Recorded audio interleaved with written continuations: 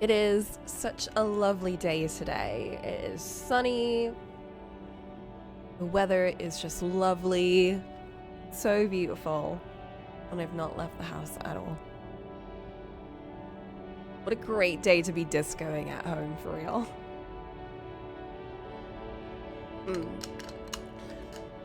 I made myself an iced coffee. Oh my god, that's really bitter. Actually, I don't like that iced coffee. I'll deal with it later. Anyway. Are we ready to just go till the end? I really want to do Eggman's quest. It's the only one I care about on this list. I want to do Eggman's quest. I don't care about those ones. I need to make his jam harder core. I know, I made it and I was like, this is gonna go so well with this kind of summer vibe I've got going on. My desk is looking incredible. It's looking even better with like all the sunshine and like all the decoration and everything. Just perfect. I got like sticky notes all over the place. I found a trick for sticky notes that it's the reason I stopped using them was because every time I'd use them and stick them onto something, they'd lose their stickiness immediately. And they just kind of curl up and die, right? Well, I found out it's because you have to pull them right. That's the problem. Oh, it's got a bunch of honey at the bottom. Add milk. What the fuck do you think I've done? Here, let me take a picture of my incredible iced coffee.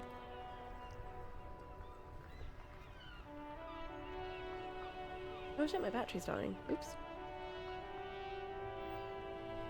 Oop-de-doop-dees.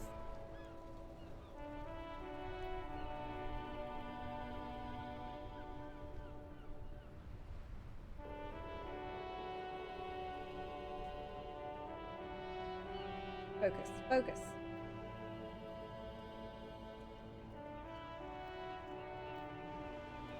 It is all milk! How do you still sound sick? I got sick after you and I'm already 100% because I work with children. I didn't get that much time to rest up, bro. Got 2 days. To be fair, I was feeling pretty good the second day. I kind of took the second day as a bit of a, I deserve it, you know? The kids were fine. They did okay in their tests. It was only maths that was like, what the fuck? Why is... Stop! Oh my gosh. Let me just... I turned off my Wi-Fi accidentally. I'm trying to send the stupid picture. No, go away. Be real. I don't want to be real right now. It's so sunny and I don't want to take a picture of me just being indoors right now. Here, look how fucking pale that is.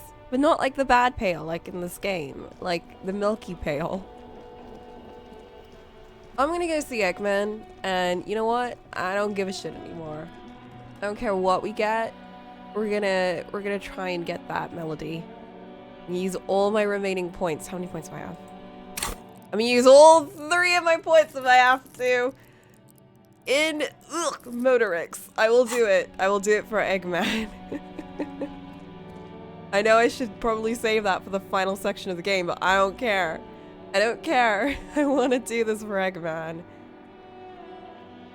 How the fuck do I get there? Map. Like, this is gonna be the final quest. I'm putting this down as hardcore.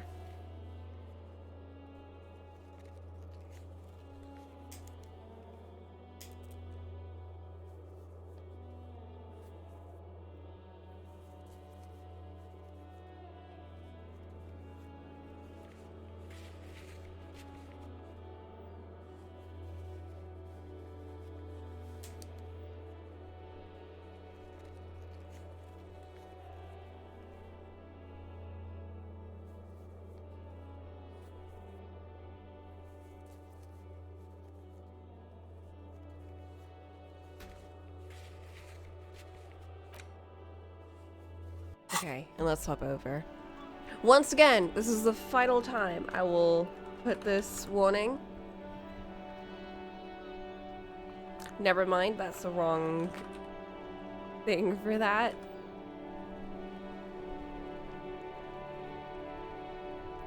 That's also wrong. Flint, help me out here.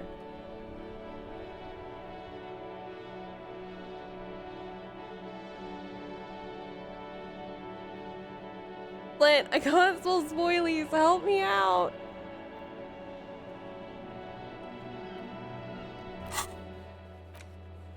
Why are you just watching me suffer like this? I don't know how I spelled it.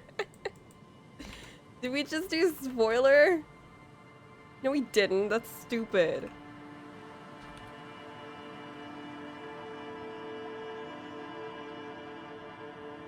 Oh my god. This is like what have I done?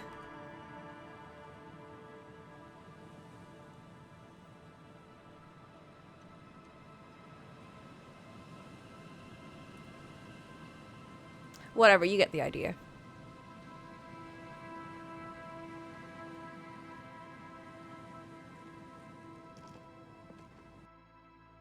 Use your words. Okay, okay, fine. Here's what I remember from the command that I put in.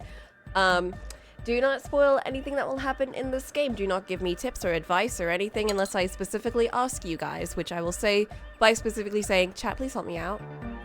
I'm struggling right now. Help me out. Which I will do probably for Eggman's quest, because I really want to do Eggman's quest. But I haven't said that yet, so do not help me out yet. Good morning, comrade! Yeah! Fuck! Interfacing. Hardcore! I know! I wish. Okay, I need interfacing. What do I have that gives me interfacing? I don't think any of these shirts give me interfacing. It's awful. Okay, this is me asking you guys, are there any shirts or other pieces of clothing that I can buy that has interfacing?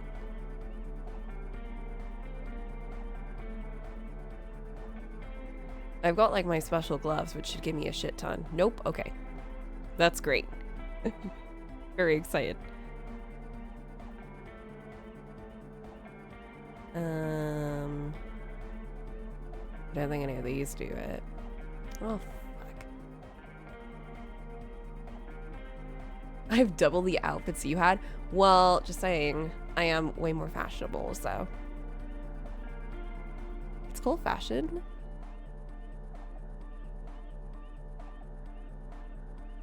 Okay, I got my +2. Ugh. I don't have to use it yet.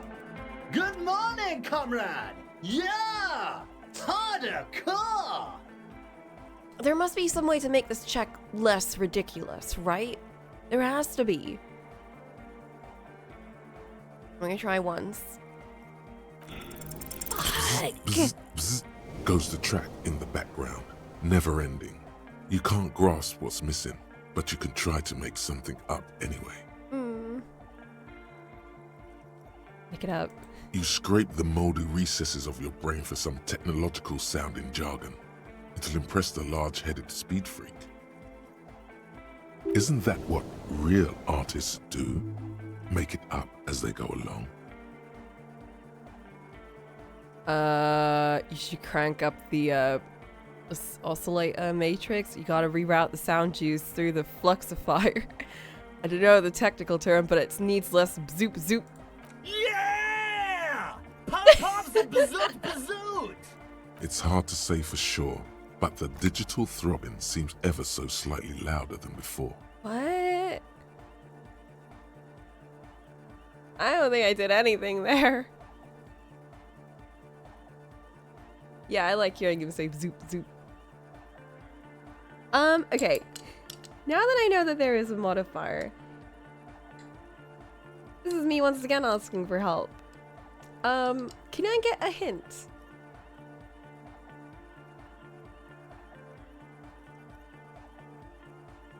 On how to modify this modifier.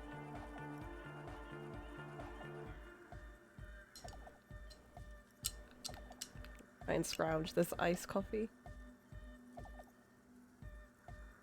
Ugh. Unsalvageable. Needs more milk. I need to go downstairs and pick up my oat milk, but I'm like way too lazy. Okay, bye, egghead. Good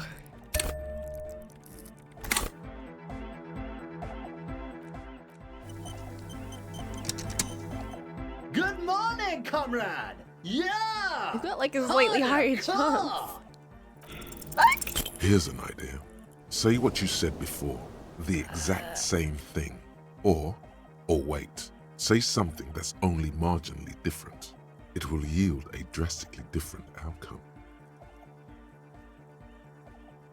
Say what I said before. What did I say?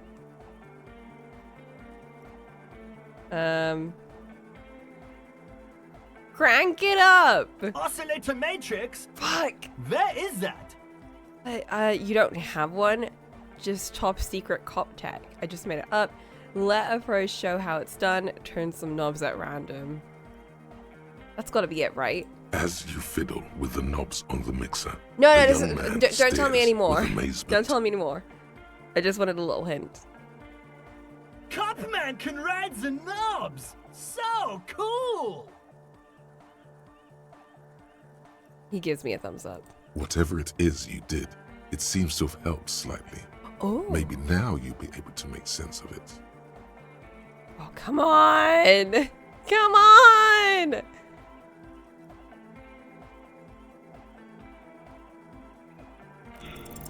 Here's an idea. Say what you said before, the exact same thing. Or wait, say something that's only marginally different. It will yield a drastically different outcome. This is like some kind of bizarre puzzle, isn't it? Am I again save scumming? Typically yes, but for this particular quest, I don't know. I think if there's one quest I want to get out of this game, it's this one.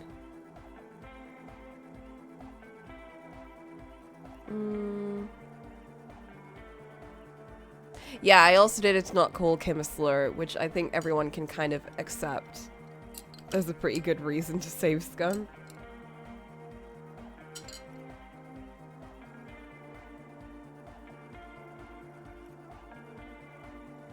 Otherwise, I've been pretty good about sticking with my guns and getting whatever I get.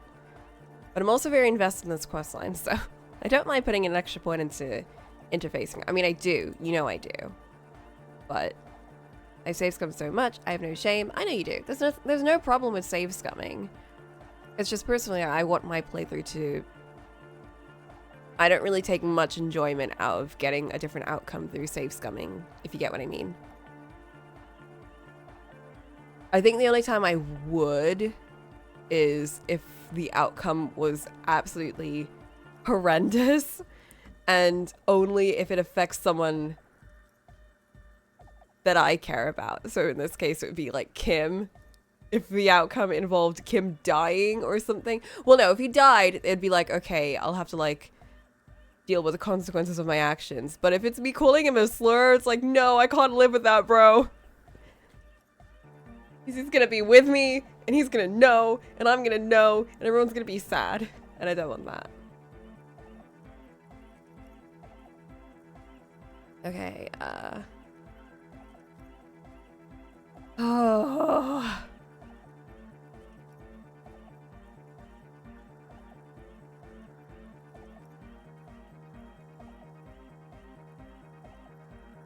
The Fluxifier? Fuck. Where is that?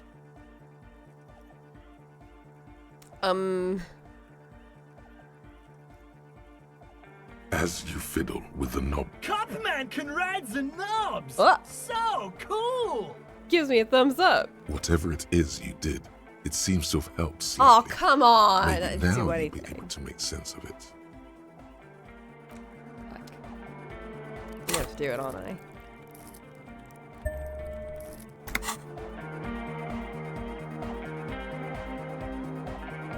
Good morning, comrade! We got an even chance! Harder, Maybe. car! Here's an No! idea. Come on! Say what you said before, the exact same thing. Or wait, say something that's only marginally. The Fluxifier? Where is that? Top secret cop tech! Mega cool! You gotta bring us some, Big Sheriff. The future of art sign depends on it. Don't listen to him. He's making shit up. Lied about There's se- no top No! secret cop audio tech. There's other No! top secret spying on people tech, most likely. But cops don't care about music. Oh no, I ruined it. I made it even worse. Okay, I'm gonna save scum.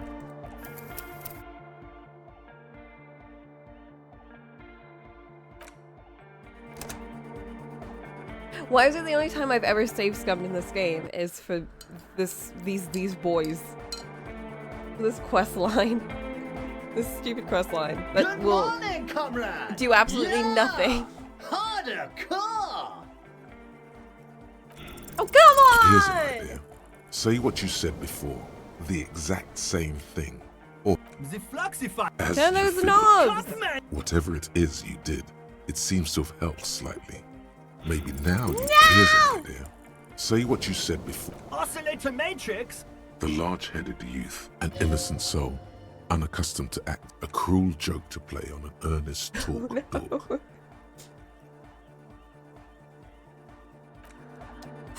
Again. Good morning, comrade! Yeah! Harder! Here's an idea. Say what you said before.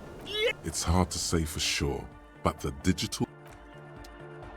This is horrendous. This is why I don't like save scumming.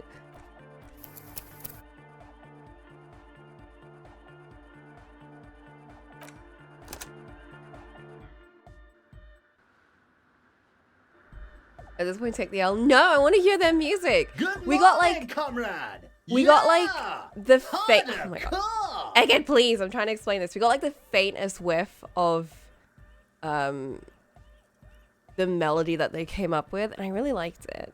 And I want to hear the rest of it. No! Here's an idea. Say what you said The Fluxifier? Where is that? as you... Cutman! Whatever it is you did, it seems to have helped slightly. Maybe now you'll be able to make sense of it. Maybe now. Maybe not. Here's an idea. Say what you said before.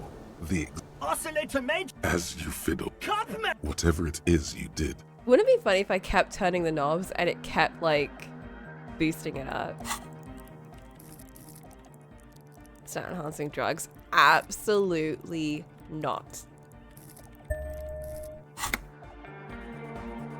Good morning, comrade! Yeah! here's an idea. Say Jinx what would you never. said before. He would The exact- never. Yeah! It's hard to say for sure.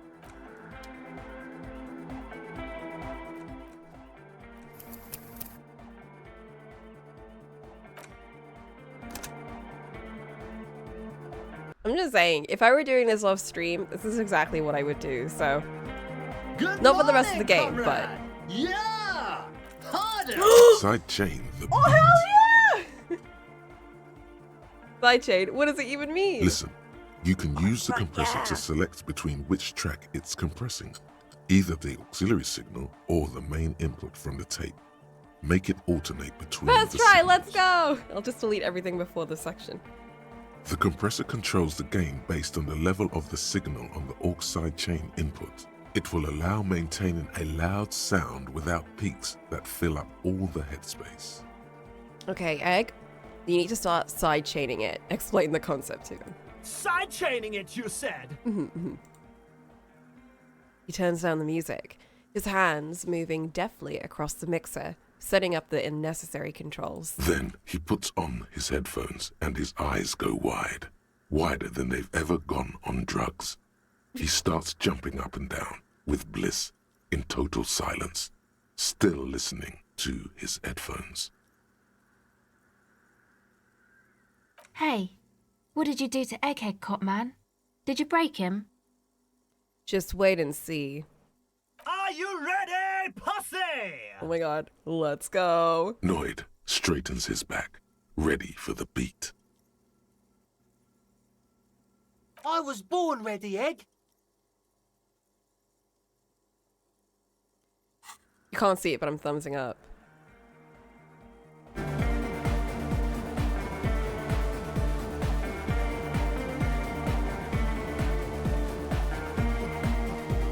Oh, hell yeah!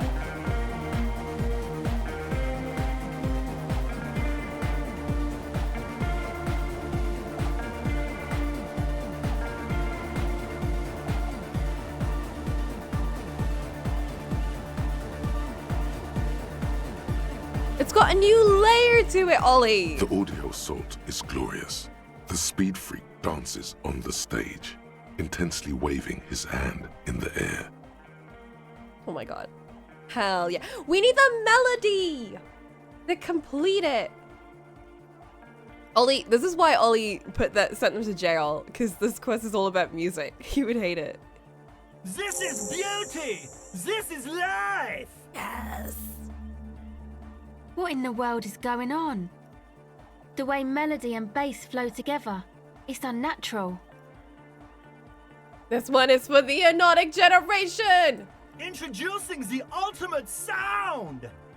We have tamed the sound, made it our own. God damn it! This dance club idea might just work out. Hell yeah, well. DeLorean Church! The place to be! Pump it! Pump it! Who will be the innocence of hardcore hypnotic dance music? I vote Egghead. I think he could do it. We'll just paint a new picture of him. There we go. That was it. You got an extra point. Hell yeah. Okay. Are there any more things we can do with these guys? Hard cop. Yeah, just right over the stained glass where it belongs. Yo, man. What's on your mind?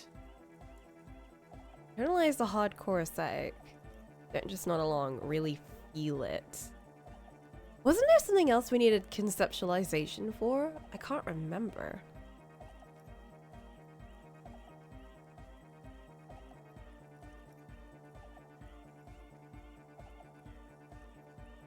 I don't have to remember it because I've got a map. All that.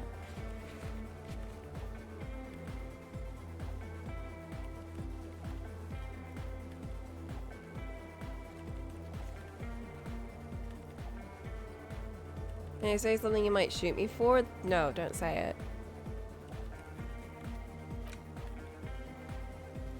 Bring that box of sunglasses. Oh, I know what it is. It's for... Yeah, it's for finding a new pair of sunglasses, right? I don't have a gun.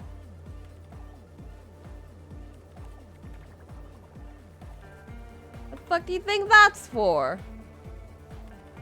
It's Flint's gun, though. Flint can do it.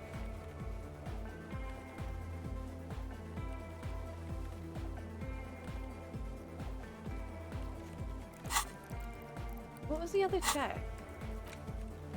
There was something that I think... Oh, right! It was Inland Empire. That's one that we had to do. But that wasn't it. There was something else. Was it composure?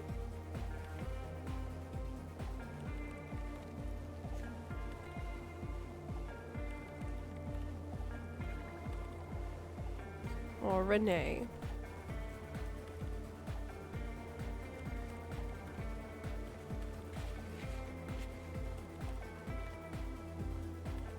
What a door.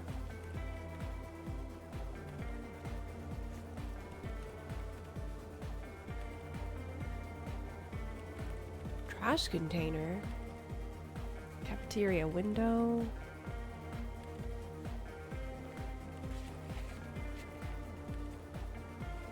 Oh, I can try all of these. I don't think I care about most of these except for maybe...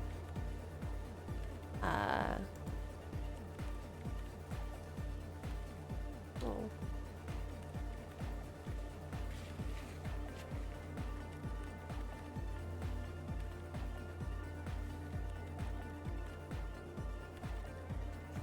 Keeping dock worker? What was I supposed to do for that? Yeah, it was Annette. Who was trying to like find out something in us.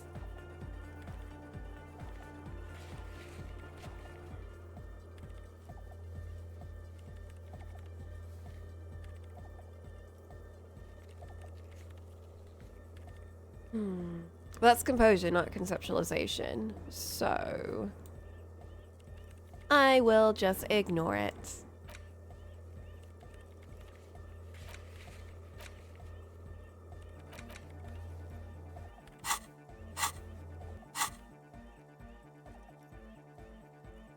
Analyze beat. Okay, final question. Is there anything more we can do to the music in this place? Or is that it?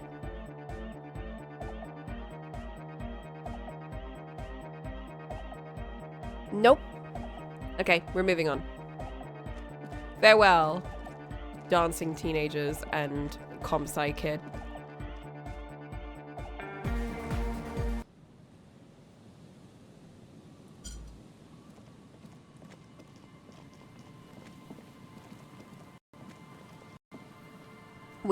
I know, we did. We created Disco Elysium. How poetic, you know? Like, of course that would be the quest I fixate on the most.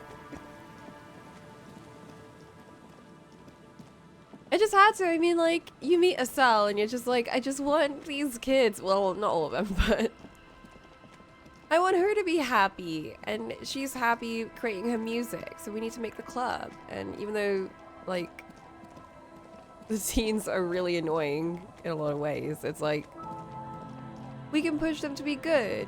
Yeah, and now she's not on the ice all day, freezing to death, suffering.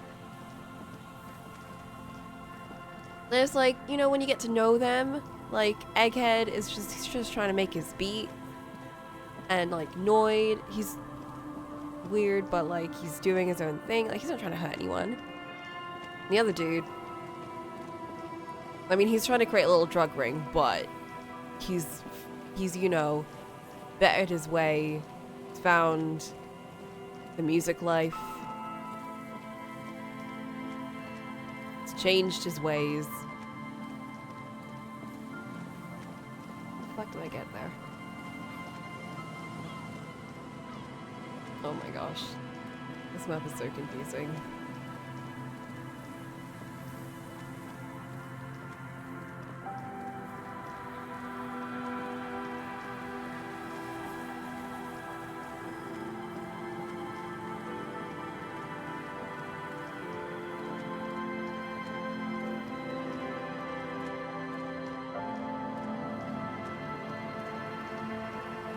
Okay, I'm gonna go down this way.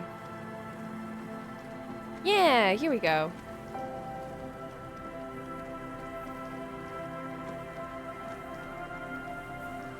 Okay, let's find the other way to get inside this building.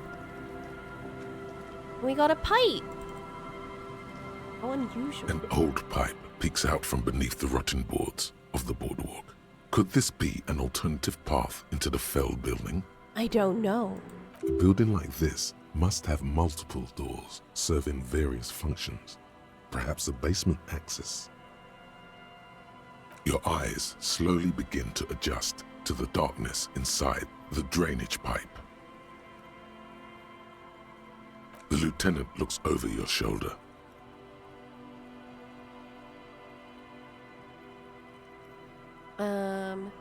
What's in there?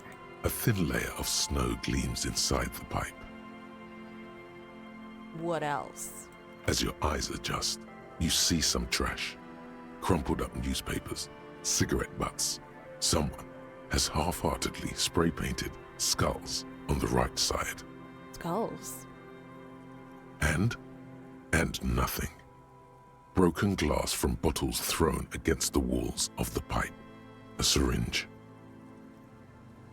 Can we get into felled building through the pipe? Given that this isn't a martial arts thriller, it's highly unlikely, and not without risk to our health either. Fine. I feel like I'm a bit too big to get in there. However, the pipe suggests there may be an entrance to the basement around. He means the pipe must be coming from somewhere in the building. The lieutenant's face lights up. He doesn't usually notice these little things. Ooh. And it's right here, a maintenance door. I see. Broke into Kuno's apartment. Broke into Communist's apartment. Like, breaking into skills are just so good. This is sick. I need to wear my physical instrument stuff.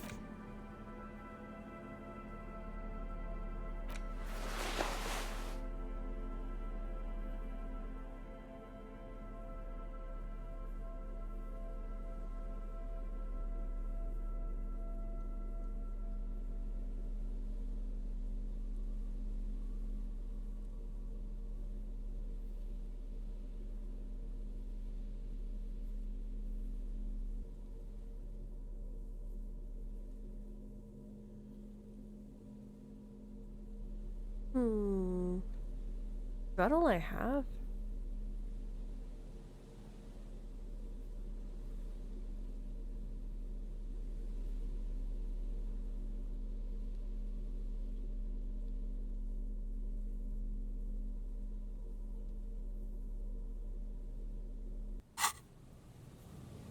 Behind the pipe, the maintenance door, rusted shut. The metal doors are heavy, and the flaking rust hurts your palms.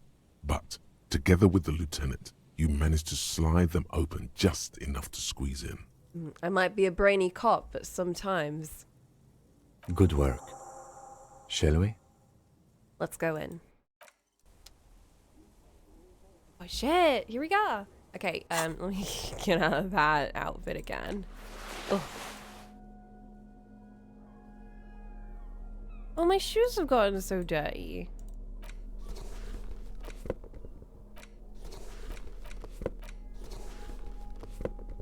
Maybe they just were always dirty and I just never noticed. I think I'll keep wearing these.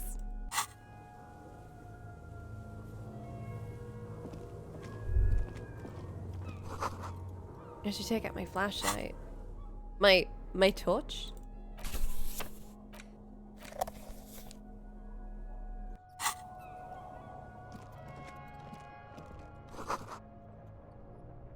Overturned table is covered in orange mildew, crawling with something. Laps nearly seal the basement. One can barely squeeze by. Oh! I didn't mean to. Wait. Whoops.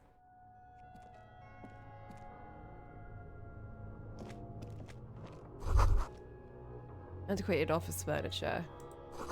Brought down and forgotten so long ago. Old file folders in the cart, documents silvery with mold. Oh! Intersolary suit jacket.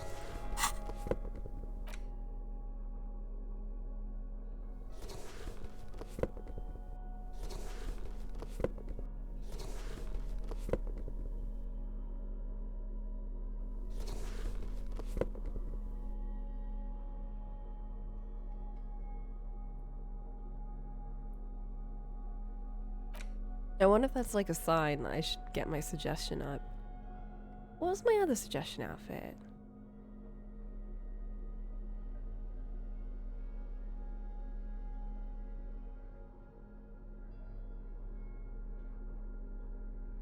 I know I had one. Oh, right, this one.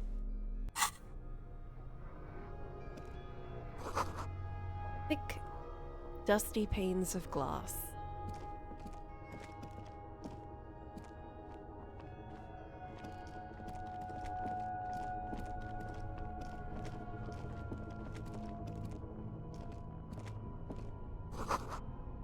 Oh, in the beam of the flashlight, a crevice in the wall. Hey, is that me? Stale fabric smell and dust. No one slept here in months, maybe years. These pots and plates are full of dust and spiderwebs. A mustachioed and mutton-chopped man, Oh, it's amateurishly Krasmazel. depicted, gazes at you with sad eyes. A plaque reads, K. Mazov. There is a spiderweb in the lower left corner of the portrait. Look, Kim, it's Comrade Mazov. Yes, I can see that. Looks like some communists were hiding out here. They left a long time ago. The lieutenant does not seem to share your enthusiasm. How strange. He must be tired. How long ago? Half a century? This was probably part of the network of defense posts the communards built against the amphibious landing. I think the purpose of this bunker was to produce propaganda. It would have had radio equipment back then, but that's all been looted. What's with all these secret weapons and caches and stuff? We have found a lot of those lately. I guess what most people think of as history tends to linger in rundown neighborhoods. Martinez being what it is, no one has gone through the trouble of cleaning out the old bunkers. Good hiding place for someone who's up to no good. Maybe I should move in here. It seems cozy. I won't stand in your way, but only after we're through with this case. Could it be connected to the massive bust we found in the students' room? I don't think so, but... Millions of depictions of Mazov have been produced. They're not all connected. Besides, that looked like some student. The youths always go for this kind of stuff. I too am a youth. Does someone have stopped through here recently? You mean like Ruby? No, I think we've stumbled on a piece of history. Years' worth of dust is shaken off. The full head of hair, matched by an ample moustache and sideburns, look a bit silly. No, they don't. They look very cool. Revolutionary propaganda on the bunk bed. Ancient flyers and brochures. I wonder if they had their own little book club.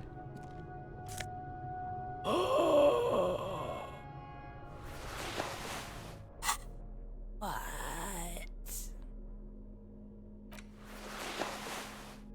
An Ushanka with a Mazovian logo, a pair of deer antlers on its silvery white front.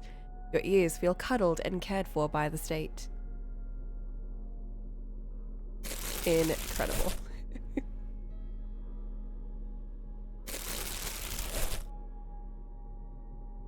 This hat is so soft, Ugh. so warm.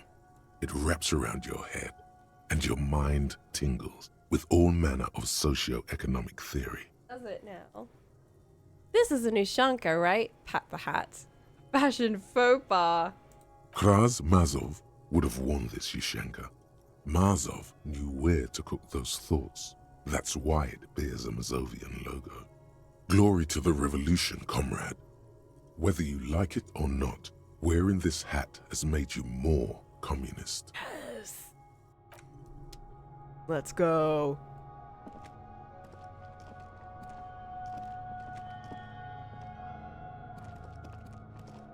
What are my levels like? I am so communist. Let's go. I'm still more of a superstar cop than anything else. I'm not an apocalypse cop. I don't even know what that is. Not boring. Not very, at least. My honor is quite low. I wonder if that number can go up in this game. It must be able to. Somehow. Footprints in the sand. One of the souls appear more worn than the other. Ooh.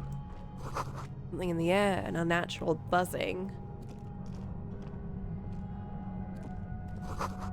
Tunnel collapsed. You'll have to find another way around.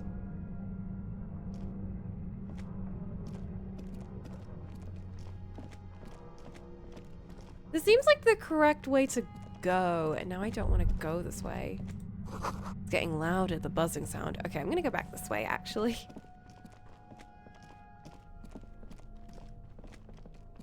What's that?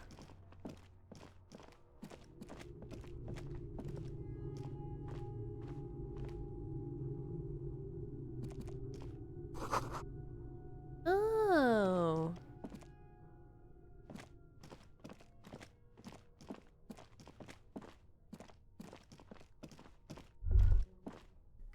This isn't just glass. These are old computation components. Computer components? Yes, filament memories. From the time when wires were cast in glass, slides with an inlaid nervous system. How they do that and why? The how was a closely guarded secret. Something that was locked in safes in human heads across the river where they were manufactured. As to why, your fingers don't know. The why is easy, because they hadn't come up with modern silicon-based systems yet. For vitreous cast filament memories, though, these seem incredibly advanced. Hey Kim, look! Old cybernetics. So it is. I think these used to form a single system, slotted in the wall. So it's all remains of failed R&D. The rest of the building seems to have been picked clean. They were like super high tech, weren't they? Before they like destroyed themselves.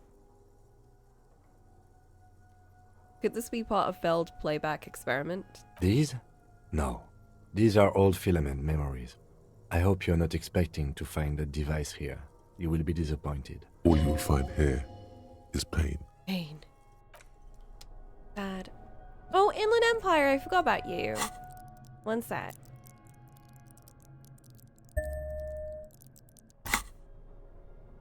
Hey, Kim. Yes? There's a sexy dark mystery twist in this case. What if you did it? Did what? The Hanged Man? Yes, you killed him. And then, as part of the plan, you drowned out the memory. I love that we're doing this right at the end of the game. After we've already found out who done it. Forgetting was merely a matter of convenience. Very clever. Maybe this is why your chest feels so hollow. You did an awful thing, and you can't even bring yourself to acknowledge it. Are you sure you would have the strength to take down a hardened mercenary? Oh, fuck, everyone's You're not firing in the best off. shape.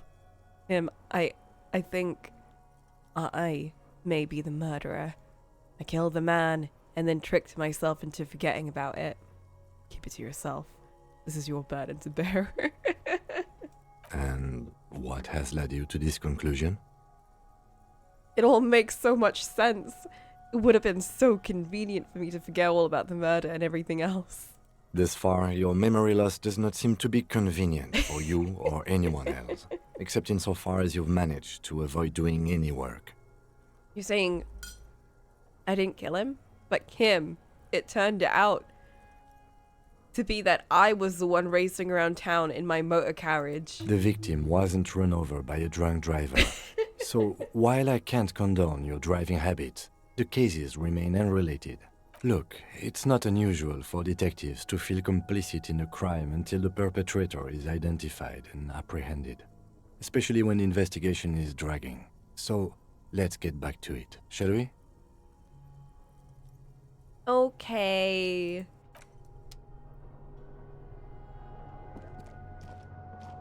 Kim is like so sick of my shit.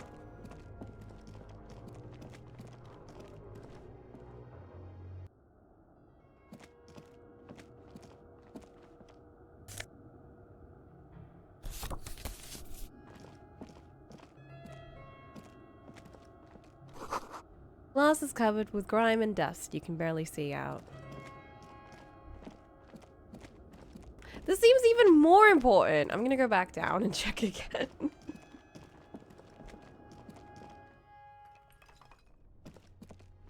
I just want to explore.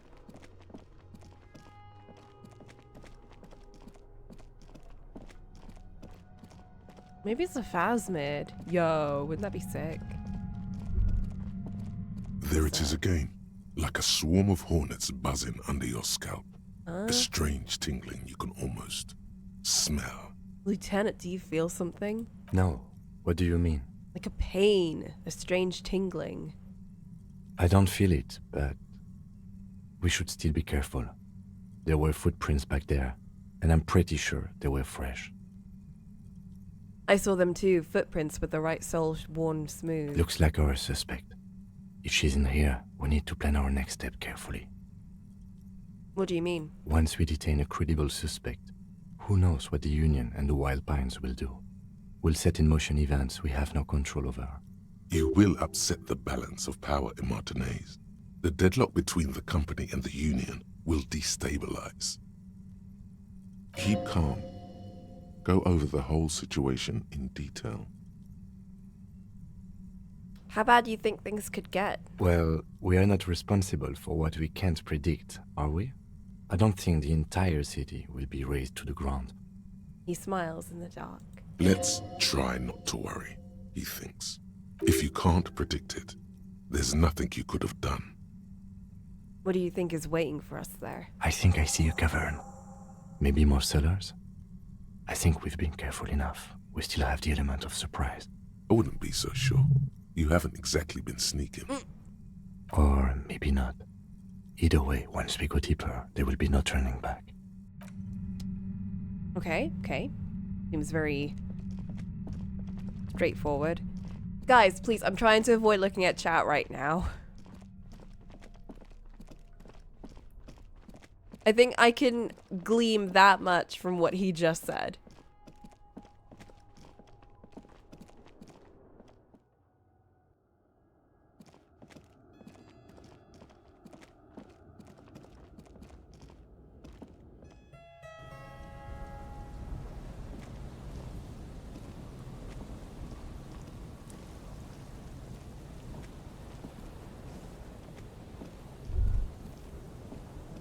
But also, if I do end up, like, ramming into the point of no return, it's fine. It's okay. I'll just, that's my fate. I'll accept it. And if I miss anything really major or something, I'll just look it up afterwards. Like, the gusts of wind and this height feeling so dizzying.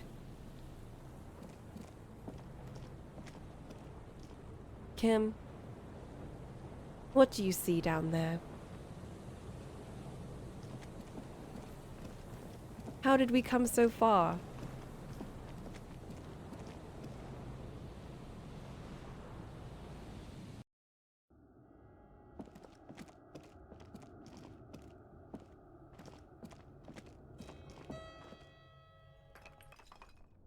Ew! Kim, there's rats.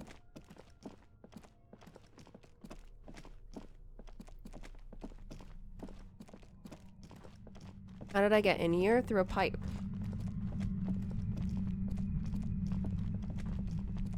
Suddenly, Whoa. your entire body is paralyzed. What Aggressive the white fuck? noise What fills the your skull. fuck? A strange pain, like you've never felt before. Through the static, you hear a woman's Oh, voice. she crazy. It's like 1,000 radio stations are being blasted into your head all at once. But her words are the only ones you can make out. I know you're feeling pretty uncomfortable right now. Don't move too much or fight it. That'll just make it worse. There's a shadowy figure by the machine.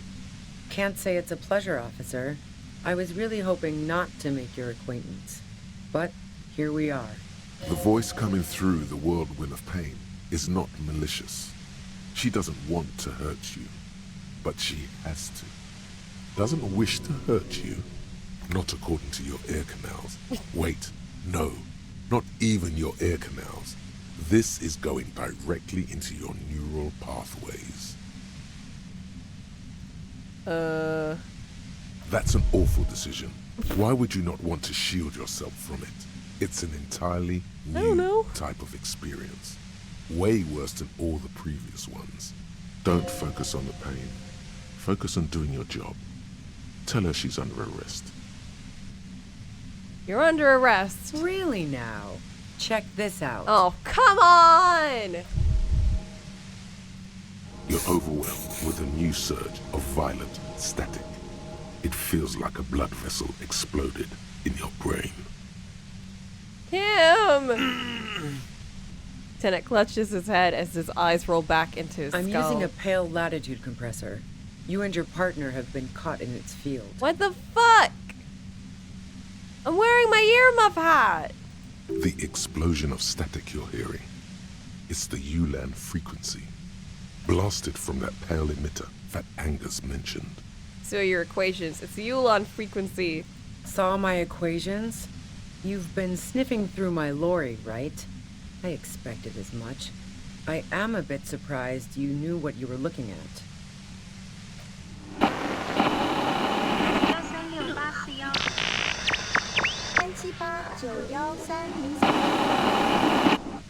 Fuck. You should probably check on Kim.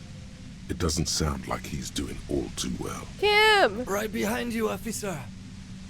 Eyes closed, the lieutenant is doubled over. He's still alive and breathing. A pale latitude compressor is used to sort of make the pale more manageable. With a lot of these, you can force a radio signal grid on the pale, literally crunch the distance across it. Signals are relayed across a series of repeater stations fixed to buoys. Not a fun job manning those stations. All alone out there in the pale, people lose their minds in just a few years. So, what we are experiencing is a concentration of radio waves. Gestures towards something with great effort. Precisely. This is an industrial strength paraboloid. It's meant for forcing dimensions on something that doesn't have them. Needless to say, the frequencies used are out of this world. So you're literally making a pail right here. At the upper limit is the large prime number generator station. It's used specifically for pale latitude compression. That's why you may be hearing some numbers. But you might also hear, or think you're hearing, local radio chatter. She's been holed up in here for a while with no one to talk to. Keep her talking, and you just might get an opportunity to break loose. How did you get your hands on this thing? I built it myself. You're not towards her torture device. That's illegal. I'm guessing it's patented. But we are beyond that, aren't we? Kim! Kim! This is not the time. Oh yeah, way beyond. You built your own pail baking death machine? That's illegal. You can't do that. Will I stay like this forever? No. Once I shut down the compressor, the pain will end. It may take a few minutes for you to steady yourself, though. It's a bit like waking out of a very confusing dream. She's just speaking very casually about this, and I don't like that. 4, 4, 4, 5, 5, 7, 8, 7.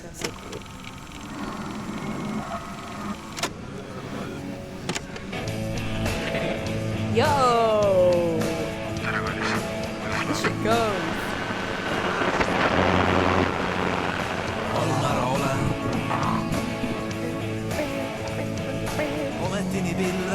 Have you experienced the compressor yourself? Yeah, I stuck my head in there before using it on you. It seemed like the ethical thing to do. Can't say that I enjoyed it. The field was weaker, but I can imagine what you're going through. Oh, thanks. That's great, but, like, what about the man you killed? Yeah, let's not talk about that shit. You were hunting me and fell into my trap instead. That's all there is to say about it. So she thinks of you as hunters, not cops, and of herself merely as prey. Please, could you turn it down so I can, like, ask something? If you've got something really important to say, you can do it through the white noise. Looking for a deal with mattresses. 2, 3, 6, 1, 8, 9, 2, 8. This is so crazy. She's just fighting us with radio waves. You're looking for a deal on mattress. It's like in Mega Man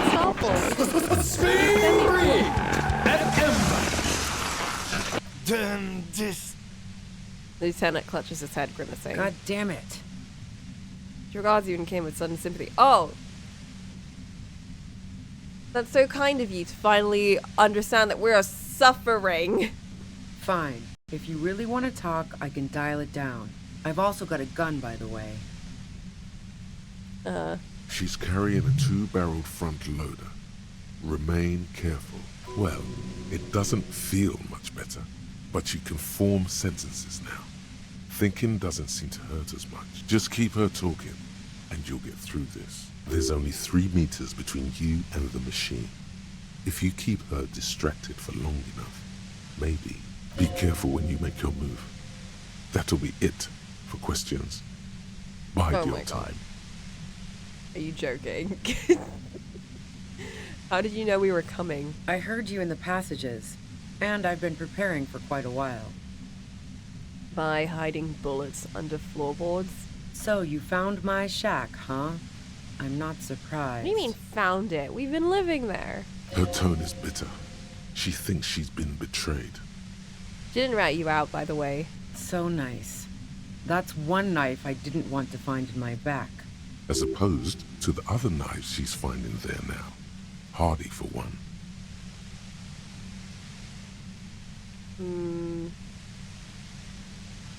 Preparing for the worst? I was. Before I caught you in the pale latitude compressor. I'm fine now. That's her admitting the bullet was an emergency exit. It was dark in the shack. The waves outside had calmed down. She looked at the loaded gun. Then she cracked the barrel open and took the bullet out. Not today.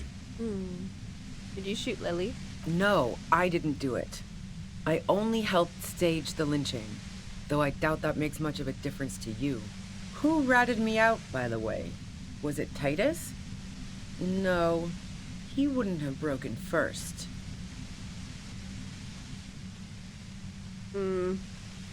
Yeah, Classic kind of really just threw you into the wolves. Oh, I knew the kitten had claws, but not like this. But she couldn't have known I was on the coast. How did you find me?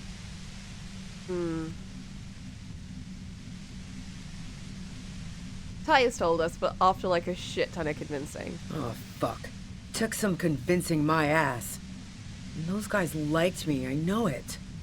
If this is what happens to people whom people like... A dull despair is creeping into her voice. I mean, you just kind of run off and leave them by themselves, so like... How the fuck did the rest of you get by? Wasn't it you who called me the human can opener? It's not personal, I opened them up. I did, didn't I? Now you've come for me. Pfft. Fuck them all the same. That did make her forgive them. A little. A little. I do it by asking questions, and I have some for you. I don't actually know how I did it. I just stumbled in here. Can you please explain this What shit? I told you I didn't do it.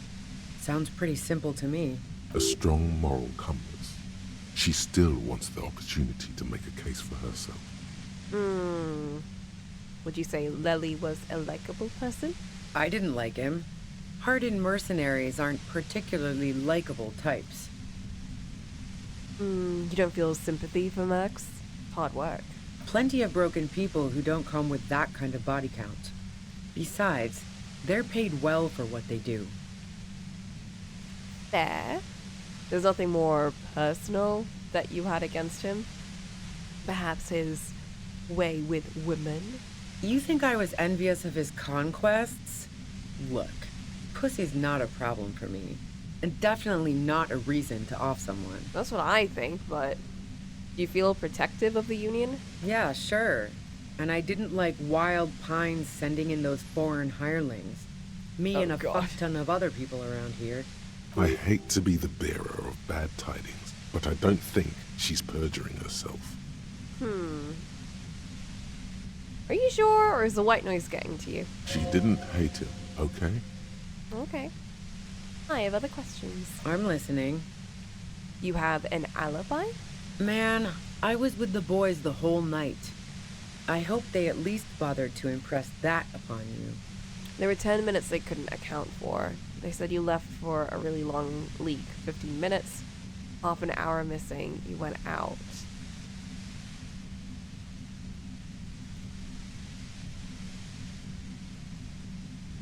I swear it was like 5 minutes. Have I just completely forgotten that? I should have just taken a note of that, oh my god. I'm gonna go middle. You had a long leak. Yeah, and I'm sure they also made some funny remarks about it. They always do. I've driven a lot of long haul and chugged a lot of beer, man. Can't do either without some power of mind over bladder. And anyway, that wouldn't have been enough time. No one takes a 15-minute leak, dude. Look, fuck you, man. I might also have stopped by the bar. She speaketh truth. Our investigation, wins from the pain, has shown that 15 minutes was just enough time to commit the murder. Wow. Now I'm curious. Please, explain. play pinball much? No. Not since I was 14 and hanging out in the only diner in Dardun. Haven't been into low-risk, no-reward games since moving to the city. Why? What do you mean low risk? That pinball machine eats up money. There's some mysterious pinball machines in some pretty mysterious rooms in the Whirling. Yeah, and probably some ghosts from the time of the suzerain. I'm not really interested in supernatural mysteries. Ugh. What kinds of mysteries interest you then? Not murder mysteries either, if that's what you're thinking. She looks you in the eye impassively, making it clear that she's not planning to comment on the matter any further. Well, I happen to be a paranatural detective. Cool. They sent a ghost cop after me. Congratulations. Okay, what about elevators? The fuck do elevators have to do with anything? Do you or don't you like them? Not particularly. Not even quaint, old, rickety ones? I'm not really into old shit for old shit's sake. God damn it! I'm sorry, Kim. There's a way from the ground floor of the Whirling to the roof. Don't know it. But also, the shot couldn't have come from the roof. Or we would have all heard it downstairs. Where the fuck did it come from then? She has a point there. No one mentioned. Oh my god, girl, turn off that stupid machine! That didn't go super well. You've got to lay something better on her. Running drugs for the Union. You liked Clausia a lot. I considered her a good friend, yeah.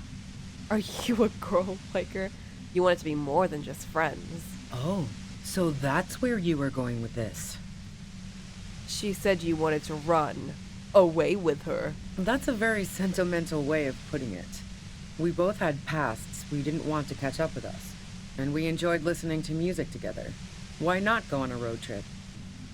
The lieutenant watches her expectantly, occasionally shaking from the pain. Okay, fine. I was into her.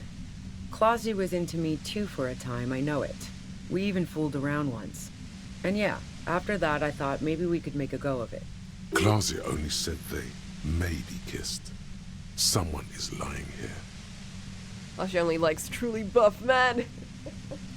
Clausia said he only kissed. If that's what she wants on the record, so be it. I'm not about to go into details for you to jerk off to later. Seriously, just move on. But I do want details, actually. Okay, then what happened? She rejected me with some wishy-washy bullshit about how she was confused because she felt so close to me and valued my friendship so much, and how guilty she felt for leading me on. I knew that wasn't the whole story, but thought, fine, I'll take it and move on. No ill will there. It wasn't a problem for her. Clausia said you got very angry when she started seeing Lily. Threatened her. Yeah. One time when we'd both been drinking, I said some heated things about how dangerous her patterns with men were. I was a little worried she'd blow it out of proportion in her head. All the drugs she was doing can make you feel like you're living in a DeLorean tragedy. Oh, just like the Secret History! It was the Camilla. She does look kind of like Camilla. Despite, she even smokes like Camilla! It's all connected. I knew it. Despite everything, you helped her by staging the lynching? Yeah, the girl seemed terrified. The merc was beyond caring what happened to his mortal coil. It was a no-brainer. Is peeping one of your... I feel like I can't ask too much. Like, I'm a bit worried. Every time I seem to ask too much, Kim just kind of, like, screams. And I'm like, I'm sorry, Kim. I don't want to drag this out too much. Peeping one of your hobbies. Wow. Pissing, pinball, and now peeping. I'm just not following your insinuations, detective. There's a hole in the wall. You can see into Clausia's room. I wouldn't blame you if you... I wouldn't blame you. Pretty suspicious. Look, I'm not aware of any hole in Clausia's wall. And if I had been, I would have told her to get it sealed. That's what friends do. So you haven't been watching Clausia through a hole in the wall? Nope. Look, she has an effect on people. That je ne sais quoi that makes it impossible not to look at her when she walks into the room, and very difficult to look away. But travel enough and you realize, for the same reason that she's everyone's type as an object of desire, she's not irreplaceable. Okay. There's other things I ask about. Go ahead. It's your body. I'm sorry, Kim! And mine too, he thinks. But keep on. This must be done. Fuck. You're running drugs for the Union. I don't know. I don't know which one's important. Is that my gun? Drugs for the Union. So, Heart of Gold Tommy fucked me over too. Never trust a musician. That really comes as a blow to her. Maybe twist the knife? Just in case. Make her more desperate. I don't want to say mean things about Tommy. He didn't. I found my own way in. Okay, great. You got into my lorry on your own. What now? You're going to arrest me for drug trafficking? Beneath it, she's relieved Tommy didn't betray her. You're a criminal. I can't trust anything you say. You had a financial incentive to kill the merc. Man, it's to get away from all that murderous shit that I left Jamrock, my previous employer, for the Union. The way she speaks is just very strange. I'm sorry, Kim. She deliberately avoided naming the mob she worked for. You might be able to find this out later. I got lucky being a dispatcher. Never had to do any of the really dirty work myself. This gun has only been used for self-defense against serious scum. Turns the knob down just a millimeter. Yeah, it feels like she's reading. She's reading to me. But you're threatening us with it. Based on what I've heard about you, you are serious scum. Whoa, no I'm not. I'm very chill. I do disco. You have a gun. And? Where'd you get it? The gun store. What gun store? Trigger Happy Jacks. Really? That doesn't sound real. What did you think? That I'm going to squeal on my gun supplier? Sorry, I'm not that kind of gal. Can't quite tell what kind of gun it is. A Noctway 80 front loader. 2-barreled. Not really what you were looking for, I'm guessing. Okay, so it's not my gun. It's front loaded. Do you have another gun somewhere? Sure don't. A breech loader? No. He tried. There's other evidence. Yeah, evidence. Okay, do you like to hang out on rooftops? Who doesn't? Oh, you probably mean Claudia's rooftop. Sure, I've hung out there. She's got this great antenna. Is that the only reason you hung out on the roof? The view's pretty bomb, too. But you might say the antenna was the main attraction there, yeah. Along with Claudia. What's so great about her antenna? It's very powerful. I used it to tune into RCM frequencies. That's how I knew to be prepared for your arrival.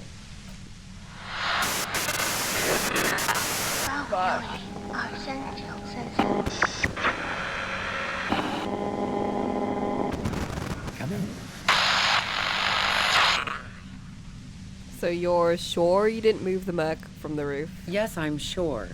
And anyway, as I said before, the shot had to have come from afar. God damn it, this told us nothing! Yeah? Where? More questions before doing anything. Really? Okay. What happened Sunday night? Tell me your version. She eyes you warily, as though gauging your sincerity. It's okay. We just want to... Oh, Kim. All right, don't kill yourself over it. I was shooting the shit with Hardy and the boys over a few beers, like always. Then Claudia comes in, all pale and shuddering.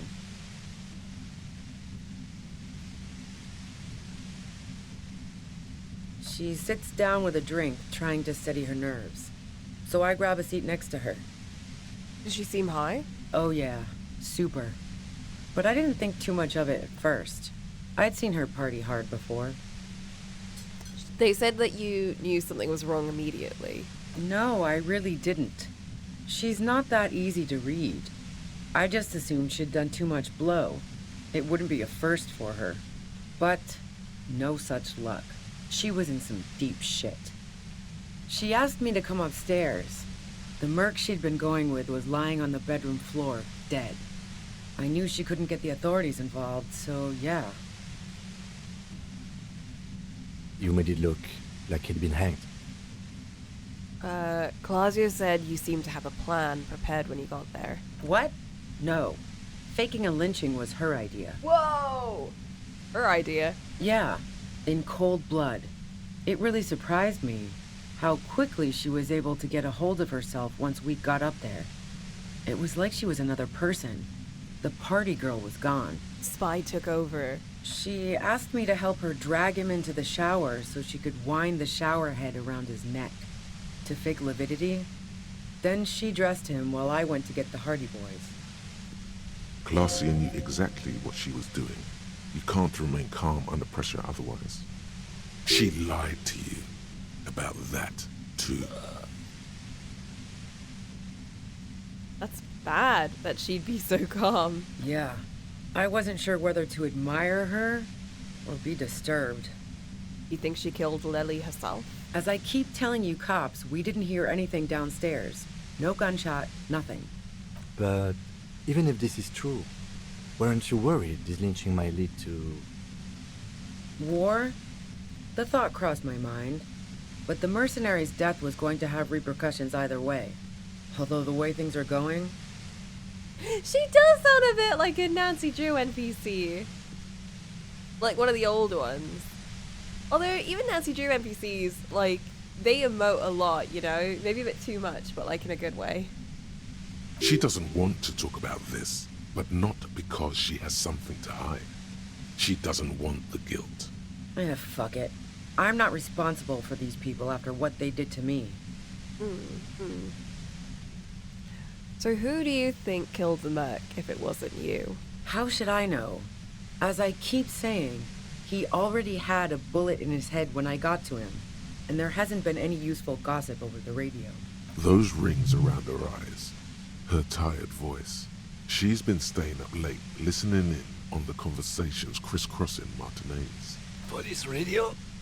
You've been following the case? Who hasn't? You know, I can still see him there, in Clausia's room, lying on his side. He was still warm, but the bluish light coming through the broken window made him look as though he'd been dead for a good long while.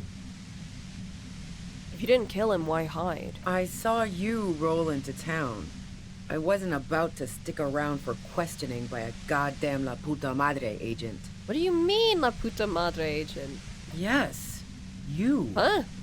Everyone says you're his peon, his human can opener. Who? Through the sudden sharp pain in your head, you hear the lieutenant mumble something to himself. I should have gotten more pain stuff. Fucking hell. And why me? You hear through the white noise. It's especially bad suddenly. Felt like a vein exploded. What? Who's everyone? How do you know this? Everyone in Jamrock.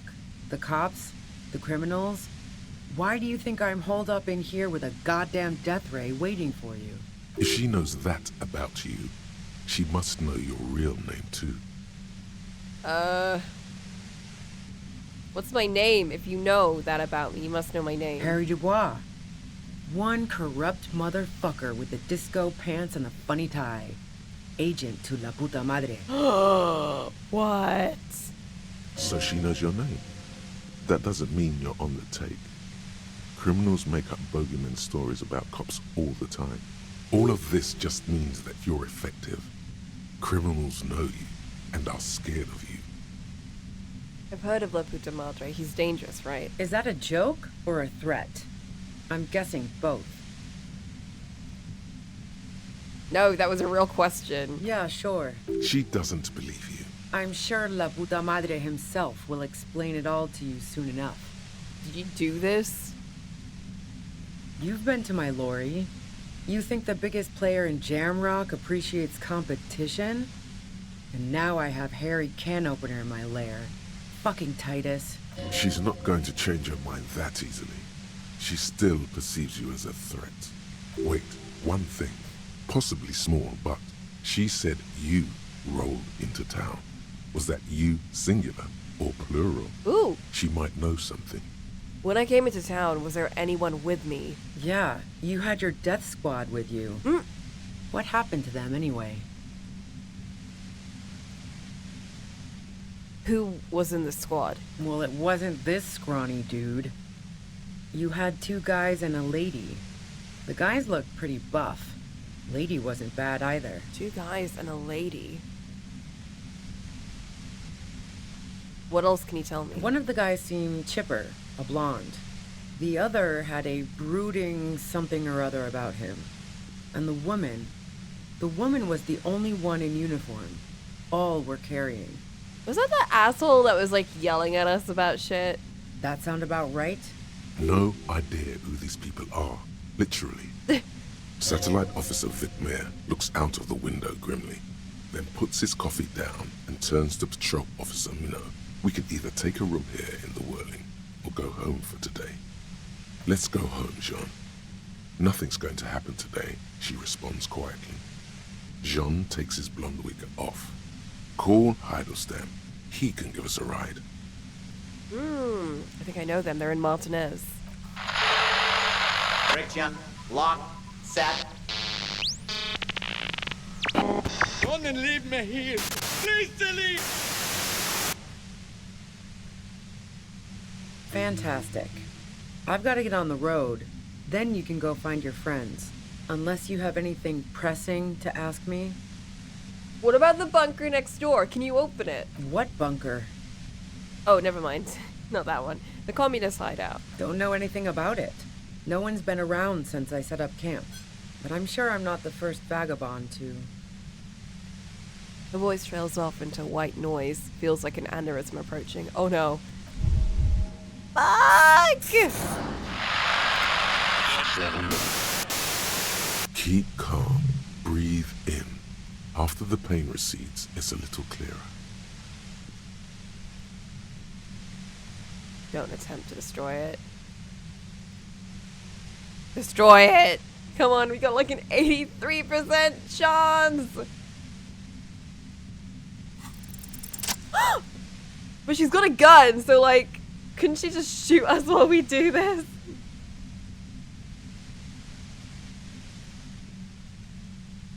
Why isn't she shooting us? Why has she not shot us yet? You did it.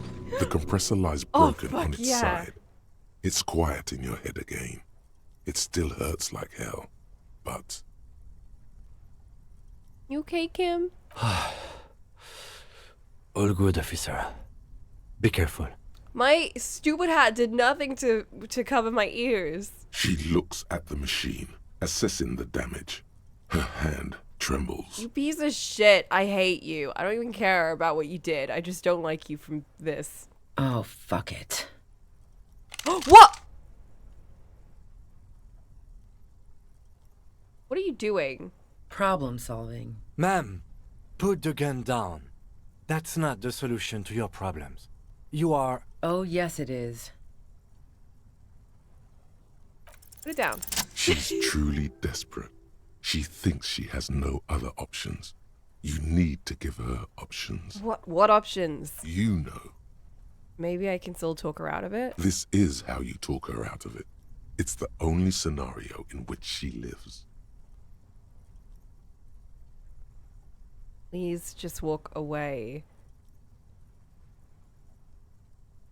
It's not her, is it? It's Claudia, right? But she's not the one that killed him. She just like covered it up for whatever reason. So who actually killed him?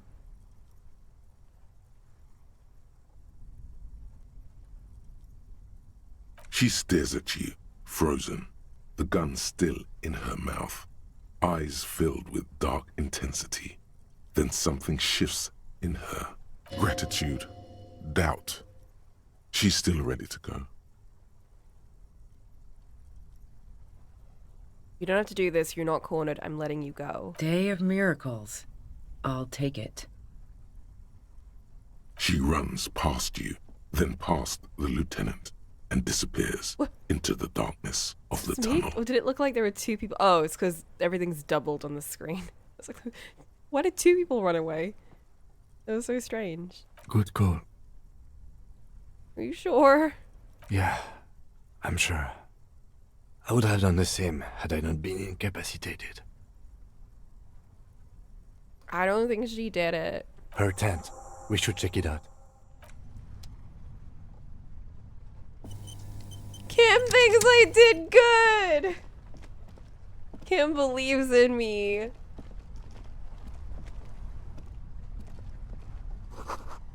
Dark water trails into the distance. There's no way out. Oh, thank God. I had just enough to get through this. Oh my God. That was so lucky. Cooking utensils. She's prepared herself for porridge with bananas. Oh, that sounds lovely. Yeah, money. I don't really need money for anything anymore. Not very useful. The plain red tent stands by dispassionately. It was pitched by practiced hands. She's used to camping out. Look inside. The tent looks old, but well maintained. In the darkness of the tent, a rolled up sleeping bag, cooking utensils, some books, and a kerosene lamp. It reeks of cigarettes.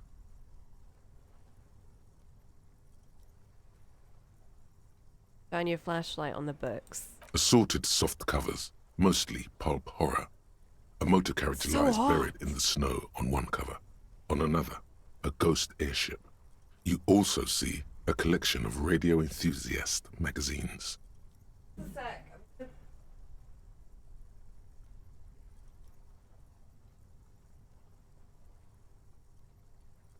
Oh, I know I was saying the weather was nice today, but it's actually a bit too sunny.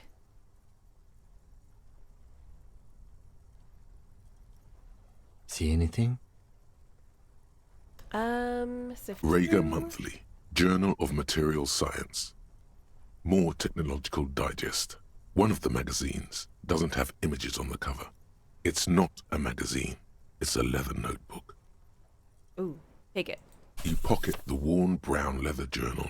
A trusted friend left behind. We should read this immediately. Like, right now. I agree. That's exactly what I was gonna do. I'm sorry, Ollie. I don't actually have to buy anything. I think I'm quite good, actually. And if I really desperately needed money, I could just sell this, but I don't really need any money. I even have my dye. My other dye. Maybe I should buy more dye. I mean, it's a bit too late now, but these have helped me surprisingly a lot. Well-loved journal with brown leather cover and the brand name Schneller embossed on the back. Seems to have served as a loyal friend to a lonely traveler. See, journals are great. What do you mean you didn't write down how long Ruby peed for? Sorry. Thought that'd be a bit weird, but I guess it wasn't. A thick journal. The cover is worn like someone used to carry it around in their back pocket. Examine the cover. It's made of full-grain leather. The lower left corner of the back cover sports an embossed brand name, Schneller. Schneller is a stationery brand from Gottwald, beloved among architects and engineers. She's got good taste and must have taken whatever she recorded here seriously. Read it. The journal falls open. About 2/3 of its ruled pages have been filled. Study the handwriting. The large cursive of someone who writes quickly and confidently. Perhaps too confidently. Many phrases and even paragraphs have been crossed out, with tiny corrections scrawled above and in the margins. Oh my god, this is just like me. Flip through the pages. It's a mix of logistical notes, diagrams, and personal reflections, all dated. It's good she left in a hurry. We could learn a lot from this. True. What kind of logistics? Hard to tell exactly. It's mostly noted down in code. Looks like contact information, quantities, directions. There could be useful information about local operations in those notes. We have a junior sergeant at my station who's good with codes. I can give this to her after we finish this. Ooh. What are the diagrams of? Esoteric radio technology. The most recent ones probably pertain to the latitude compressor, sketches, calculations of distance and density. You make out a familiar spiral shape. Anything personal? Short, wry observations of people and places. Probably a way to pass the time on the road. Also, what appears to be attempts to sort through some difficult decisions. There are a few passages with many questions in them. How far back do the entries go? The first entry is from August 2nd of last year. It reads simply, I know my position is precarious. All I can do is make myself as useful as I can while looking for a way out. Remember, no one is indispensable. Ooh. What did she write the day Lily died? Nothing on March 4th. March 5th, though, well, that's bound to come back and bite me in the ass. I'm bad at this. Loyal to a fault. But that's another matter entirely. I don't think she did it. She just seemed to help someone. She is referring to betraying a previous employer. Does this suggest she did it in self-defense? What about La Puta Madre? Why did Kim react to that so suspiciously? That name isn't mentioned as far as you can tell. Interesting. Small wonder. Would you talk about La Puta Madre in your journal? You do see an M, though. La Puta Madre. M is mentioned on March 9th and March 15th. Read it. Great. M's peon is coming to town. Oh, it's gonna be no him. doubt to investigate the lynching. But also, I feel it in my gut to finally put a bullet in my head while I'm napping in my lorry or on a smoke break. Well, I won't stick around just to twist my own neck by constantly looking over my shoulder. Then again, isn't that what I've been doing ever since I got the call? Were you supposed to find her, even apart from the investigation then? On M's request? No, you wouldn't do something like this. This must be a mistake. Ugh. Something healed me. Am I sure it's a mistake? Coincidence, I would never kill people for a mob boss. The thought steadies your nerves. The journal stops shaking in your hand. Been holed up here for 3 days now. I'm used to being alone and all, but I don't know when I'll be able to leave, or if I'll be ratted out. They will rat me out, of course. I've made it a point to believe in the best in people, the boys, for example. But experience tells me. Did M feel truly betrayed by me? I was feeling threatened. He'd have to know if he threatened people, they'd take measures to protect themselves. Even I know that. Economic measures first of all. Gotta make a living, right? I can still hear his voice in the receiver. Taste the plastic. The entry ends abruptly. Okay, what's the most recent entry? The most recent entry is from today. It reads, even when I leave here, if I leave here alive, what's my next move? Staging a lynching is a crime, even if I'm not accused of murder on top of that. Forever on the run. Not really my idea of the open road. Man, I was really looking forward to winning. It looks like she might have been framed. That would be a first, or a fourth. But who's counting, he thinks. Very rarely does anyone actually get framed. No, this does feel like it is a bit. If she didn't do it, maybe it's good that we didn't catch her. I wouldn't go so far as to say that. We have other reasons to arrest her. Besides, I'm not sure her life as a fugitive is going to be much better than we does. Especially if she has problems with the Madre. Kim! Am I really a La Puta Madre agent? No, I don't think you are. Ask someone in your precinct if you want to be sure.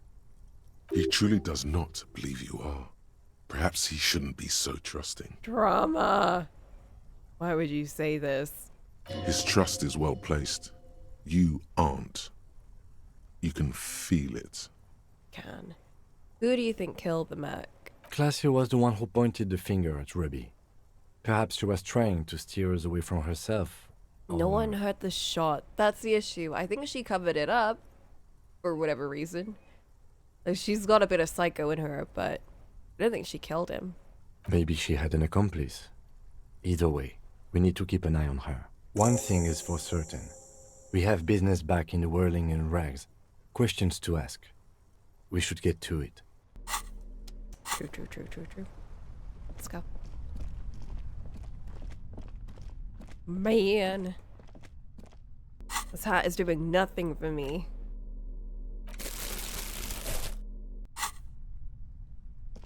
Tea time? Is it already time for that? Can't be. Go fix your coffee. This coffee's shit. This coffee is awful. I don't want to fix my coffee. I want to get, like, something else that's very cold. Maybe I should just get some water. Maybe I need some water. I'm, like, sweating, dude. This is awful. It's so hot today.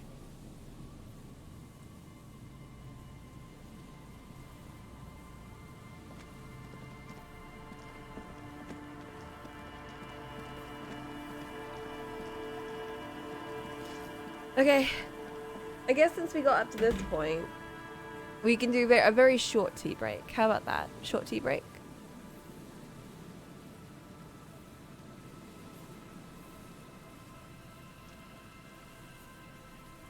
Yes, yes.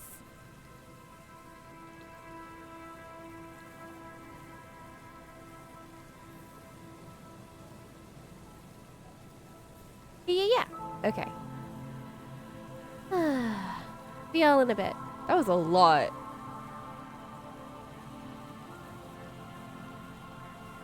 I do think it's... I don't think Ruby did anything.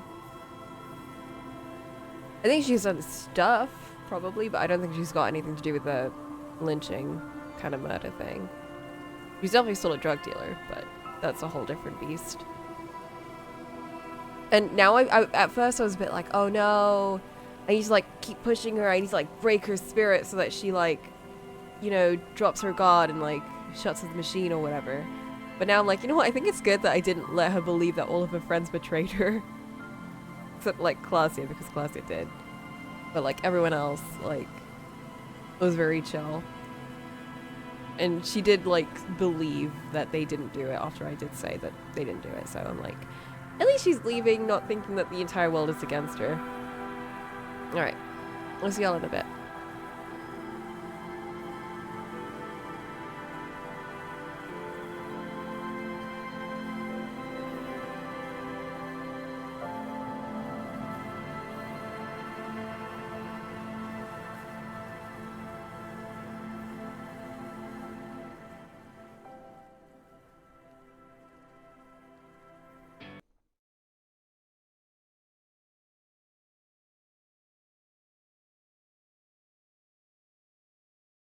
Hello.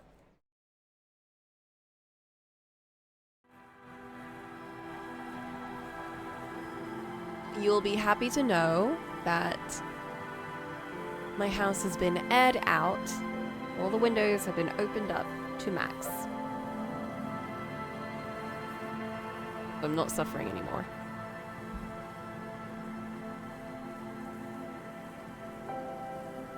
Now we can go back.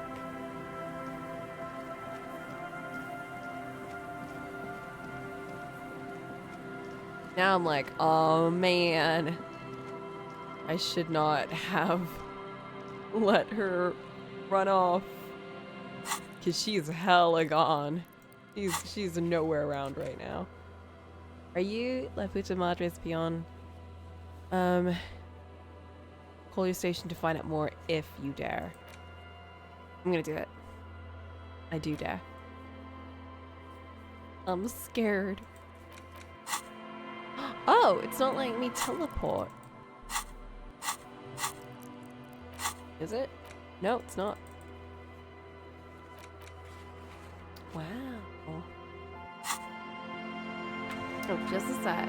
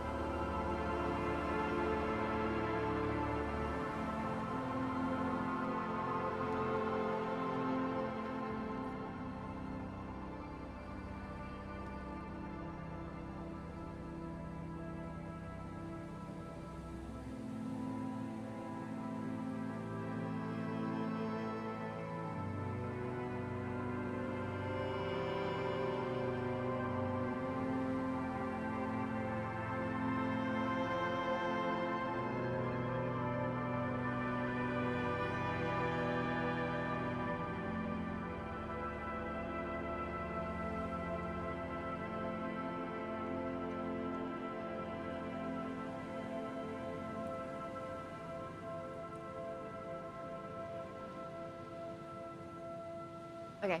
I had to make an important contribution to a discussion. Now I'm done. Flint, we're not allowed to teleport. We have to go the old-fashioned way of walking.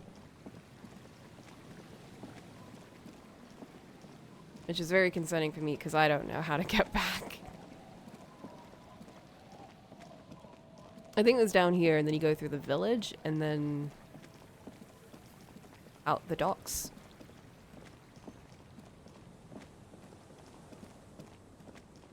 I don't need to wear this stupid torch anymore.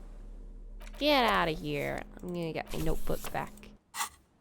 My lovely jubbly notebook. Hello. Our tenant, the policeman. I hope the waves don't keep you up at night. What? Don't worry.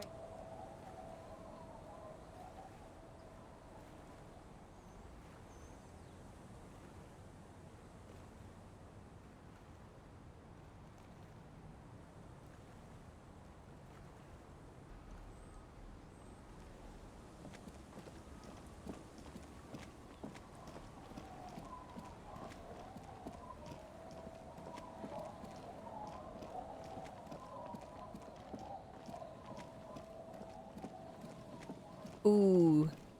Here we go. See, you found my way eventually. Oh, fuck. Where am I going? Here we go.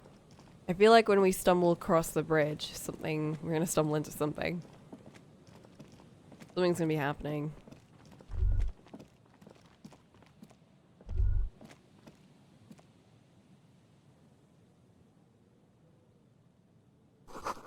Faint smell of soldering, melted insulation, nylon, and ozone.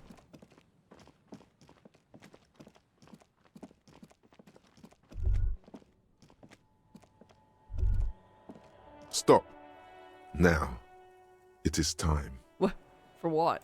Crisis. Death. You can feel it in your blue soul. What are you talking about? Arm yourself with anything you can, unless you have nothing. Because you didn't find your lost gun, then just walk to your death. Mm-hmm. I can talk you out of it, whatever it is.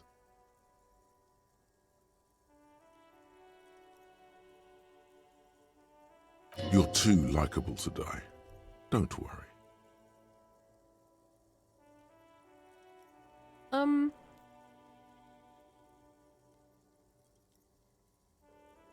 I'm not sure I feel ready for what lies ahead. Then you'd better get ready. Whatever happens, I've got your back. Oh, Kim. I'm wearing my good outfit. I'm dressed absolutely perfectly right now.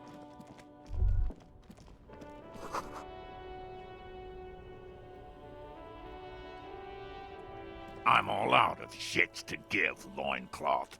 Welcome to no. the fucking reckoning.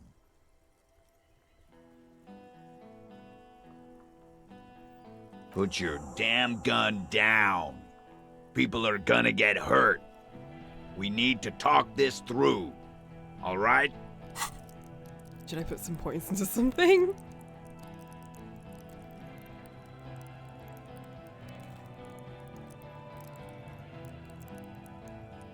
Rhetoric? Fuck, my mouse ran out of battery. This is the worst timing. What's this repair?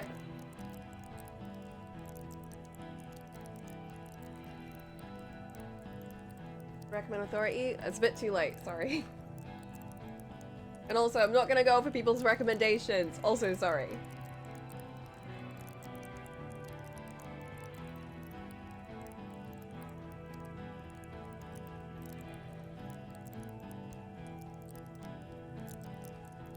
I'm putting some points into rhetoric. Hello?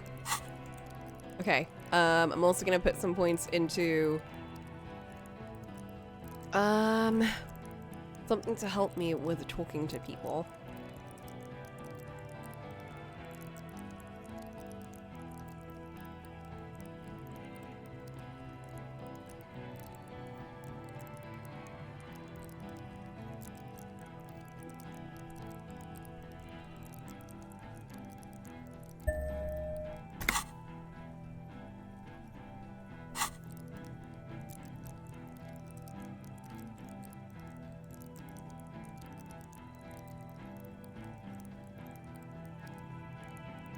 yourself together.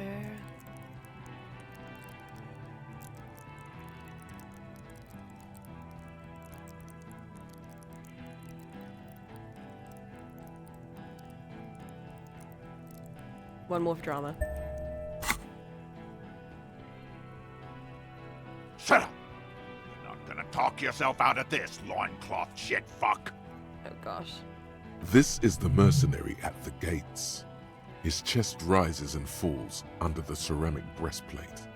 His fingers reach for the butt of his sidearm. And what's going on here? Shh. This is a misunderstanding. Nothing irreversible has happened yet. You can just return to your unit and forget all about this. The Kypt is merciful, willing to spare us if we just forget about our murdered and humiliated commander. I think we should just kill everyone, Corty. You are all drunk. Come to your senses. You won't gun down 7 people in the middle of the street? This isn't a frontier town or a jungle outpost. Oh no. Easy, Lizzie. Let me handle it. I know guys like this. I'm sure we can come to a peaceful agreement. Ain't that right, fellas? Peaceful. Nest in your abdominal cavity like a little wild mouse. The masked man's words are barely intelligible, but you can hear them. Oh. Fuck, there's a third one. How did we miss something like this? Well, I was trying to avoid actually looking for them, to be honest. The lieutenant is genuinely worried for his life. You should consult him before getting in there. No.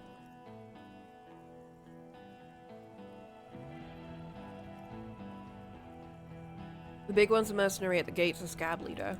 If this turns into a firefight, we should take him out first. Oh no. A sound strategy. He's the leader.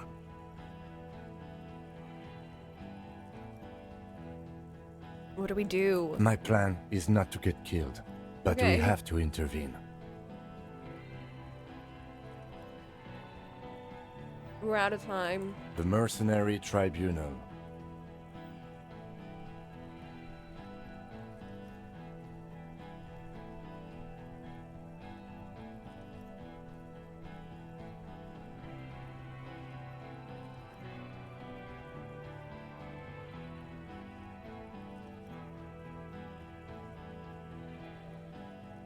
Let's get between them. Get lost, comedian. You cops had your chance. Now it's fucking time for some justice. I think he's calmed down a bit. Pig fuck!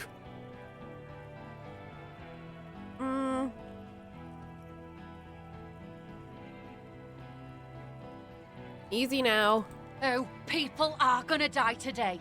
We're not leaving it like this. These tribals hung him up for everyone to see. No one is going to kill anyone. Let's just put the guns down and talk like civilized human beings. She doesn't seem to understand the severity of the situation. With a wordless gurgle, the killer loads his long rifle. Oh fuck, someone's gonna die.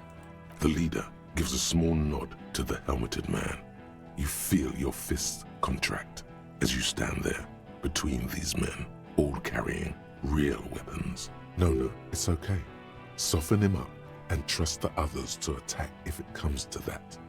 Make him talk. Present an argument. Even if it comes to a fight, it's always a good idea to drag it out. Get under his skin. Okay, I can talk them through this. I don't have to do any fighting. Peace. Always peace. It has worked thus far. Start with the first idea you have. Move down from that. Please.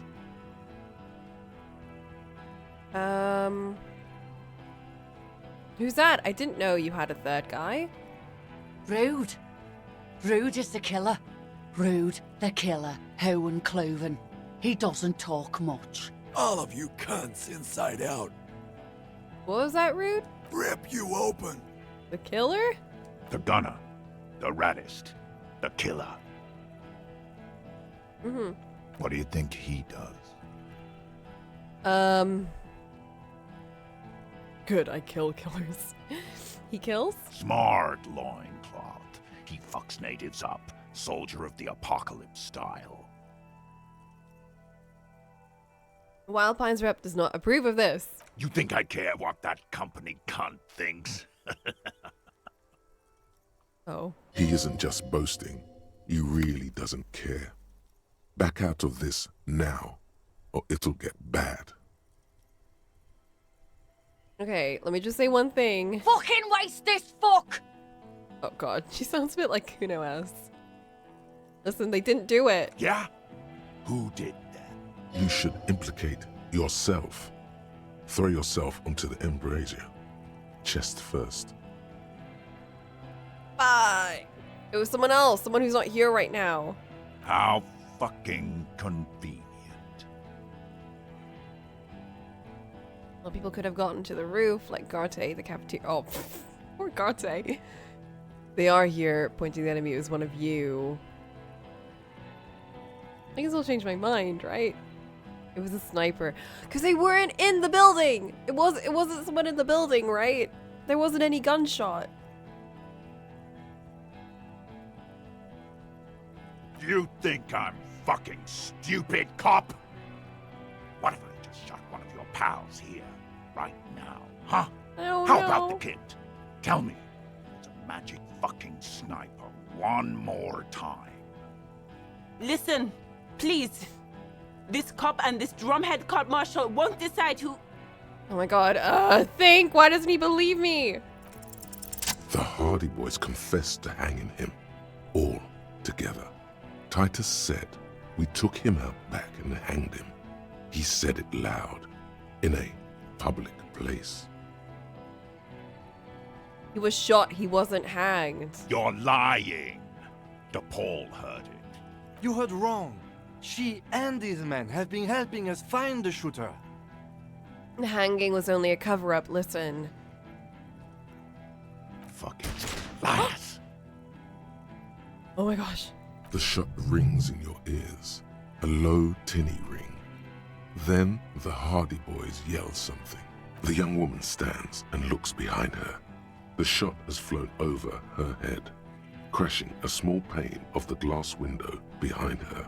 I missed. Okay. I know what I heard, Corty. They said they killed him. They said it was a good way to end a Sunday night. Oh my god, these idiots!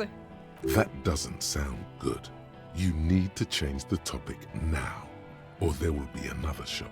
They've made this so hard for me. What topic? Shots have been fired. Act before it's too late. This was a close call.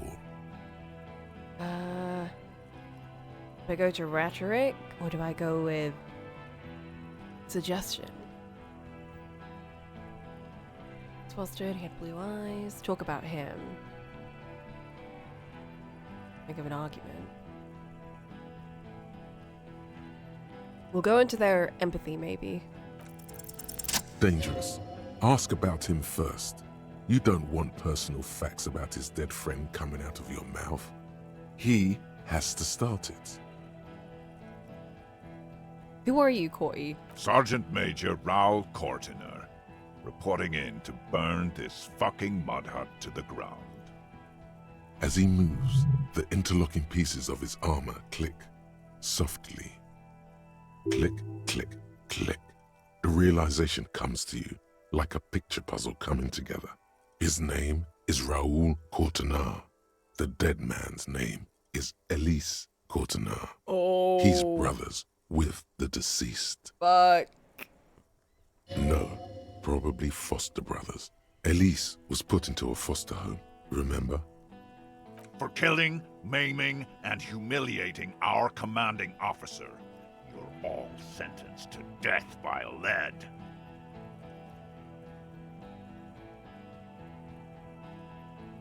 Cortiner, I know that name. He sways from left to right, inspecting you. Raoul and Elise Cortiner. I'm sorry about your brother, Raoul. He wasn't my fucking brother. We just grew up on the same farm and got beat into place by the same sick fuck. And then went to the same military academy, the same unit, and the same war. Same fucking mud hut town, too. Okay, good. His parents left him in a fucking leaf compactor. Who? Laylee? Yes. When he was small, just an infant. We researched him. We contacted the ICP and looked at his birth records. That was in there. And other things. They fucking put Laylee in a leaf compactor, and now these cunts finished the job. Oh, jeez. It's a mindfuck, Corty. He wasn't put in a leaf compactor. They're making it up to fuck with us. Major, permission to. Open fire. We can't have that. Oh, jeez. Interfere now. Yo, Lily, everyone says good things about him. He was a talker. Fuck do you mean? Talker? We've heard testimony. People say he was charismatic. A nice guy to be around. Yeah. He liked to chat up the natives. Share leaflets. Squeeze a bit of kit ass here and there. Great fucking idea that turned out to be. If Laylee was here, he would spare the lot of you. Maybe shoot one for show. But me, I'm not a big fan of public affairs, Clay Monkey. I'll gun every one of you down for what you did. Ready to open fire, Major. No! At your command. Fuck, this is... I'm worried about this third option. He had blue eyes, didn't he, your brother? Baby blue, yeah. Oh, jeez. Please don't kill me. Like someone fucked up and put a baby's eyes on a grown man. He smiles, pulling his face in a strange way. It was creepy, but bitches like that shit, I guess. Or, I don't know what bitches like. I just know how to mow down cloths. What? Brother did not deserve to go out like that. I promise I will find his killer. Find his killer. Cop, his killer stands right there, shitting his pants, and you're standing in the way, protecting them. I know what this tactic is, Silo Sam. You're gonna die for them. Right here. Today. Fuck! Big talk, but that leaf compactor won't leave his mind anytime soon. It's a small thing, but it got him off center. Yes. You're all drunk. Look at yourselves. Yes. So what?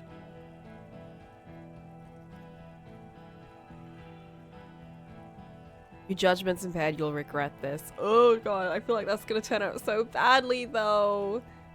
No one whose judgment is impaired will ever admit that their judgment is impaired, you know? Nothing, it's okay. Didn't sound like nothing. Sounded like you were about to break into a sermon. Was that it?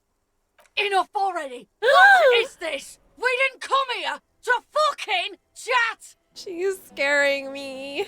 Interrupt me again and I will execute you on the spot, Lance Corporal. Now, you got them both off-piste. Oh! He's foaming mad at her. Yes! Yes, yes, yes! Why did I not find my lost gun? Give an argument. Alright, here we go. Imagine This if I is lost an that 3%. illegal tribunal. Krenner would never sanction this. Who's the commanding officer? Take your pick. Really? None of this looks like it's going to do anything but piss him off. Oh, fuck. To be clear, are you officially in charge of this unit after the death of your colonel? Renal does not give you the right to conduct a tribunal. You were called Downwell once. What happened? What always happens when you get good at your job? That name meant night raids. Fucking extrajudicial funky time, burned villages. Shit that sounds bad on the radio. The same thing happened when we were called whatever the fuck it was. Probably won't be called Crenell for much longer either. Not after this shit. Okay, it's not much, but he's thinking about something else, and his hand is off the gun. Okay. This did something. Did it? Where's Claudia? She can explain this. Who the fuck is that? Glacia, the woman upstairs. Where is she? She left! Oh, come on! Garte, what the hell are you doing here? What am I doing? My fucking establishment is under fire! You know how much windows cost? Garte, now is not the time. You mean she left? She left! Her room's cleaned out! Right before these assholes showed up! We should have arrested her. I'm sorry, that was my fault. I should have arrested her. Fuck. You can feel how upset he is with himself. Just for a second. Then the fear takes over and he's back in the moment. Hey, Bushman! Your little cunt isn't gonna help you out of this one! She's gone. Forget about it now. Concentrate on this. Hey, we can still get out of this. We got them thinking. Just down there. What's that, loincloth? I can't hear you. Sounds like you got your mouth full of dick. Rude. Shit, this is it. Tell him anything. Tell him you have more information. Did my best. I just need more time. Kill me, you'll never find out who killed your colonel. I've been withholding information. Rude. Kill him. No!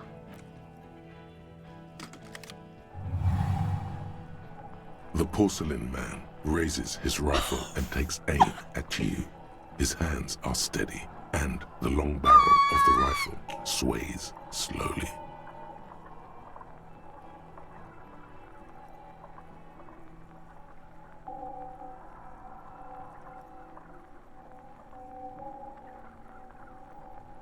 Kim. From the corner of your eye, you see the lieutenant raise his pistol and aim it at Rude.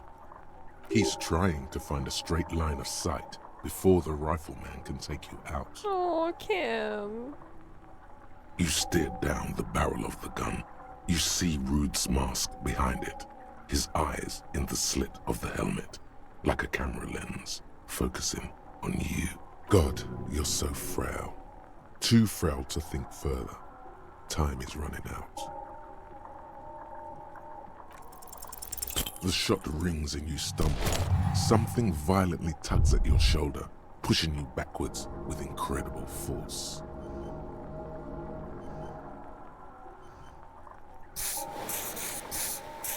Oh, what?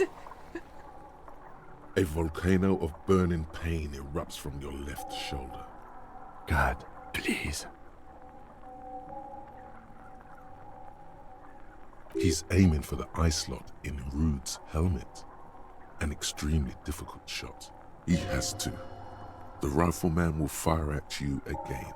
Then, 2 shots ring at once, and you hear a scream. But you're too hurt to see who got hit. Who screamed? Glenn, dying in a puddle of blood behind you. His mangled torso has 2 gunshot wounds. Blood gushes out of them like red geysers. Oh God, watch out. You see 2 cold eyes looking at you.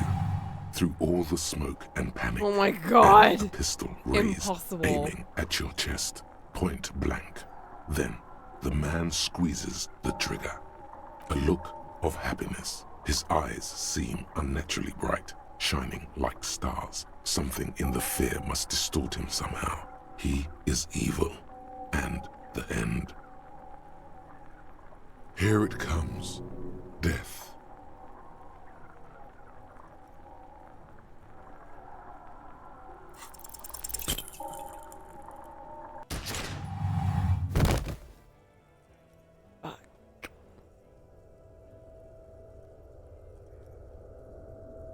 You can't.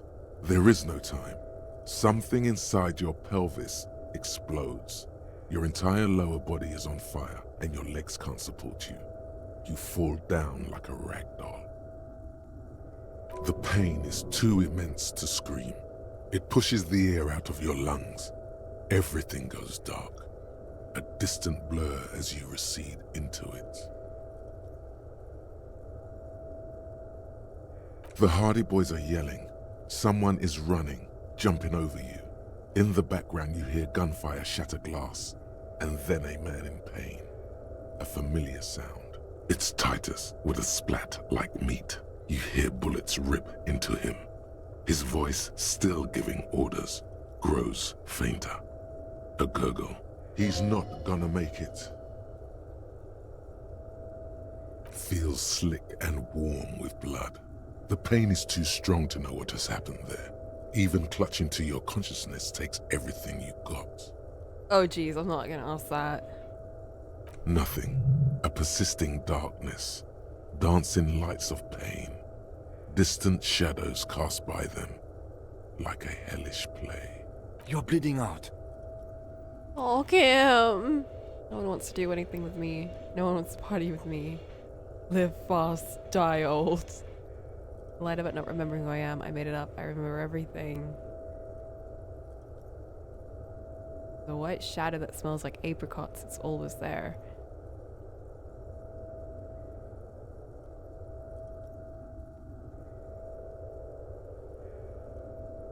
Yes, keep talking. Stay awake. Look at me. But you can't. It's so hard. Your eyelids grow heavy, and the sounds ever more distant. And a cold comes over you. The lieutenant, too, is somewhere far away, almost gone. When suddenly, you sense something behind him, a shadow towering. Someone stands there, raising his pistol at him. The lieutenant does not see it. He's pushing down on your wound with both hands. No, Kim! No, you scream. Behind you, from your bloody lips, your eyes are full of fear. There is no room for hesitation. The lieutenant turns around and fires, his body falling on yours in the course of the motion. Kim! You hear a If I could roar do of one pain, thing, it would be a protect death him. scream. The sound disappears like someone pressed stop on the tape. The hulking figure, too, is gone. And so is Kim. And the whole world. This is death. One more door, baby. One more door. I want to go back. The fight? There is no fight. The fight is over. It was lost 1,000 years ago. You have laid here forever. Keep falling deeper. Take the door. He's not taking it. His body is not taking it. Oh God, no. He's not disintegrating. He's swelling up instead. Over the hours, hurting, moaning in his sleep, and rotting, and being disinfected, and smelling of drugs, and feeling saliva in his mouth, drifting in painkillers, thrashing in his wound sleep. He can't go. Not before the case is solved. There is a radio in the distance. A radio of the world. Playing sounds. Good morning, Elysium. Soon you will return to the world. Hours turn to days. Soon we will get up again and go through it again. Finally, we know what the infernal engine was outside. The clarion call. The engine of a Caprice Kinema. Am I still alive? No fucking way. No, it was him. He is the infernal engine. Can't you see? He never stops. He only gets worse. You're so weird.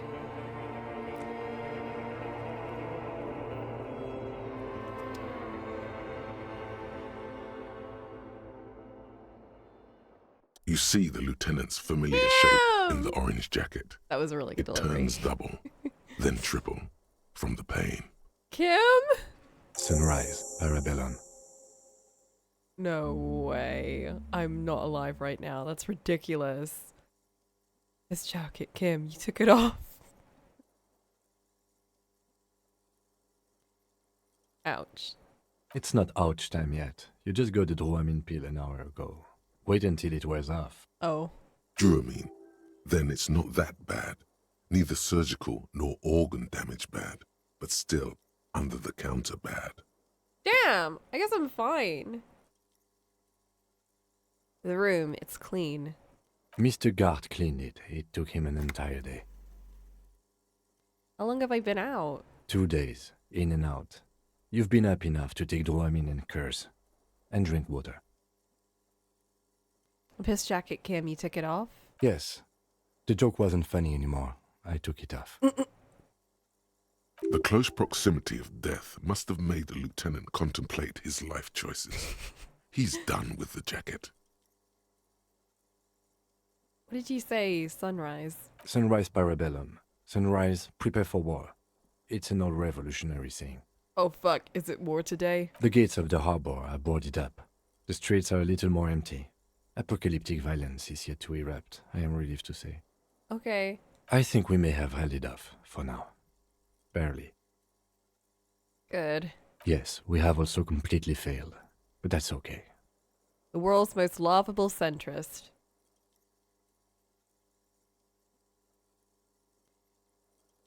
What happened? What happened? We tried to take the diplomatic route and hoped they wouldn't attack first. They did. The major gave the command. What happened then? As retaliation, the rifleman shot you. He hit. With his carabine. I was looking for a clear line of sight. When I found it, I shot and wounded him, while Glenn took a bullet in the spine. It was meant for me. He did not survive. Oh. This is not the first person to die in his place. He goes on. Titus, Fat Angus, and Theo charged. Angus and Theo died before they made it to intensive care. Titus died in the hospital yesterday. Alain and the young musician, I forget his name, they are all that's left. Oh, Angus is dead. Yes. You were bleeding out by then. You warned me. I was able to disarm Cortana before he got the jump on me. Thank you. Although I was not able to kill him, as I should have. Crenel took him. A stray bullet killed the Pole, though. And that's what happened. Really? Titus is dead? Yes. I thought you only smoked one a day. This is the one. Oh. And the major? He's in a private hospital across the river. Crenel claimed him from the local butcher shop where Titus died. Turns out he's insured. We won't get to him anymore. The good news is he's not coming here either. I did some damage. Okay, how many casualties on the Union side? 5. Glenn, Theo, Shanky, Angus. The fat one. He took a lot of bullets. Oh no. And Titus. That's... all. Oh.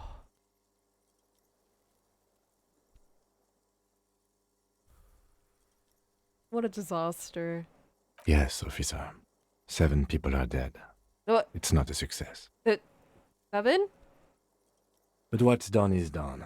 The violence is cordoned off. The Hornets did not get into the beehive. The worst scenario has not materialized. Yet. And we are still alive. Both of us. he did not expect you both to survive once you stepped between those two armies. I didn't expect us both to survive. I thought for sure I'd be dead and it'd give me like a whole goddess sequence or something. And that's when I'd finally meet her innocence and give her my innocent statue or whatever. How bad am I hurt? Pretty bad, officer. You've suffered 2 wounds. The first is below your shoulder. The bullet passed through your shoulder blade, luckily missing your lung and heart. The second shot hit you in the thigh, the left quadriceps. No major arteries were nicked, but the bullet had to be removed.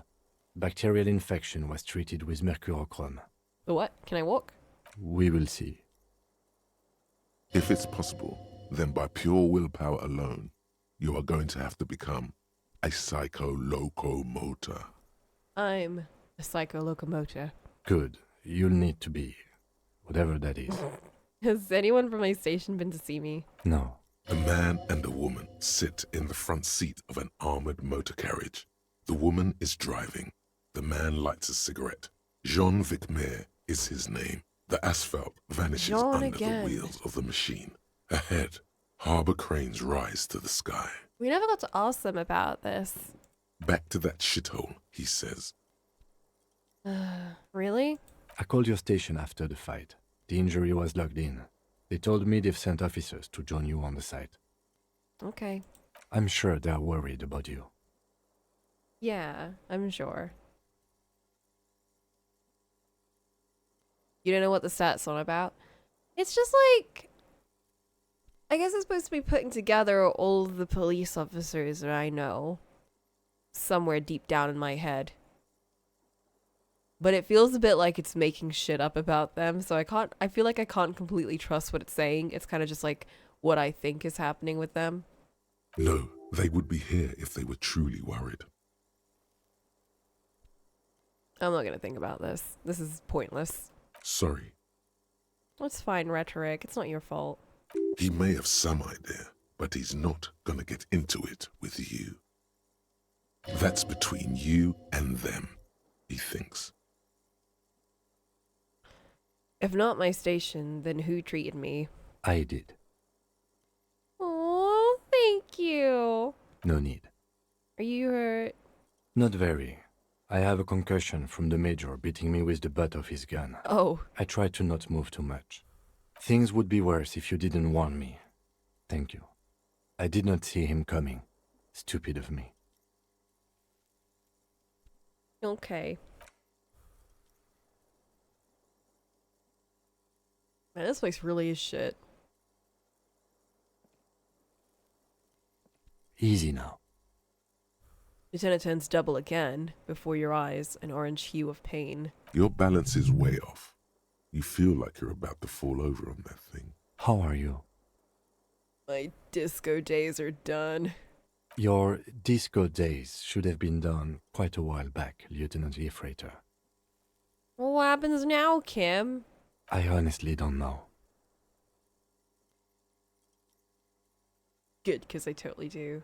But I don't know either. We can't talk to Everhart. The harbor is in lockdown. Everyone in there is outside our grasp now. And Joyce has left too. Joyce is gone? Yes, she left yesterday morning. To meet the board of Wild Pines, or that is what I've heard. There's a pin somewhere in the machine that keeps Connell from sending in a death squad. Maybe it's her. Maybe she kept her hand. Either way, Ruby's gone. And Classio too. We really should have arrested her, you know? I know. I'm stupid. You checked? She's really... Guard confirmed she left 20 minutes prior to the tribunal showing up. Who did it, Kim? Who killed the hanged man? I don't know. I think the theory you presented, it's someone else outside our circle of suspects, was right. It better be. Everyone within the circle is either dead or gone. I know. Honestly, I think our investigation has not produced a single credible suspect.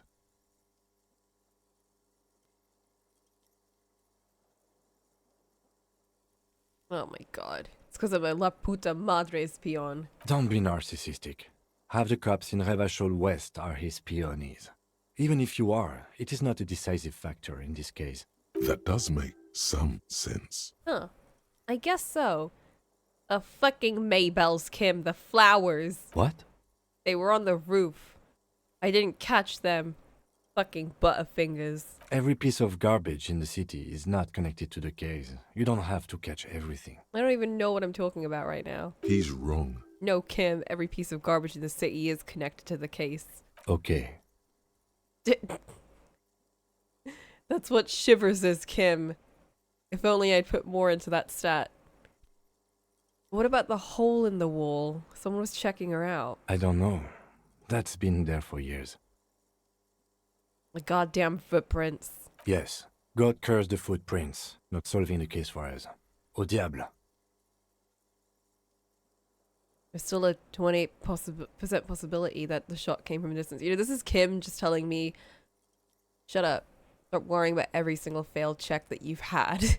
Not everything is so pivotal to the case.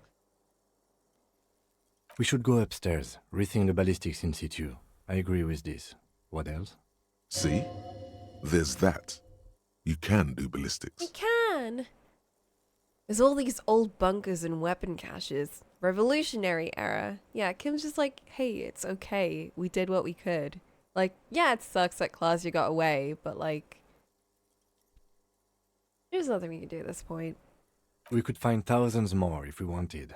All of Revachol is full of them. But they seemed so mysterious. I'm just gonna say nothing. There's a little pause. He says nothing as well. They have to have meant something. It's simple. We have to locate communism. Communism killed him. No. Not this time. Not this time.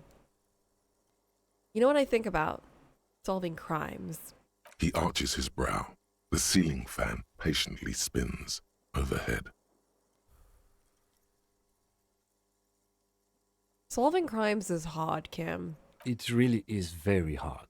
He sounds surprisingly weary. You're not ready to give up, are you? No. Are you ready to limp?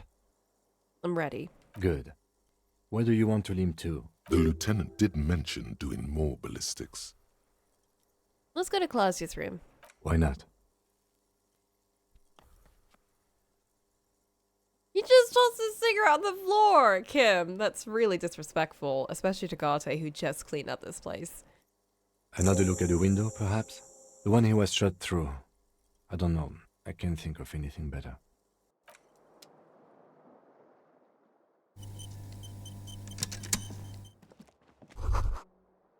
Newly replaced glass. That was quick.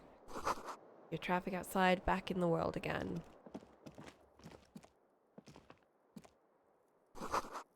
Stereo 8 players been reunited with its right speaker. Damn, he really fixed up this place. Doors open! You can walk into Kim's room! Oh, hell yeah!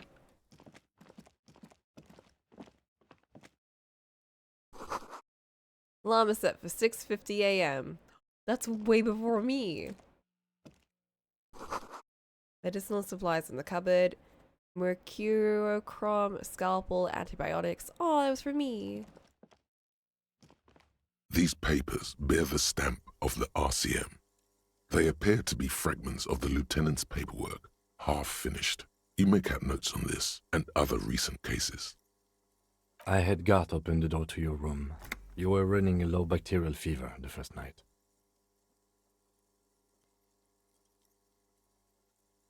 Thanks for keeping this thing alive a little longer. It would have been easy were it not for my concussion. We both got lucky, considering the odds we faced. Let's go? Let's go. What? Why can't I just leave out this way? Okay. The bathroom mirror has been... Okay. I'm looking pretty alright. The bed's a little nice.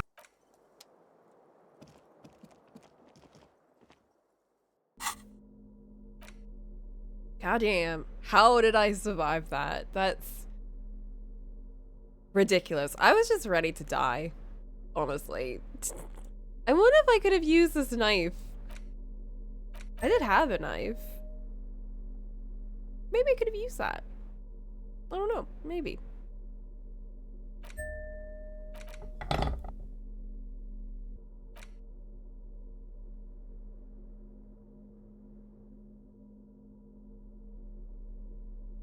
You couldn't have used the sword. Guys, please don't tell me this. It's just fun to think about.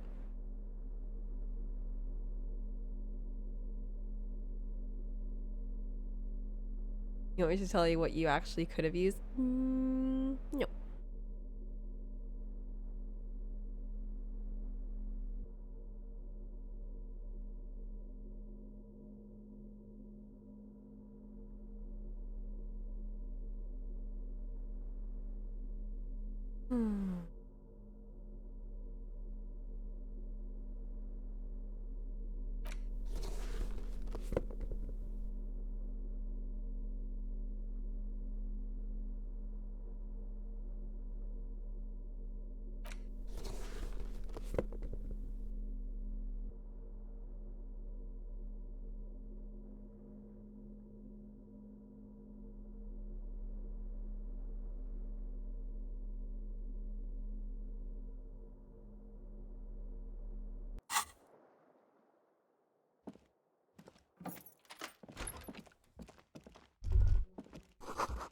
Ouch, that leg hurts.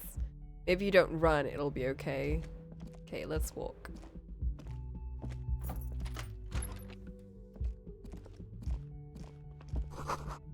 Looks like she's left something on the table. Is that a note? Next to the stack of bills, you see a note. A few lines jotted down in large, uneven handwriting, just as the writer was about to rush out the door. I'm sorry, I fucked everyone over. P.S. I didn't kill him. P.P.S. Gift upstairs. A gift? Lieutenant turns to the staircase suspiciously, looking for any signs of another presence in the shadows above. What could the gift be? I am not drawing my gun. Yet. But I don't like gifts. Relax.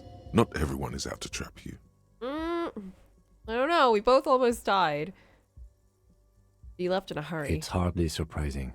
Yeah, I know. Oh, fuck. Slow, slow.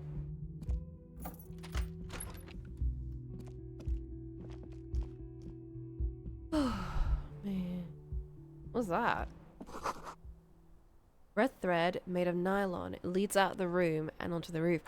Did she tell us where the gunshot came from? Maybe? Because that would be pretty sick. Back to the antenna.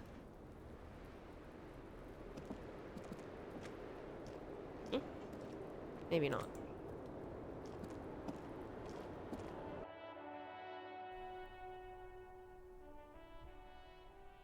You see the same two neon-lit shapes, a man and a woman, only now a red thread bisects the room, pointing from the antenna outside to the cupboard on the wall. Oh my god. Wouldn't it be fucking insane if they sent like a radio signal through the radio antenna and it like manifested as like a bullet, bro?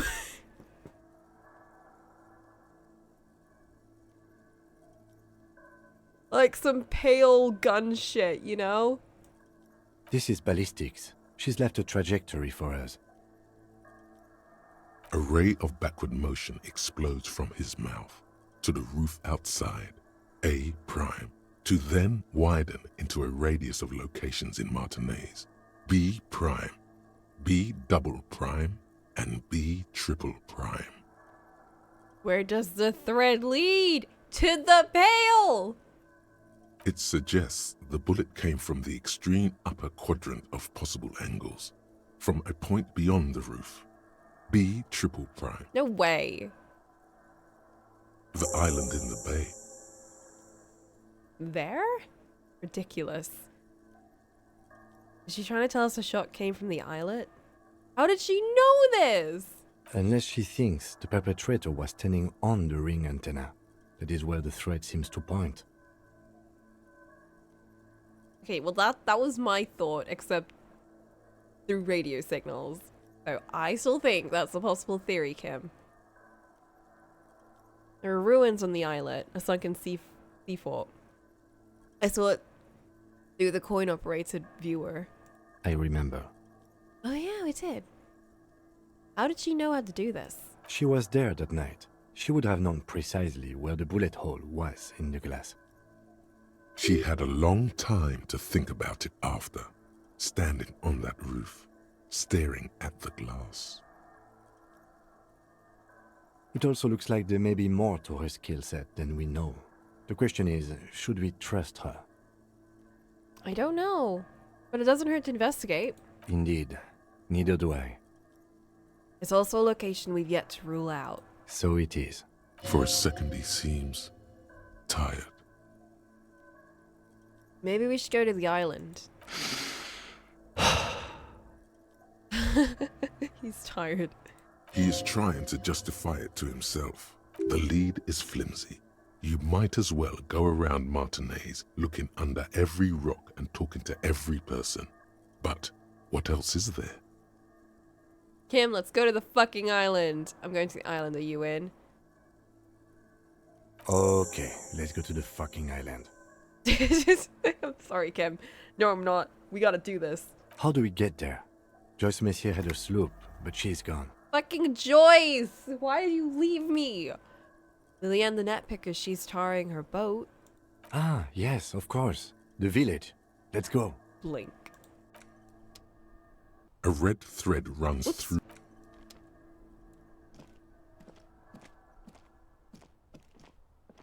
It's so weird. It's so quiet and everything. I feel like I failed, you know?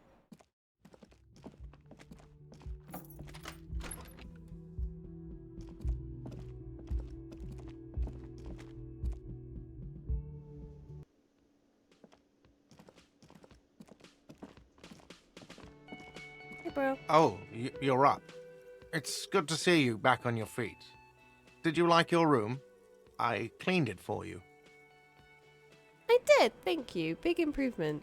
You're welcome. I thought it would be nice for you to wake up in a clean place after you, let's be fair, defended this establishment and its clientele from gunfire.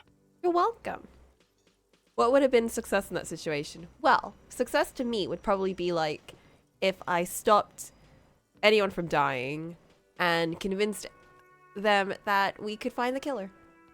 That would be a big success in my opinion. A minor success would at least be to prevent the union guys from dying, because I kind of like them at this point. Like, I know it's like, ah, Tyus, what a piece of shit. But like, I think I stopped hating him after a while. So at least, you know, not having Angus and like Theo and Tyus and all of them lot dead would have been good. Because I don't really care about the other guys. They're kind of annoying. Defended may be putting it a bit generously, though. I had a great view of you doing nothing to stop those psychopaths. Then I crawled inside. Bullets started flying. Anyway. What the fuck do you mean?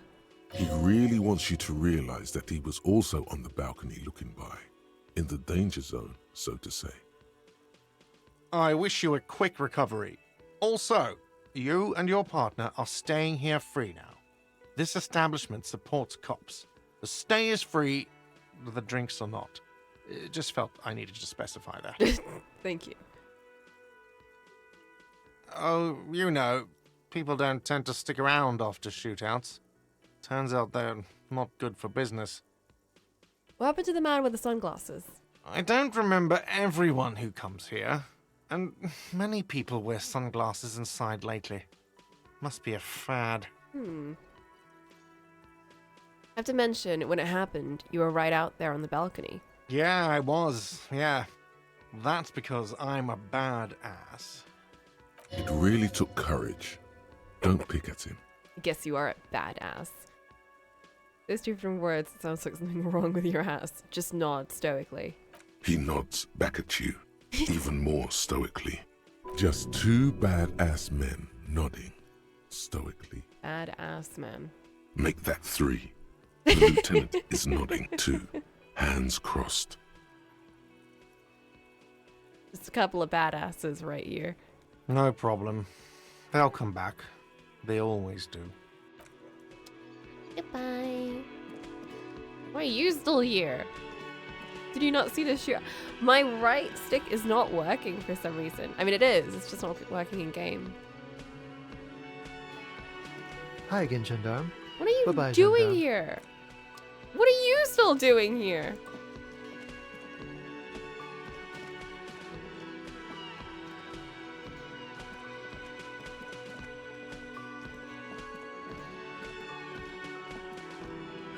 Oh, they're still around. Seeing you approach, the bruised man clenches his fists. Oh, it's you. Didn't think we'd see you walking anytime soon. Elaine, look. It's the cowardly cop. Huh? What? Oh. Our condolences for your losses. I don't seem to register his words. Is he okay? Does he look like he's okay? I don't know. He does not. His unshaven face is almost grey, and he reeks of piss, sweat, and booze. While still alive, he has abandoned his own body to decomposition. How badly was he hurt? He wasn't. That's the thing. Titus, Theo, Dennis, Angie, they're all gone. But he got away without a scratch. There's nothing left. Nothing. He has lost the will to live. It's survivor's guilt. He feels like he should have died with the others. He may kill himself if he doesn't find a new purpose, or else go on in this way. Not dead, but not really living either. You'll get over it. It's tough, but you need to get off your ass and finish this. I don't think I could go on living. Oh, none of these options are really great, to be honest. Well, I'll go with this one. What? Cornell, Wild Pines, all the people responsible for your deaths of your friends, you're just gonna leave it like that? Sons of bitches. Mumble something in mask. When he sinks down on the table again, a malevolent smile spreads across his face. Was this really the best idea? I guess you may have prolonged his existence a bit, if he can still remember this when he sobers up. I don't know. If you think this will keep him from offing himself, I'll make sure to remind him. So far, I've just been pouring whiskey in him to keep him sedated. Yeah, that'll do it, probably. What's gonna happen to the Hardy Boys now that Titus is dead? Titus is fucking dead. What's gonna happen to the Hardy Boys? Look around you, man. This shit is done. There are no more Hardy Boys. You're just gonna go back to hauling containers in the harbor? No, man. I don't know. I guess the Union will still be policing the neighborhood, but who's gonna do it now? I am. You, Eugene. Didn't Titus have a brother, Tibbs? You just need to sober him up. You should just disband, let other better people take over. What about Tibbs? Tiberius, he don't want to get mixed up in our shit. Titus has been buttering him for years, on account of all this being fun as fuck. But he's got his window fitting business, a wife with 2 kids, and a 3rd one on the way. No way he's gonna leave all that. What about Claudia?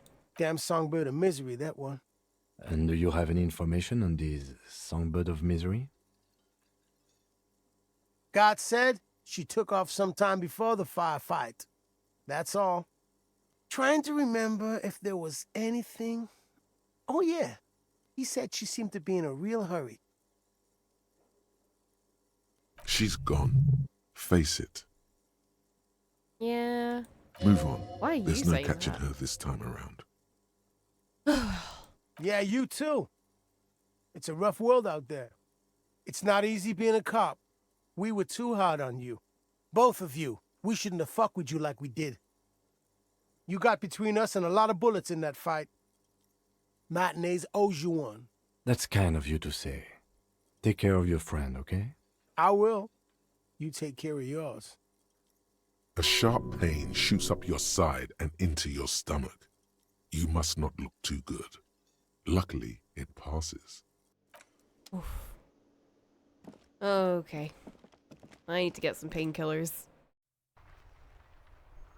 Oh. George. Oh, what is this? The graffito has been painted over the traces of the fight that took place here. It smells of blood and heavy fuel oil. Looks like Cindy the Skull finally found the words for a masterpiece.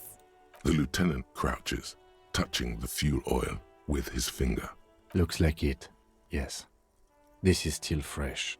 It wasn't here yesterday. I smell heavy fuel oil. And blood. Some of it is even yours. Heavy fuel oil. Isn't that flammable?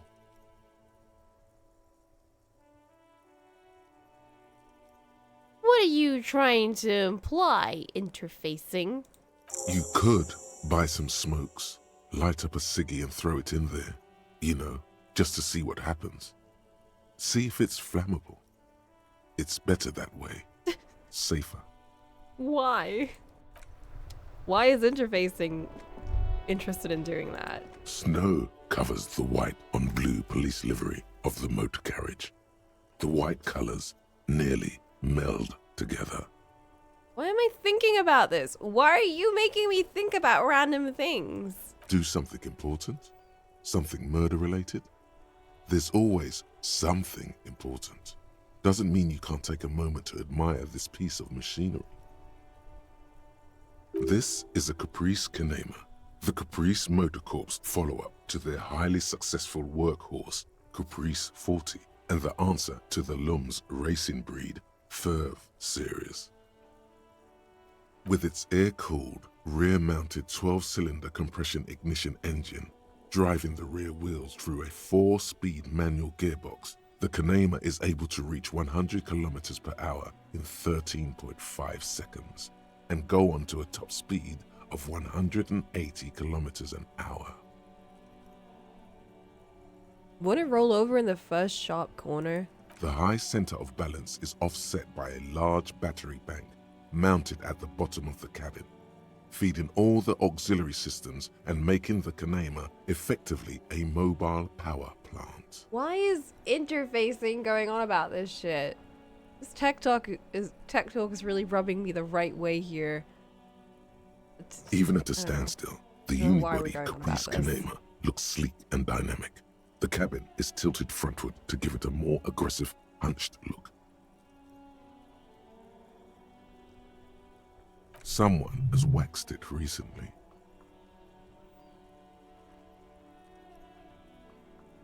The machine really puts the loco back in locomotion. Very cool. I don't care about this. This is why I didn't level up interfacing. You want to take a closer look? What's the packing in there? 130. I reckon that's a 7-liter V12 there. That's a 7-liter V12. 7.2. Supercharged. He's trying to suppress a smug smile. You know what? Kim's into this, so I'm gonna be happy for him. Saying these words brings him immense joy. A fine machine. Yes. An extraordinary machine. Helium headlights would improve the range and quality of the visual field a lot. Everyone's jumping in here. Ever thought about switching to helium headlights? Actually, I have a pair at home. Just haven't gotten around to fitting them yet. I need to lay some wiring for the ballast first. If we ever get this case solved, maybe we can do it together. Maybe. Yes, definitely maybe. Oh, we're gonna be best friends. And means no. Oh.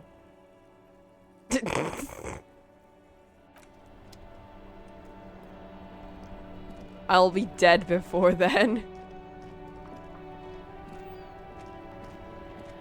My man, you're alive. Almost. Kind of. Sort of alive? Alive, limping, and with a punctured lung. Man, what a day.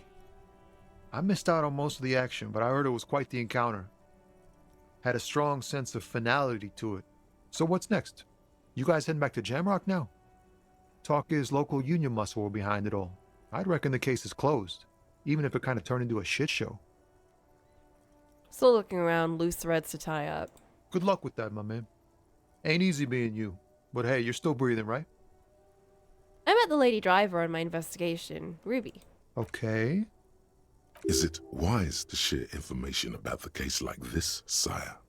The lieutenant throws you a quick glance. Oh, oops. What are you doing? That's it. That's probably for the best. You keep your job to yourself. With a job like yours, you have to. Forgot that was super confidential information. Hey, the racist dude's gone.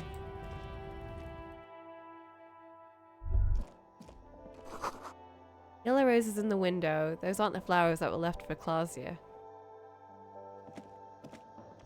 The tear machine stands in the corner. A sign says, 1 bottle. No, not that one. This one. A small cabinet on the wall is filled with various medicine bottles. Okay, here. I hope Saint Baptiste makes you feel better or something. I will take another. Okay, here. I hope Saint Baptiste makes you feel better or something. And another. Okay, here. I hope Saint Baptiste makes you feel better or something. Okay, cool. I'm not leaving this shit up to chance anymore. It's dangerous, dude. Hey, everyone's gone. The boyadero stares at you with respect, then gestures towards the trickles of blood adorning your clothes. It really hurts, Manana. Pain. That's what your strike brought upon us. Danger comes with the boyadero lifestyle, right? There are types of danger. The one I'm usually concerned with is lung cancer or getting mauled by wildlife, not bullets. Fair. It calls back to an older era where this was commonplace, though. You have a true boyadero heart. Where is everyone? Hiding, gathering themselves. The harbor's in full lockdown, friend. No getting in or out, for the time being. Can't help me get inside? No, man. Not today. Today is war. He says it matter-of-factly, like it's no big deal. Okay, what's gonna happen? Time will tell. I'll tell Evrak you dropped by. I'm sure he'll be glad. Mm-hmm. What'll you be doing now? I'll be okay here, doing lookout. Quite the sight, aren't they? Getting to like that red I am. Don't worry about me. I live to alleviate the worries of our brothers. See if any insane killers turn up. Then I'll run. And live.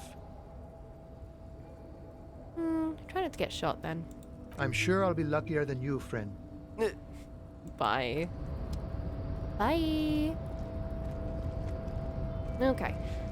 Let's go off and find that island, and everything will make sense, and we'll find the killer, and we'll finally leave. And then we'll get to go hang out and be great friends, and things will work out. Hey, yo! Where were you?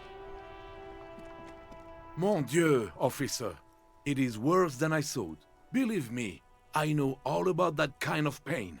I've had hip trouble for the past week. Maybe it's time to slow down, enjoy life a bit. Anything I can do to assist you? You can just stay alive, and I will be very happy. Just don't let anything happen to you.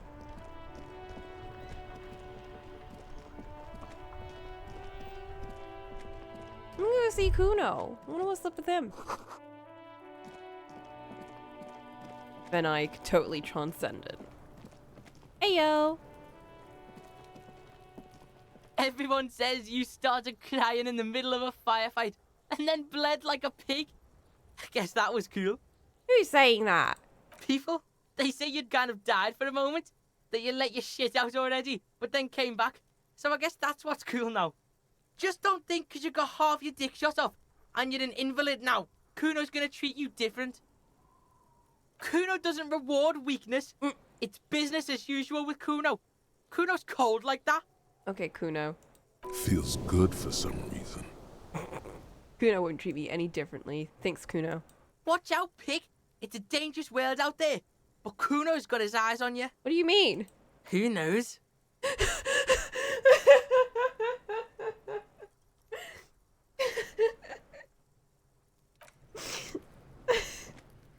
Okay, Kuno.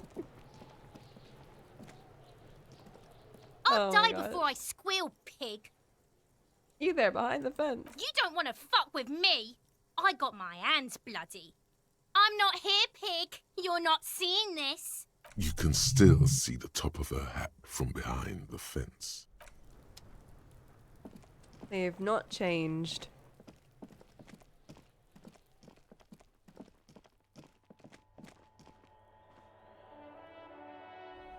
I'm gonna order some dice while I'm here.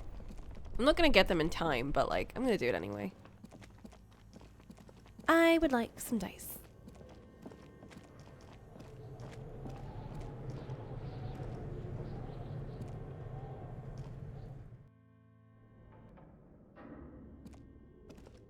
Oh, fuck. Ugh, I can't see anything.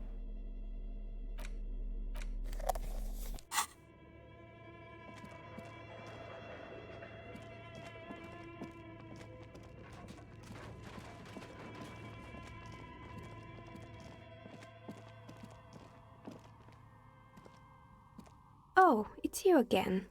Are you looking for a dye? I am. I'm sorry. I'm a bit overloaded just now, so I can only produce one dye per customer. No! Okay, that's fine. Ollie, did you never go into this building before? How can you even avoid this place? I feel like it's so important.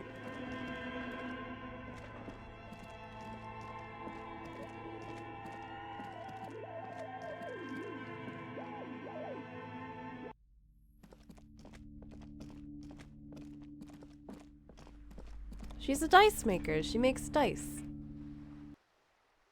She gave me a blue and red dice pair, but she threw them at me, so I lost one of them. I'm really sad.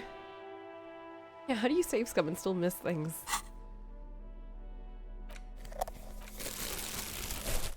It's a really cool quest line, though.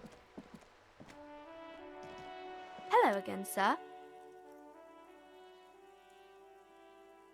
It'd be a book of me.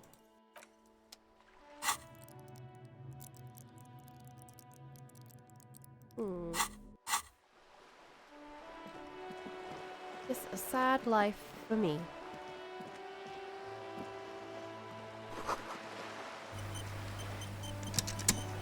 So much Van Eyck. Alright, I'm gonna go check to see what these guys are doing. And then we'll head over to the island. Is that another Van Eyck? Van Eyck! Obscure live performance in a dirty underground bunker. Ew. Cindy's not up there. Give me a moment.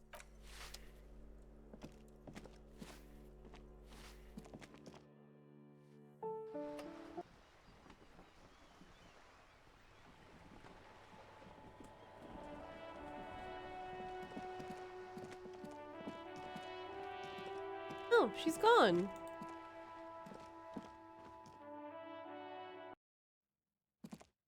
They've also gone.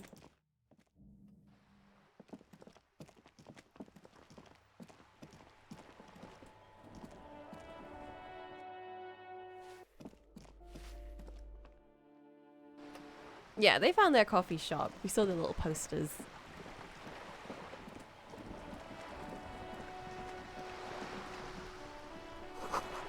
Went to the village on the coast, officer. See you there. Oh, the village on the coast. Is she still around?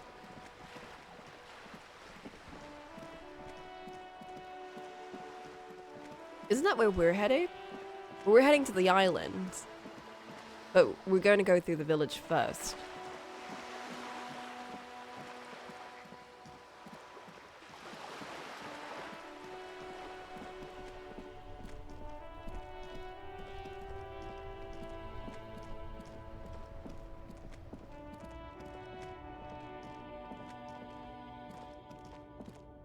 I need to do this. The shine on these sunglasses lasts a lifetime, officer. 100% guarantee. What's this? You keep coming back. I think I bought everything.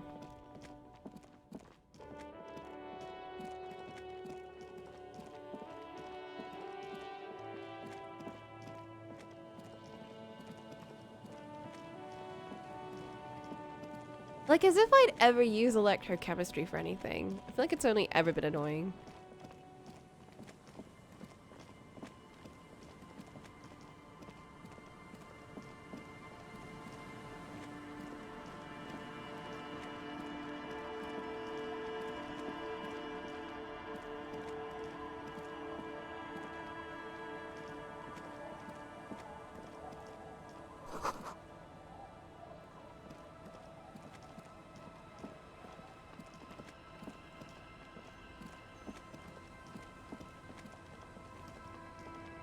Issues.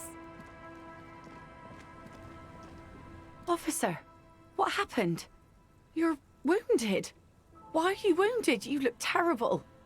I got shot in the foot. It was pretty bad. Bad ass. You would have liked it. Is this from the shooting in town? We heard gunshots. Not that we don't hear gunshots all the time, but they were closer than usual. There was an exchange of fire on Rue de Saint-Guylaine. It's nothing to be worried about, I madame. also got shot in the chest. You should see the other guys. They're all dead. I have a question for you. Of course.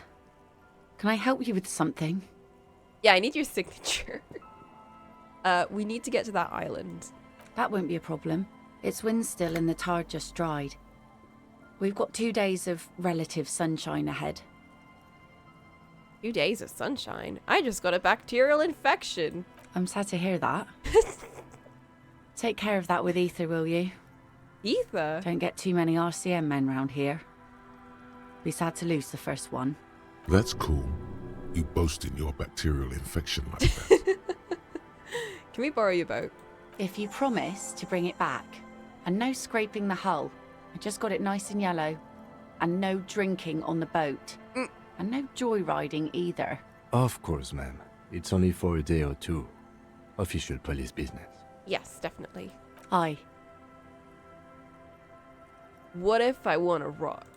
See, that makes me not want to lend you my skiff. On a boat, rocking leads to capsizing.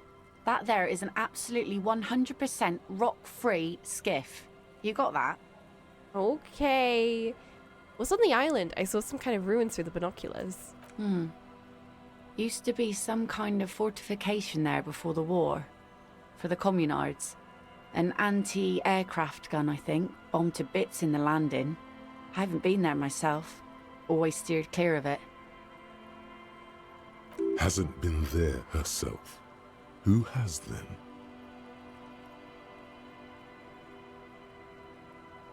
You said you haven't been there yourself. Who has then, if not you? My husband used to drink there. Oh. Him and his drinking buddies. Always seemed like a bad place to drink to me. People died there during the landing, you know. My mother told me. This must be one of the many fortifications that was used in the dying days of the revolution against coalition forces before they took this city. The kids sometimes go there too. I know they do, on rafts. I tell them not to, but they bring back old bullet casings and such. Which kids? The twins. God forbid they bring the girl along on some rickety barge. Can we maybe ask your twins about that place before we go? Would that be alright? Be my guest. They've a strange way of talking. See if you can get anything useful out of them. I seldom do. I don't want to talk to them. Anything I should know about getting there? Well, most of it's sunken. Underwater. That means concrete underwater. Cut your boat if you're not careful. Be sure to enter from the south side. Water's deep there. Aye, aye, Captain. Thank you. We'll use your skiff to get there then.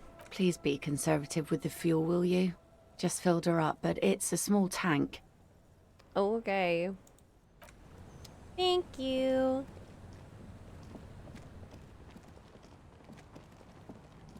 Man, she's really nice. Okay, I do want to see if Joyce is around.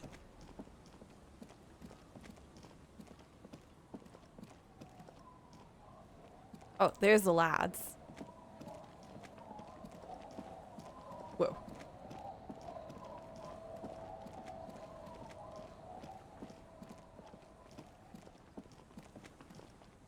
Man, you're like bleeding now. Reality's really messed you up.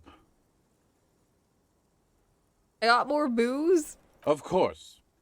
Drink first, story later. Okay, here's the Pilsner. Not much, but it will do. The tale I'm about to tell you is an urban legend particular to Martinez. That said, I first heard it from a former bicycle courier in Coran. There are many variations on the basic story, and the details often conflict.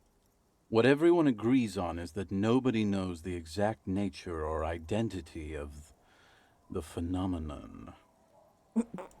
Are you telling the story of the headless... Shut the fuck up, Rosemary. So funny. Summer of 44. 17-year-old Gertrude Het is walking home from a late shift at the harbor. It's almost midnight. She stops for a cigarette near the canal. Our heroine finds herself enjoying the peace and quiet the canal provides. What she doesn't know is that her peace is about to be shattered. From behind her comes the clattering of hooves. Startled, she turns around, and what does she see? I don't know. What? A headless man, wearing a fawn tracksuit, riding a horse. What? That's right. It's the headless fawn rider. A doula fawn. Rumored to be searching for his legendary fawn cap that went missing when he lost his head. I've got a fawn cap. I thought the headless fawn rider rode a bull. I thought that he rode a headless pig. Well, there are many versions of this story, the most peculiar of which has the headless fawn rider riding on the back of another headless man. What? That sounds pretty implausible to me. If I hadn't lost my keys that one time, I'd agree with you. But life is a cruel mistress. Gertrude Het may have been the first to witness the headless fawn rider, but she wasn't the last. Oh no. Ooh. Tell him about the two feminists by the locks. Fuck, Rosemary, they were dating. No one said they were feminists. Everyone always misremembering this stuff. This wouldn't be the De Ponte Delgado case, would it? What? You know it? I've read the case file. But please, go on. Right. Early autumn of 46. Ula de Ponte and Eva Delgado are fishing near the waterlock long after the sun has set. The wind picks up. A sky already dark now blackens. Water starts falling from above. The first cold rain of the season. The women are caught in the downpour. They act quickly. Eva gathers the rods whilst Ula turns around to reach for the tackle box. Don't turn around. Don't turn around. Inland Empire, please. When she sees something. Her shriek is so violent that the residents of the nearby apartment building believe lightning has struck. But there is no lightning. Only a heavy downpour and the silhouette of the headless fawn rider looming on the horizon. Ooh. Ula makes a run for the shore, but Eva slips on a wet rock and disappears into the cold, cold canal with nary a sound. Her body is never recovered. What does the case file say? Naturally, Ula de Ponte became the prime suspect in the disappearance of Eva Delgado. De Ponte maintained that it was the so-called headless fawn rider and that she ran, fearing for her life. During the investigation, it became apparent that there was a love triangle, the third party being some small-time businessman. I don't remember the exact details. The leading theory was that an argument broke out on the jetty and De Ponte pushed Delgado into the canal, then cooked up this stupid cover story. No, she committed suicide before she could be taken into custody. They found her in the bathroom with a rifle, her face slowly peeling off the ceiling. What? Not a pretty scene. Ew! Man, that's some grisly detail. Oh well, here's to another case closed. Anyway, that's the story of the headless fawn rider. Pretty crazy, huh? Yeah, I bet. Who was the headless rider before he died? Well, Tequila, that's part of the legend. No one knows for sure. There are a couple of possibilities, though.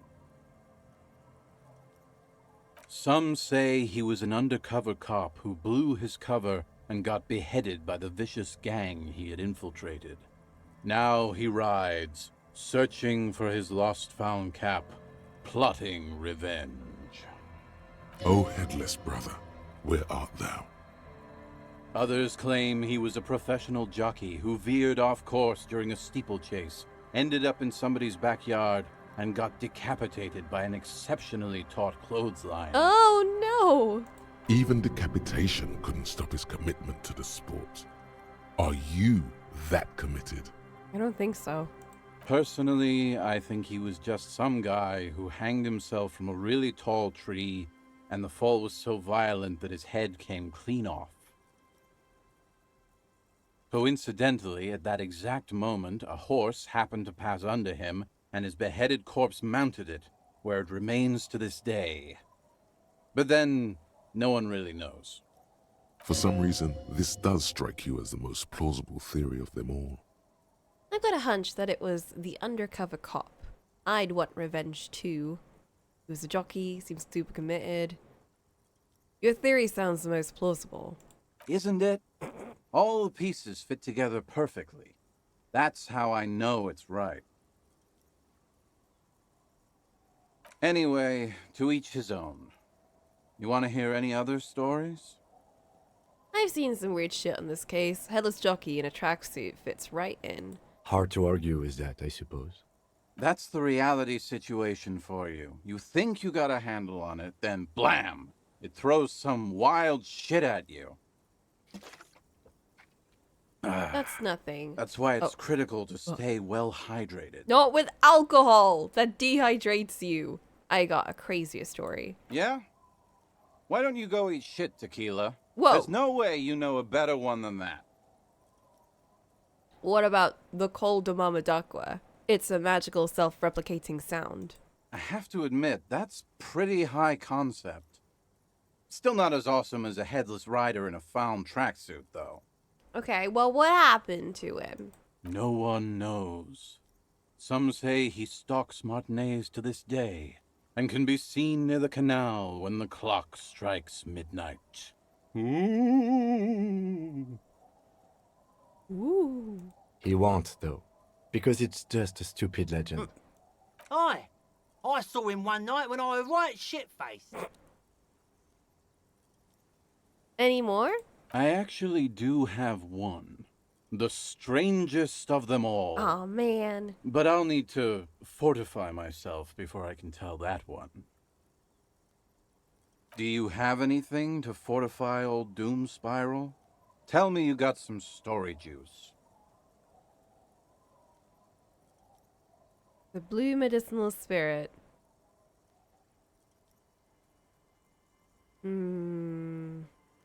It's very hard to tell a story. Not right now. I'm gonna go find Trace. I'm gonna talk to these kids, actually. The scruffy-haired little boy kicks a... And that iron. Yes, that one. I need to know what's there.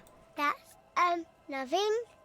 It's just a seafort and some plants. You can take a raft there. It's great. and we make a fire. We make a fire. Mm-hmm. Gather the sticks for the fire. And bullets. Or not real bullets, empty bullets. Bullet shells. There are a lot of them left over from the war, but this could be important. You mean shells? I don't know what those are. What then? They're lights. The fire guy comes and asks us to put the fire out. They must mean a human being on that island, but it's cut off.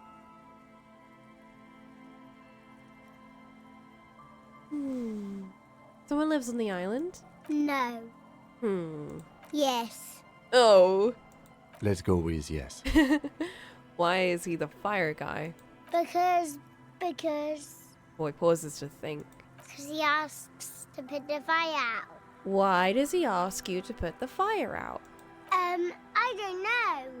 He doesn't like it. He don't like people to be there. You shouldn't go. Okay. Yes. The other one adds laconically, standing with his hands glued to his sides, like a little tin soldier. Because he doesn't want to be found. Smoke traces. You mentioned something about lights. I don't know. Did you mean there are electrical lights? Yes. He looks at his toes. Anything else you can tell me about this guy? Age? Does he live there? No, he doesn't live there. I don't think. No, he lives there. Been there twice, 2 times. He doesn't live there. He isn't there sometimes. Anything else? What does this guy look like? I don't know. How come? We ran. He just yelled we shouldn't be there. Your father used to go to that island too, didn't he?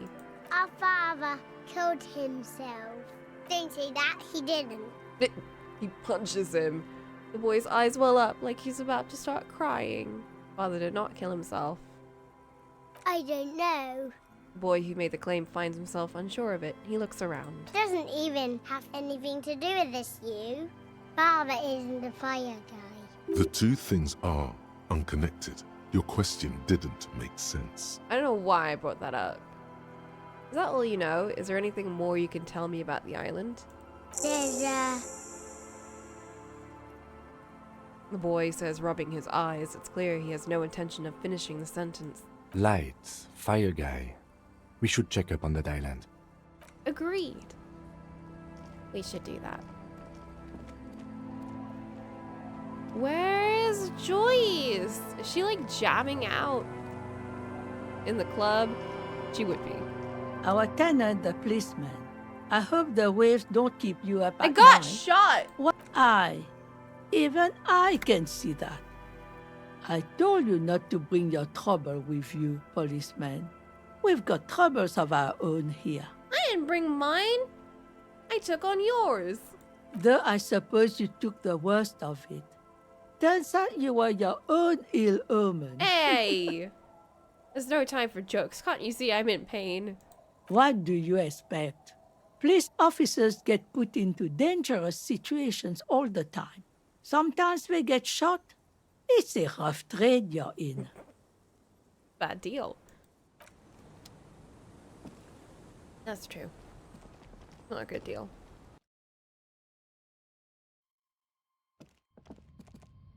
Go to bed. The bed is comforting. I like how Kim refuses to come in here.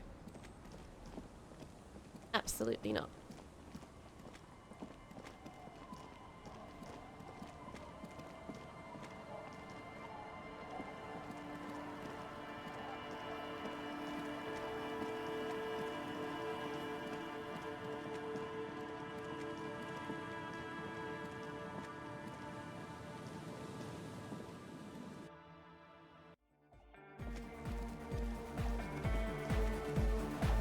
She's not here.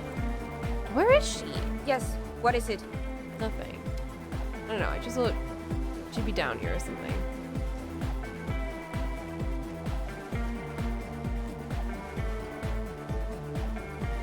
Yo, man. What's on your mind? Oh, conceptualization. Oh, well.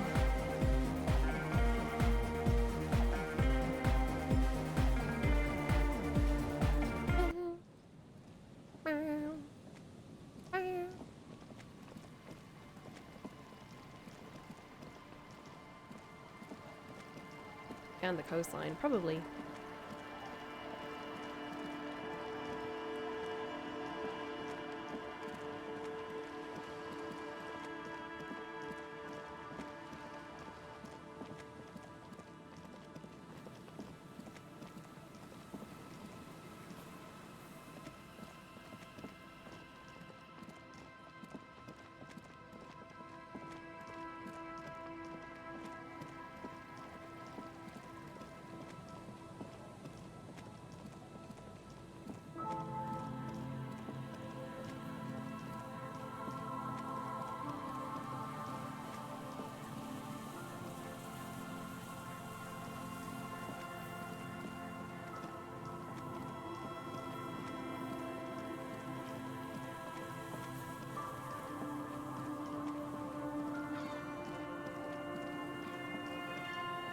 I feel like the water around here is a bit too rocky for them to pull up a boat, because she's not going to be here.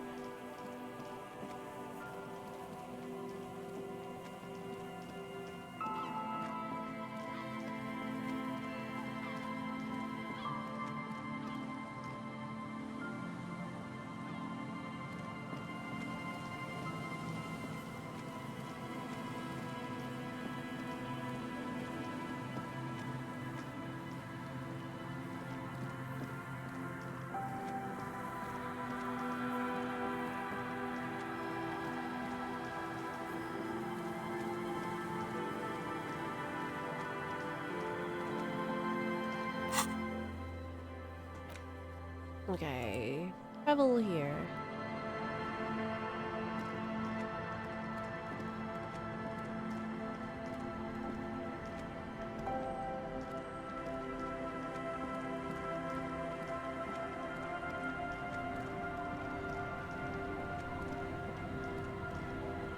A skiff with a small steering engine in the back floats on the calm mirror of the sea. Its 2 seats are empty. Once you get in, that's it. Ooh. One pull of the starter handle, and you're off into the bay. A strange trepidation comes over you. Are you sure you want to go now? Have you made all the necessary preparations? Closed all your accounts? What the fuck does that mean? Remember what the net picker said. It's a small tank. You won't be going back and forth on this. One sec.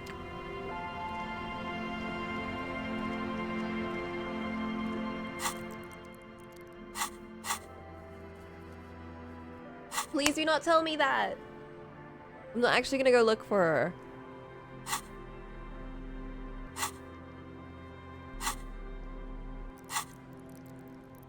What I am gonna do though is I'm gonna go back to the car. Oh fuck.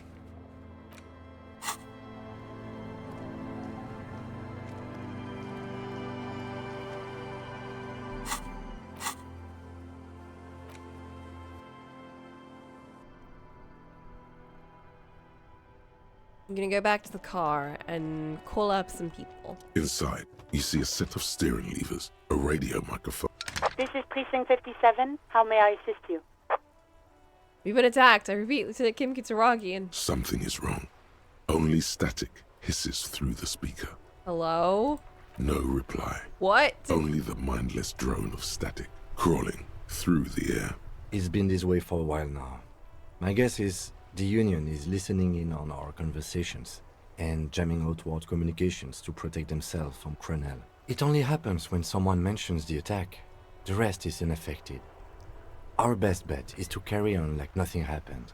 That is, if we don't want us cut off the grid completely. Is that dangerous? No more dangerous than stepping between 3 armed mercenaries and 8 Union men, I hope. True. I don't like it either, but that's the way it is. The street seems safe enough to me. If anything, taking out the mercs made things calmer. For now. You can try calling again. Just don't mention the tribunal. And remember, they are listening in. Okay. Everything sounds okay. No drumbeat of total war yet. If anything, everything sounds too okay. In the cabin, you see a set of steering levers, a radio on a hook. This is Precinct 57. How may I... 10-4, come in. Fireworker. Some people think of me as a puta madre's peon. Do you think I'm corrupted? 10-4, sir. Well, there's been some talk, sir. Some talk? What does it even mean? There's been some talk. Do they think I'm corrupt or not? I only meant that there's been some talk in the station, that's all. But there's always some talk in the station. You know how officers in Jamrock are. But then again, some of us truly are on the take. It's unfortunate. Over. Okay. Roger that. 10-10, over and out. This is Precinct 57. How may I assist you?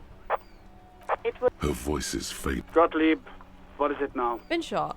Ah, it's you. Walking, talking, though. Yes. Great. Any other complaints? Mm-hmm. Anything else I can help you with at 57? In the cabin, you see... Goodbye.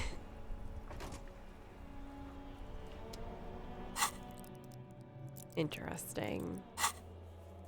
Let's leave.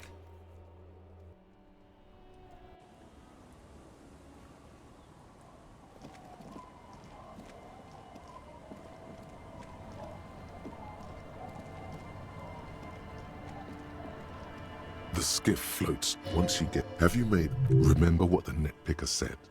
It's a small tank. You won't be going back and forth on this. You take the engine, Kim. I'll hold the boombox. What? What? How else do we blast Sad FM on our way to the island? Fine. Let's blast Sad FM then. Sad FM is a radio station specializing in sad, slow rock songs. You seem to know its frequency by heart. Let's go.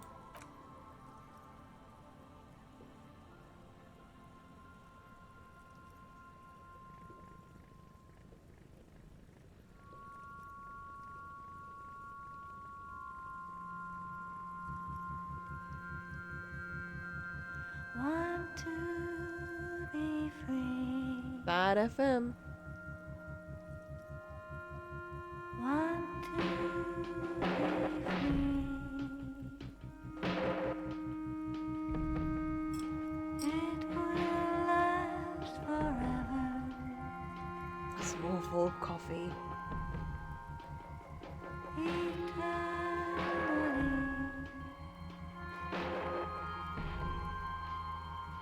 Want to be free. Want to be free. I really am just holding the boombox. Incredible. It will last forever.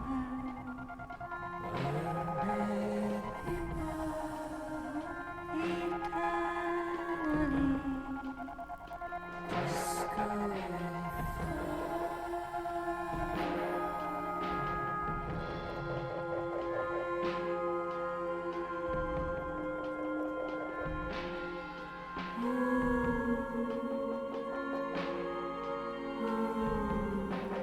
Want to be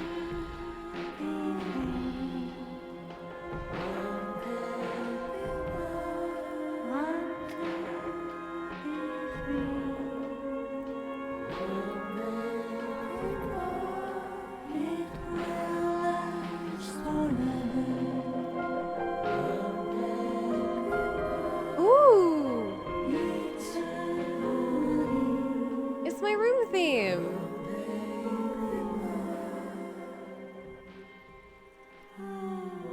And the trees are green and overhanging, featherlight free and everlasting.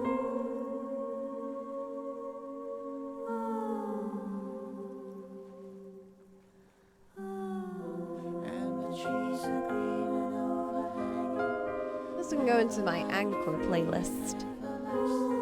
It's my Sad Girl playlist.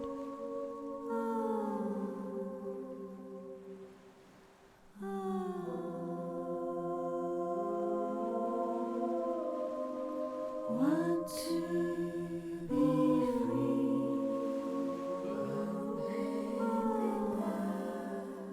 Eternally.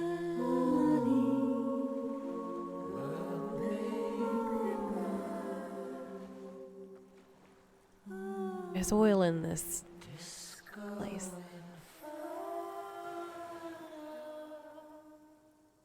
No, there's fishies everywhere. We should have like a fishing Comes to a episode. slow stop. The lieutenant turns the engine off. Then there's silence. In the silence, a sputter of wings. A flock of quails takes off in the distance. Let's go.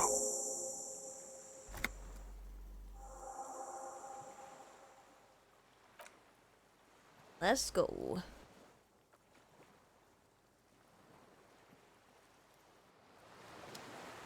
That was a good song. I like that.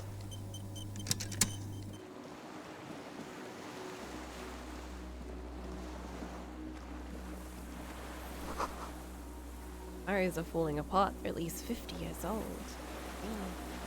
What are these things? Anchors? They look a bit like weird anchors. Rusted chain trails off into the ocean.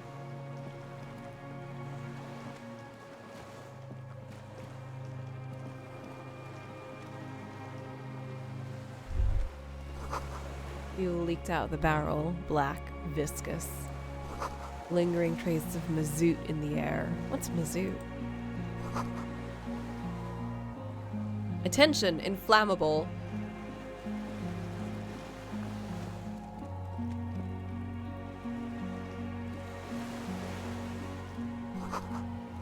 The barrel says ICM. You see a star with little specks in it. So many things.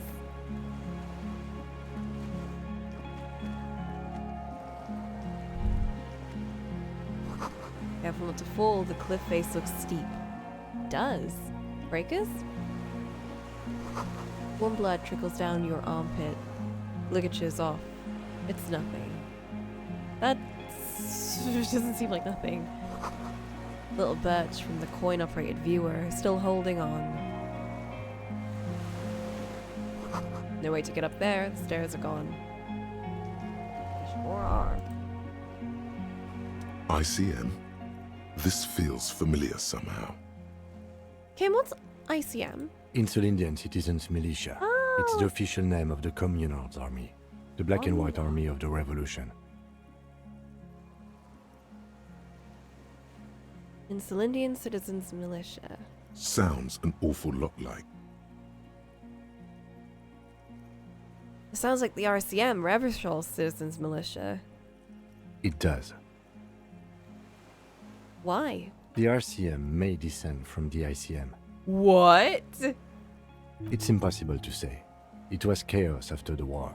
The name was good for getting people to join us. Revachol West was mostly workers and criminals. Nice political thoughts rush through your neocortex. That they used to be communists? It's going to be hard to say them. Carrying around all that weight on a busted crutch is making you pant. What I'm hearing is we descend from the glorious Revolutionary Army. There were all sorts of groups and groupuscules back then. It doesn't really matter. White Star. Like communists. No, an upside-down star. What? With its horns in the sky. The symbol of the commune. Are those speck stars too? No, that's the uninhabited archipelago. Oh. A DeLorean-era symbol of Insulinda, known as the face in the sea. Dolos is apparently the name from Google's, though they probably are also called breakers since they just help break the waves. Oh, okay. Looks old. What's it still doing here? After 44 years? That's not nearly enough to hide what happened here, Lieutenant Gefreiter. One of these barrels was still leaking fuel, as you saw. The city is full of things like this. Old bullets, guns, fuel.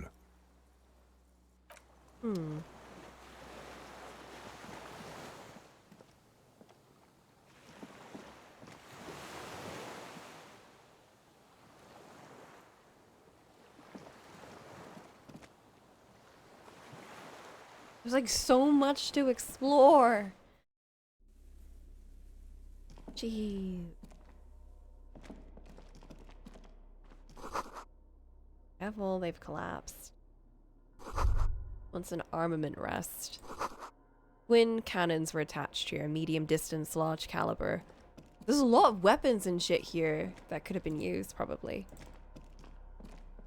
An old cylindrical generator is nested above the ammo lift, with makeshift electrical wiring running out of its side and across the floor. The cables disappear into the wall to your right. The lieutenant puts his hand on the metal barrel, checking for warmth. It's cold now, but someone has been maintaining it. The wiring has been repaired. Where do they lead? Downstairs, somewhere? What kind of generator is this? Liquid carbon. I would imagine it takes mazout. The kind that's favored by vagrants and fuel thieves. It's been a long winter, long and cold. If anyone stayed here, they'd need a generator. Tap on the side. A hollow ring. The canister is empty. Dust falls from the generator and down into the ammo lift.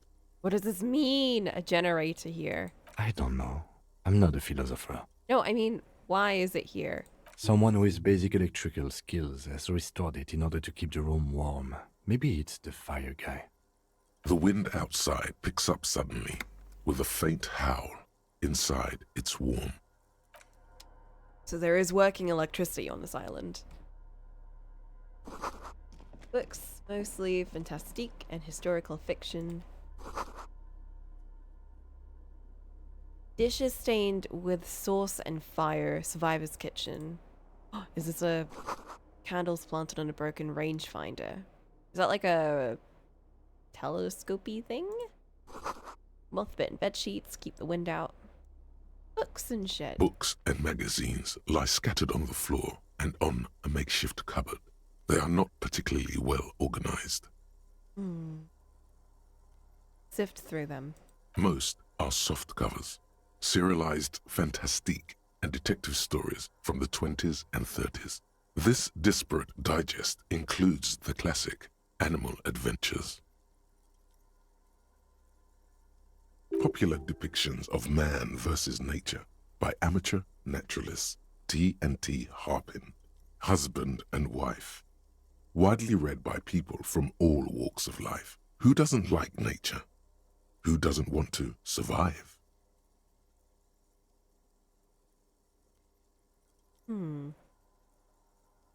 Among what is mostly commercial fiction and serialized stories, you find a magazine cathodique for electrical engineering. Then it's back to pulp. Light erotica, an international thriller about circuit benders. Someone's made themselves a home. Anything stand out? All things communist. Let me wear my conceptualization clothes real quick. Everything feels so strange. I don't know, none of this feels right, you know what I mean?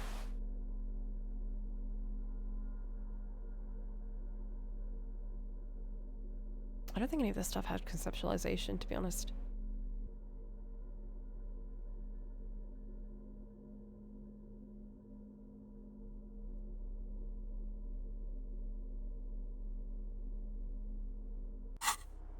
Let's go.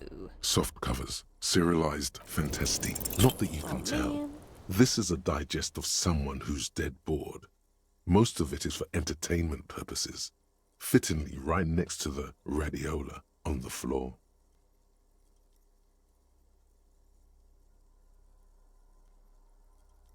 Nothing? Maybe it's a little old-fashioned.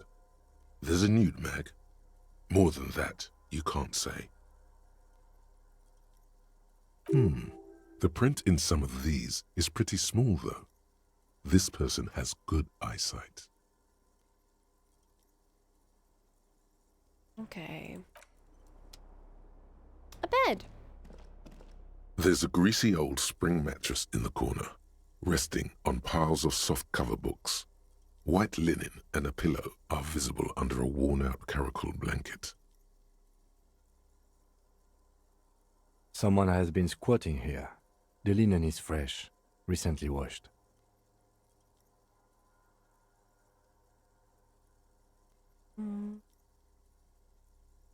How recently? A flash of pain interrupts you, making you wince instead of letting the words out. You know, officer, you can rest here if you are feeling tired. I will keep watch. You could use some rest for what's ahead.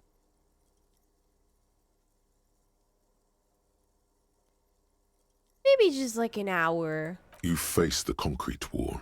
There's less light there, in the dark corner. Like a dog, you lie there. Curl up with my knees. The blanket feels cold. The entire room does. Concrete and cold. Minutes pass. Half an hour maybe. The sounds of the sea beyond grow distant. Your eyelids close until you feel yourself standing up in the darkness, right next to the mattress. Slowly, the world begins to hatch from the blackness. It's evening. Oh, wow. Sleep. Man, naps are great. Oh no, where the fuck is Kim? Kim! Maybe I shouldn't have done that. Kim, where are you? Kim? Kim? What time is it? Kim! Don't leave me. Lieutenant's no longer here. Go outside to the beach.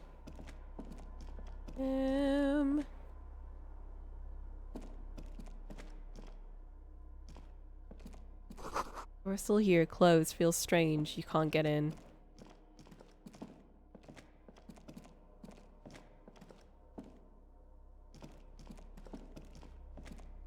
I feel like this is a dream, you know?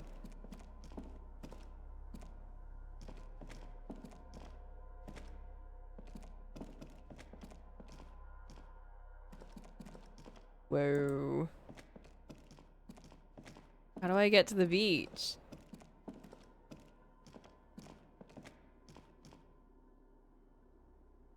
This way?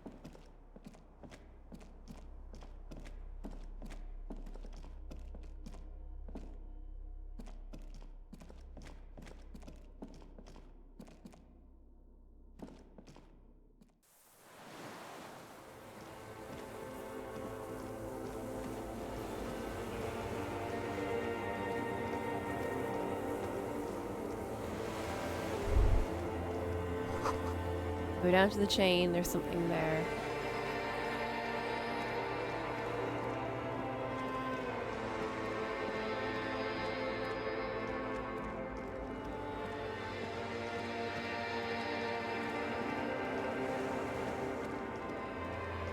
Here. Walk in the water.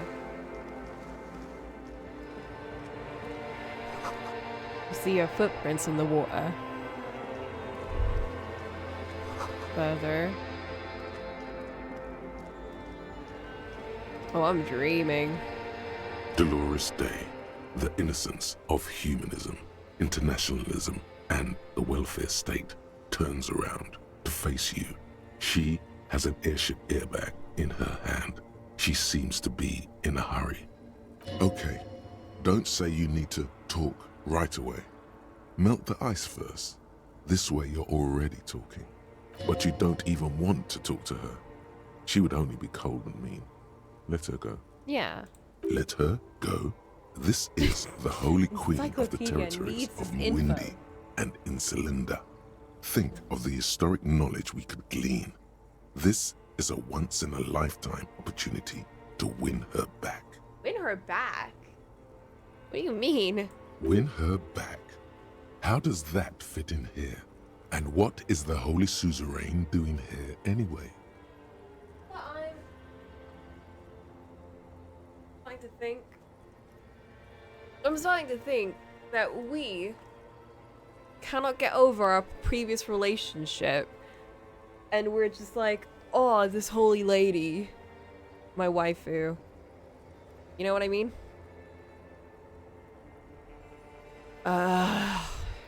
Be safe for a moment. We need to talk. We need to have one more massive epic showdown. Where are you going? I'm going to Morova. To live there, in Grad. It's 1 million kilometers away, Harry. Might as well be another lifetime. What's in the bag? Just my scepter, my globe cruciger, a spare silk gown, a toothbrush, travel documents, the crown of immortality. But you're already wearing one of those. Oh, this. She corrects the wreath on her forehead. This is just a wreath. Silly. The crown of immortality is made of rarefied light, mana and raw palladium. It was passed on to me by the rulers of late antiquity. Yeah, Harry. Couldn't even tell that much. She looks at the suitcase, not knowing what more to say. Then, over her shoulder. Anyway. Something's off. I'm sorry. I was heading to the aerodrome. I just don't have time to... She stops mid-sentence, glances to her right, then looks at her bag. She means she doesn't have time to tend to your emotions. You don't have time to tend to my emotions? She sighs and looks over her shoulder. Kind of a dick move on your part, but okay. What are you doing? Stop saying things like that. Okay then, bye. Is what you want to say, but you don't. Hammers clang in the distance. Children laugh. I want to go! I want to find Kim! I don't like that Kim isn't here. Where? There's water all around. She turns her face and it's illuminated by the sign of the video rental. Red and cyan.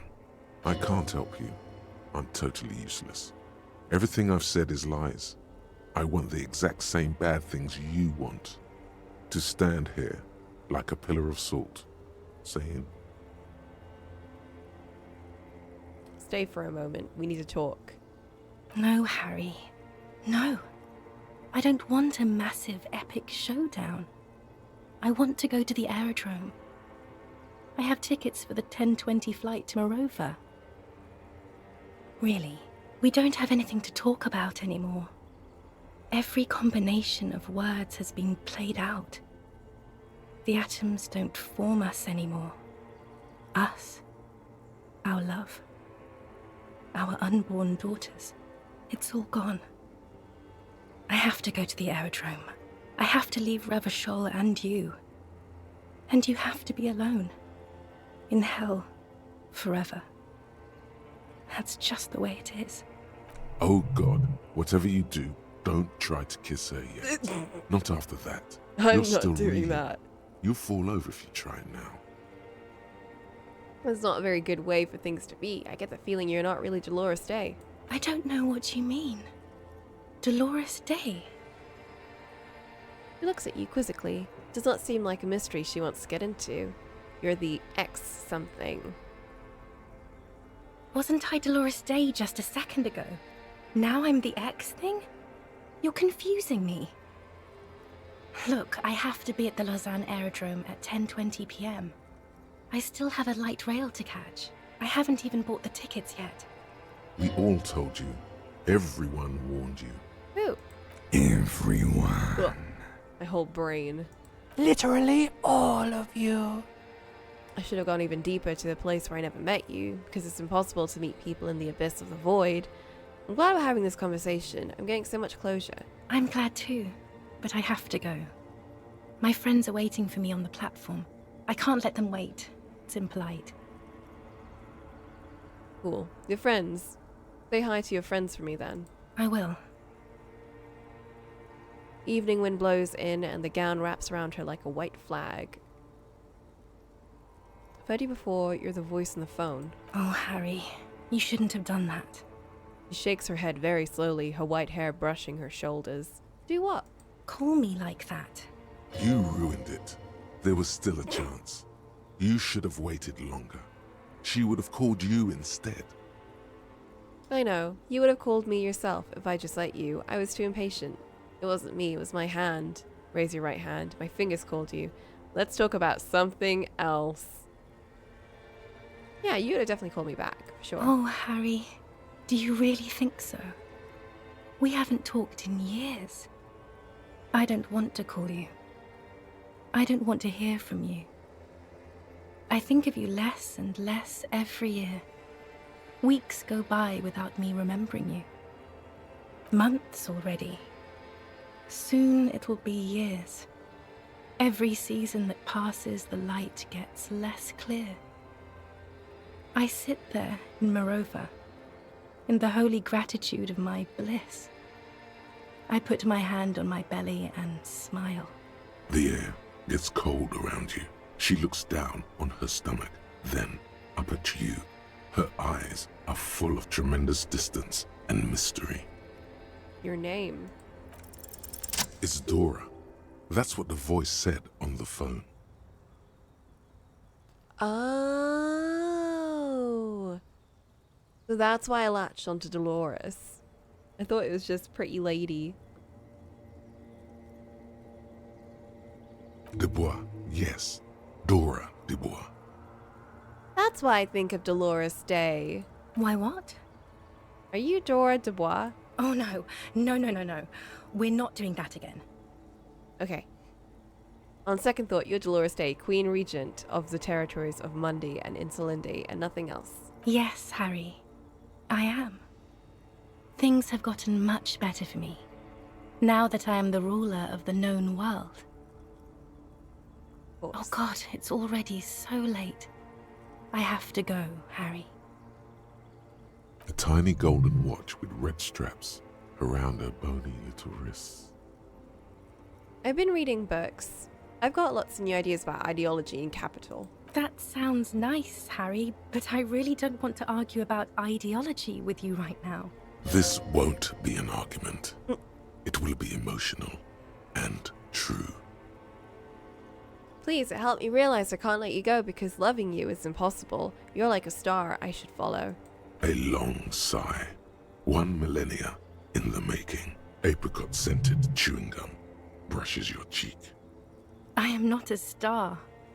I'm a confused young woman eating your mind. There are no stars.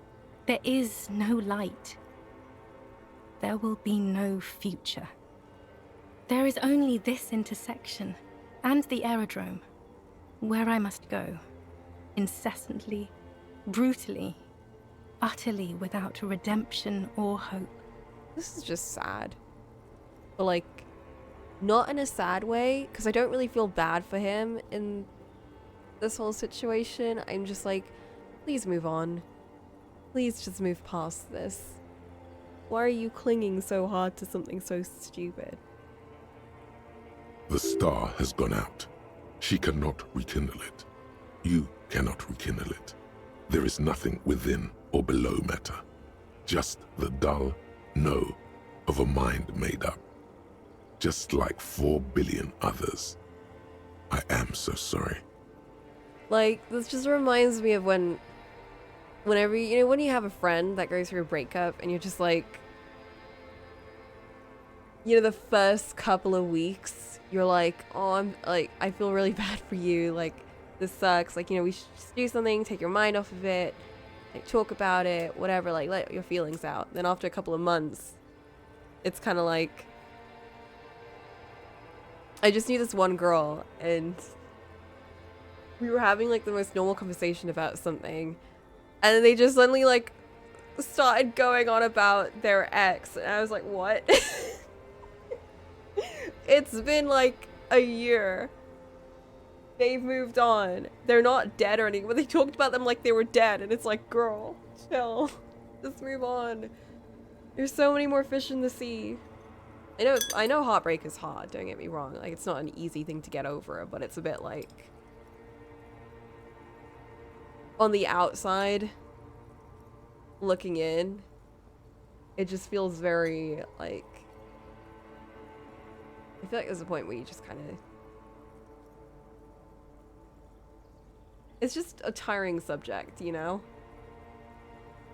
And with Harry, for instance, like, this whole game has been him kind of, like, pining after his ex, and every reference of her just made me kind of go, like, why?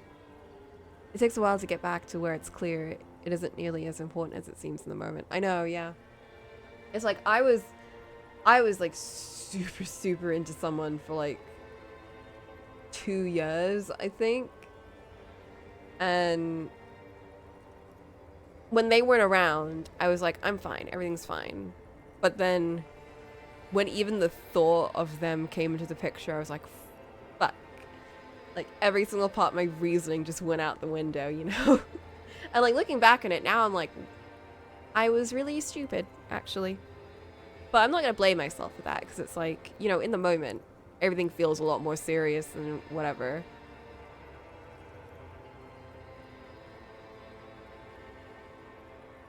I'll give Harry's one more weight, because there's apparently examples like multiple miscarriages and such. I didn't really clock that bit, but it did seem to be like a very long-term relationship that he got out of. And it seemed like after whatever happened, his life really spiraled, right? He also just seems like the kind of guy that, like, doesn't have a lot of, he doesn't have a good support network, you know? Like, if you're in a really tough situation like that, like if you go through a really intense heartbreak or a really intense, like, loss, right? And you don't have anyone you can talk to about it, or anyone that can kind of, like, pull you out for even just a second, then it's not really easy to get through that kind of shit. So I get it. At the same time, having to listen to it kind of just reminded me a lot of people that I know. The world does not have mental health support even a little bit. Yeah, I know. Not even mental health support, but it seems like a lot of people are just very mean. Not a very nice world.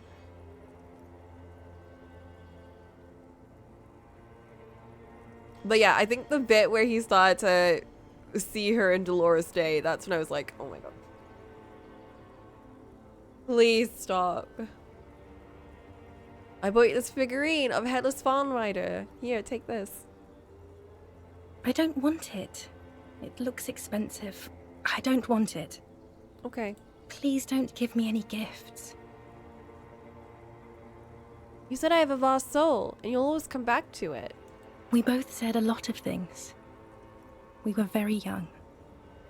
It was her. I can feel it. I can see it in her tender, long fingers, in her wrists. Her hand wrote it, said those things.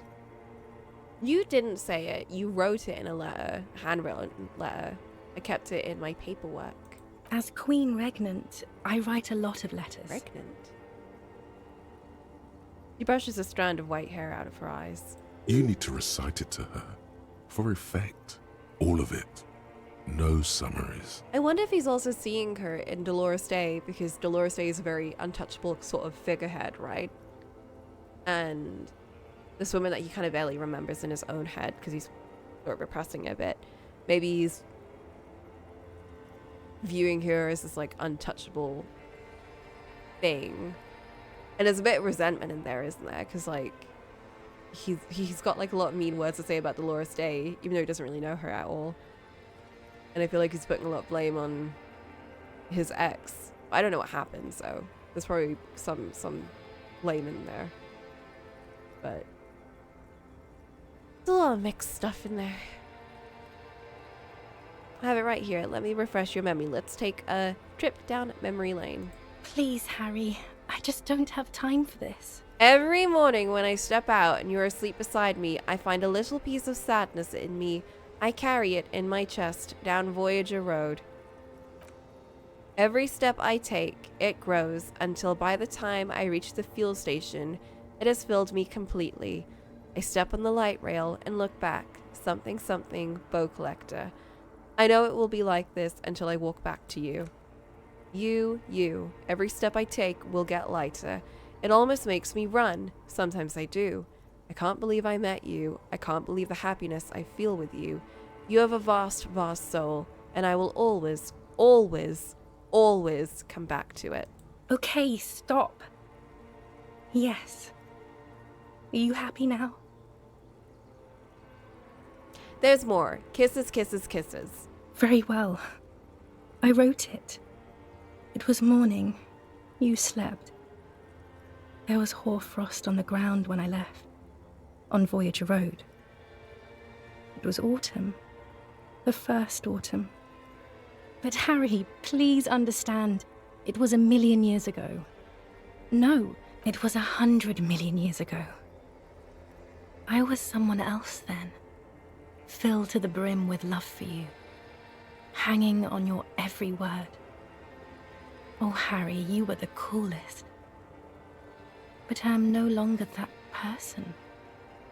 This has taken her place. It will devour you. Harry, I will eat your mind. The light of the video rental shines through her dress now. A DeLorean figure, cut in black, moves below. It's still her. Her legs, her breasts, her hips. I was cool? The coolest. With your leather jacket and your boot-cut pants, smoking in the bus stop. I wanted you to be the rest of my life that day. And you were. Some of it, at least. You were my first. My first kiss. My first time to have sex. The first and worst time I fell in love. I will always have that with me. It's a fact. But that is all it is. It's like a ticket stub, Harry. It doesn't do anything anymore. A ticket stub? Yes, let's talk about that too. Oh, let's gosh. bring it up, the zoo. In Le Jardin, the day we went east of the river, to the aquarium first, I was sad about my mother. I don't even know why. The shimmer of the fish tank on my face, the octopuses. It was just a day then, but to think, were we there now, you could touch my hair, kiss me, talk to me about anything, go virtually anywhere in the world. Not like now. Now our interactions are limited to pain and regret. Can't you turn back to the person you were? I can see her in you, under the gown and the wreath. Oh god. I don't like that. Oh, I don't like this at all. And my crown of immortality? No. You scared her out of me. With your crying, the awful time we wound up having. And the cheap rental flats you could afford. Can't you see? I can never think you're cool again. I can only think that way about new people. A cheap rental with mold on the walls and the tap dripping. So the rich man took you from me. Oh my god. It won't help anyway. Nothing will. I've been poisoned by newspaper and news. All I can do is scream at them and think of her, secretly. What now? What happens now? What's the next thing we can talk about? Is there really anything left? If not, we can always repeat one of the things we have already talked about. Talk about it again. If you do not feel like doing that, then you should let me go to the aerodrome. That is very contested by modern historians. Very contested. Plus, you're only saying this because things didn't work out between us. I have to go to the aerodrome now. I don't have time to defend myself from these accusations. Stop making her angry. She won't start loving you again if you call her a mass murderer. Seriously. You say you haven't behaved like a mass murderer with me? You were very bad to me too. We've talked about it like 7 million times now. I don't want to do that anymore. Yeah, but I don't remember any of that, so... You're not even human. I am actually very ordinary, Harry. Below this gown and wreath, I have an ordinary soul and ordinary thoughts. The only thing inhuman about me is this. This thing you've made me into. I'm sorry for saying so, but I just hate it. What is this? This is so far gone, Harry. I don't even... No, you're special. You had glowing lungs. My lungs do not glow, Harry. I am just like all the others. None of us have glowing lungs. Stop making me into some kind of... goddess? Then it's you. You will make her lungs glow. Your pain is not meaningless. I will make you different. I will make your lungs glow. I will make you last forever.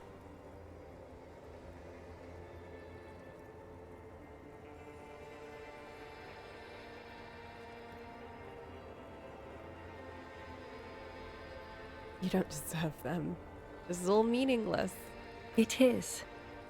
And it's making me late for my beautiful, beautiful flight to Morova. Far, far away from you and Revachol. I have to, Harry. Really, I've already missed the 8:30. I'm gonna go now. Lies, sire. She cannot but love you. She has said so 100 times. Nod silently like a martyr. Oh my god. You can sit down and have coffee. No, that would only be painful and dull. At the aerodrome, life, love, and laughter are waiting for me. Live, laugh, love. At the cafeteria, dust, hell, and tragic comedy. What's there to do in Morova? Get another boyfriend? Light, life, culture. It's so much better than here. Everything here reminds me of you and the horrible times we had. The nights we stayed up fighting for our dying love. I have to wipe it all off me and be clean again. I want to be a good person again. Not this. Not what you made me into. You don't want me to let you go, not really. You asked me not to. That was someone else. I betrayed her, overwrote her, and I'm happier for it. And I'm really going now. The time is up. I must be on the 10:20 flight. Will we ever see each other again? Probably not. I won't see you, but you will see me. How can that be? Oh, Harry. This is a dream. Can't you see? I'm already in Morova by now. Who knows how long ago this happened? A year? 2? 5 years ago? How will I see you again then? Right here, tomorrow night. Once this dream starts happening, it keeps happening. 3 times a week, at least. And Harry, it really, really looks like it started happening again. There's the video rental. I'm suffocatingly beautiful. And young. And I smell of tutti frutti chewing gum. Like I did that time when I asked you for forgiveness. After leaving you the first time. So long ago. This is intolerably bad. Oh yes, this is real darkness. It's not death or war or child molestation. Real darkness has love for a face. The first death is in the heart, Harry.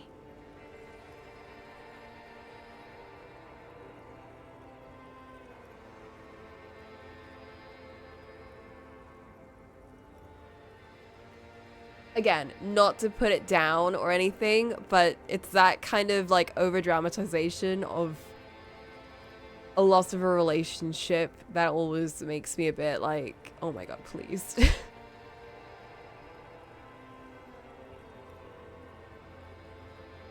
I feel bad for Harry. I feel like, you know, having to deal with that every day is just horrendous.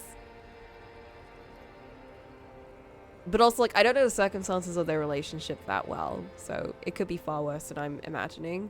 But in my head, it's just like, geez, please try and move on. Stop, like, putting this whole terrible relationship as such a forefront in your mind, you know? But then he did get driven to drinking and drugs and everything, so his mind is like incredibly messed up at this point.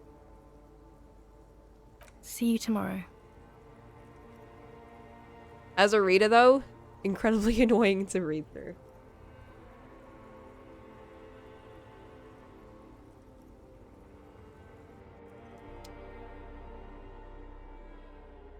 Kim, help me. Why couldn't you? I'm having a bad nightmare and it sucked and you had nothing. You weren't there. You should have been there. You're up quick. How was your sleep? That was like an hour. Exactly. My sleep was deep and invigorating. Try to cover up all the blood seeping out with your hands.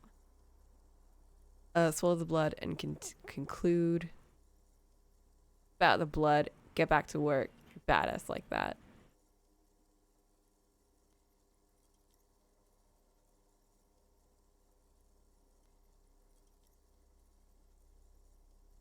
It was total annihilation, Kim. I did not want to wake you. Perhaps I should have? Was it a job dream? Ex-wife dream. The lieutenant nods solemnly. I understand. We've all been through similar things. It can be overcome. Let's solve this case. Are you sure you're okay? We sleep. You thrashed around and you bolted up, halfway covered in blood from your wounds. It was deep and invigorating. Of course. I was just thinking maybe you've torn your stitches.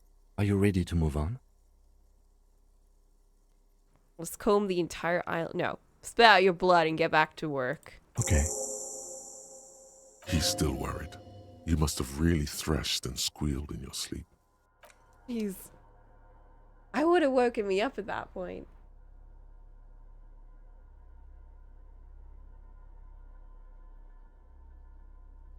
Makes sense why you're subconscious in Inland Empire. We're trying to keep that shit hidden away.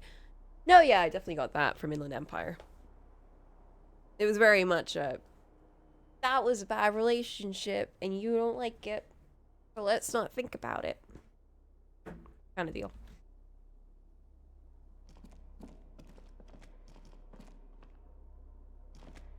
This old cylindrical...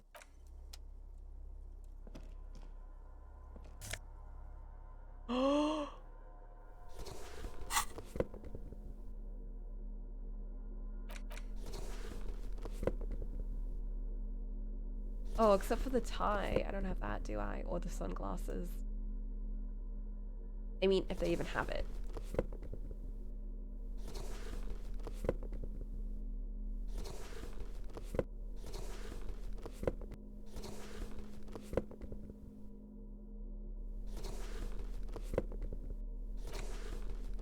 I want to try wearing it all though. Damn.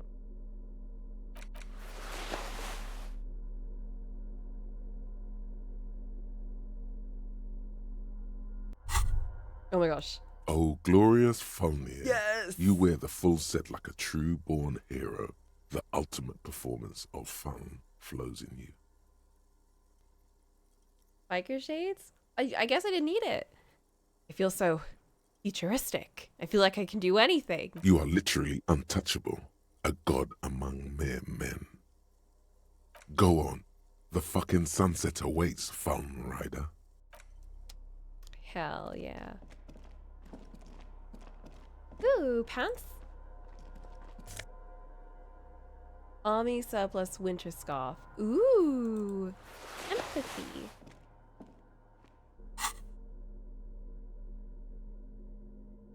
Oh, for the look.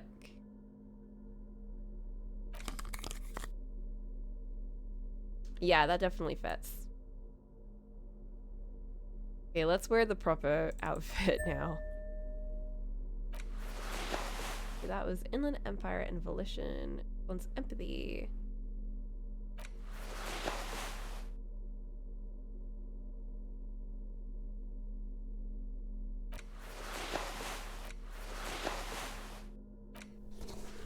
And eye coordination. I only had that ages ago, you know.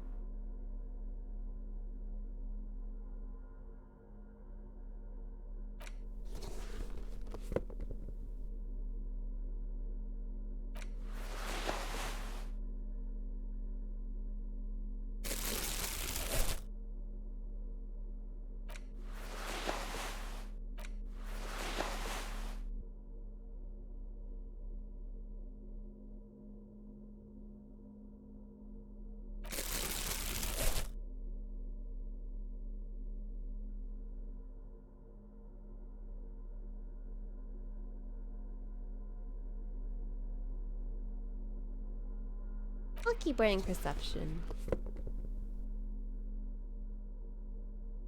I like a froggy visor. It's very useful. Doesn't take any points off. I do think that one is my favorite of all the caps.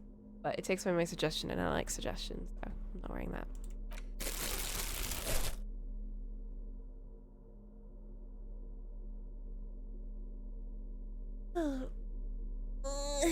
I'm not tired or anything. I just need to stretch. There we go. I'm gonna need to make rice in a bit. But I'm good for now. Good to go. I think that was the original outfit, minus the conceptualization shirt. Maybe I should change that shirt, actually. He prefers the drama shirt. Then we also got logic, but maybe one suggestion. Yeah, let's go with that, actually. Like I changed my outfit and then immediately changed it back.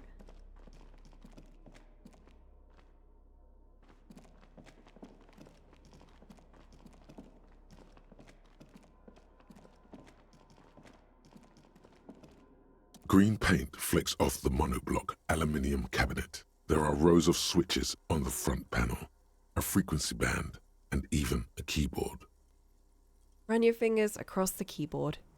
The keys rattle like teeth. This keyboard hasn't been functional in decades. What's this then? The console of an antique computation device. The generator upstairs, with wires coming out, they terminate here. What does this console do? Urgence, ouvert, allumé, radiodiffusé. Sounds like this device was used to control the electronics here. Maybe it still does. This device was used to control the electronics in the room. It could open doors, control lights, function as a radio computer. An emergency open. We need to restore power before using this, officer. Oh man. The generator, it didn't look like there was fuel in it. We should look around outside. There are barrels all over. Maybe one of them still has something in it. The boat engine. We could get some from the boat engine. But officer, then we would have to swim back to the mainland. Let's just look around, okay? The console stands by, Fine. mutely. Nothing happens. The dial slides under the glass, silently. You make out defunct stations on the UKV frequency. The words, Feld Insula, are written on the band. Insular. This is an off-air radio computer, I believe, used for military communications. Leave. That just jammed shut. Okay, what about this way?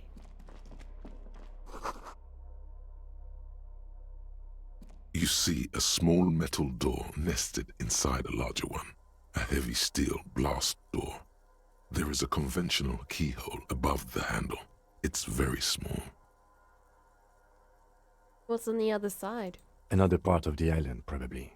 The lock looks like it could still be usable. How do we open it?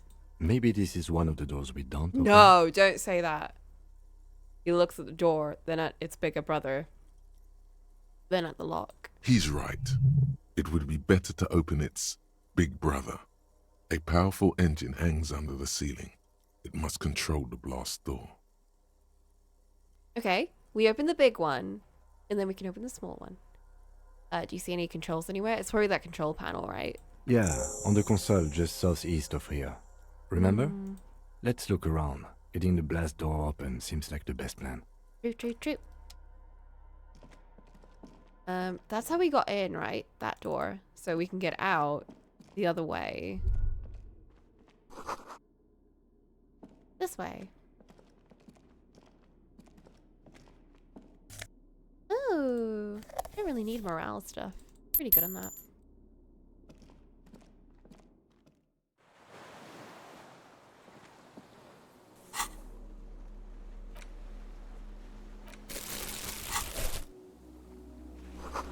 Firing slip. Not see inside. This is such a weird island. Must have been a direct hit to take out such a huge chunk. Distant sound of cargo ships. Signal horns echo in the water.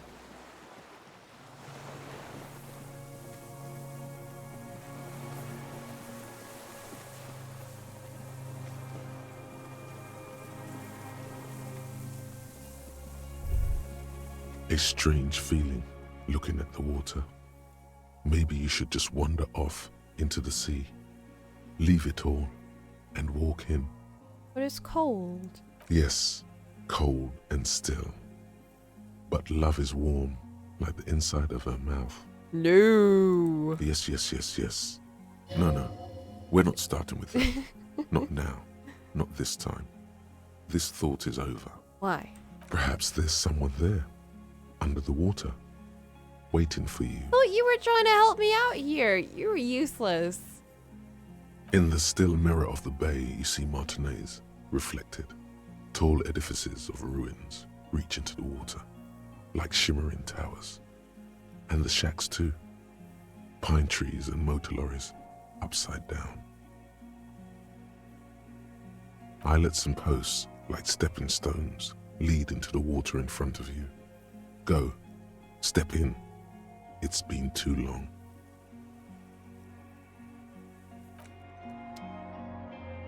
What? Oh my gosh. It's like, am I already in the water? Have I just given up?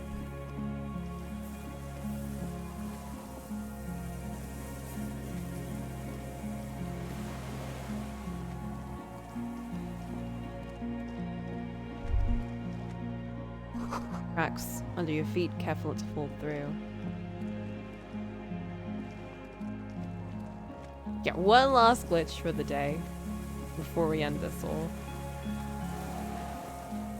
Oh, there's nothing this way. Oh.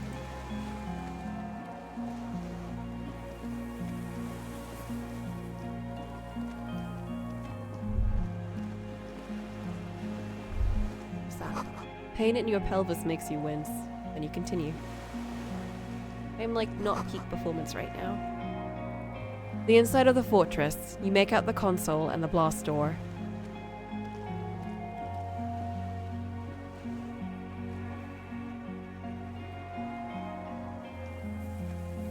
Oh, stuff. Fuel can, yes. Exactly what I needed. 48 real. Look at things.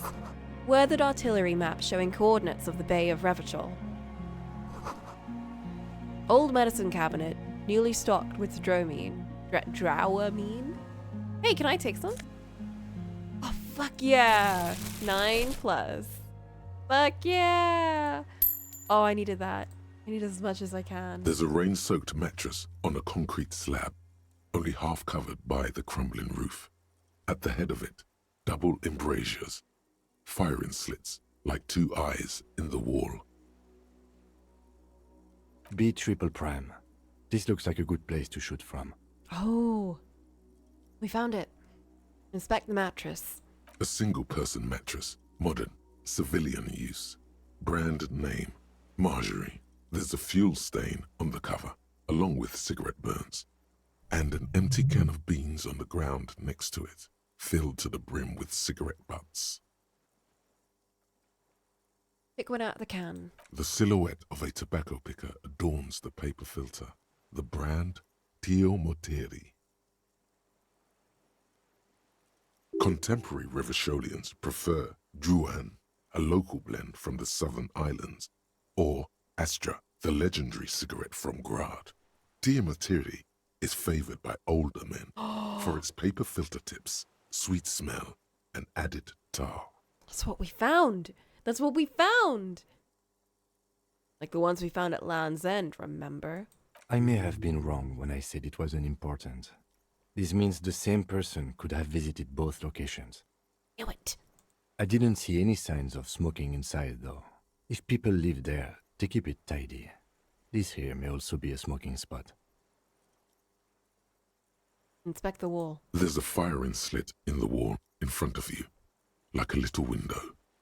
Touch the concrete first. Quite old and grimy, from years without cleaning by anything other than the rain. Ew. Look through the hole. Do we see The Martinez? springs screech as you lean on the mattress and crane your neck to look out. Trepidation, a tingling feeling in your stomach. A small piece of Martinez coastline opens up in the square in front of you, like a tiny landscape painting. 1 kilometer across the water. The ruins look familiar. On the left? A towering skyscraper, its top floors shaved off by artillery fire. Capeside apartments. Rue de Saint-Ghislain, 33A, and 33B. And on the right? The red chimney and collapsed back of the 4-story tenement in front of the Whirling in Rags, Rue de Saint-Ghislain, 10. The doomed commercial area. God, let's go. Between the two? The box-shaped silhouette of the Whirling in Rags. Its sloped roof, a tiny fleck of light catches your eye on the rooftop, sunlight reflecting off the upstairs window of Clausia's room. Motherfucker. What does that mean? Do you have line of sight to the window? Yes, there's an opening between 33A and 10. I can see to the roof. I can see it. Through the scope of a rifle. The shooter would be prone, lying on the mattress, barrel resting on the embrasure. I think we have it. The origin of the shot. This is the sniper's nest. Affirmative. Finally. In our defense, nothing pointed here. Many leads pointed elsewhere. You're right. God, if Clausia just told us this earlier. Oh my god. We could have come here ages ago. You're right. He looks north, over the fortification, then at the mattress. He's conflicted for a second. There's guilt there. It takes him a moment to rationalize it away. Would the shooter still be here? Where? On the island. Right here. He does not answer, just nods. With his back hunched, he looks around once more and says, "We should move now."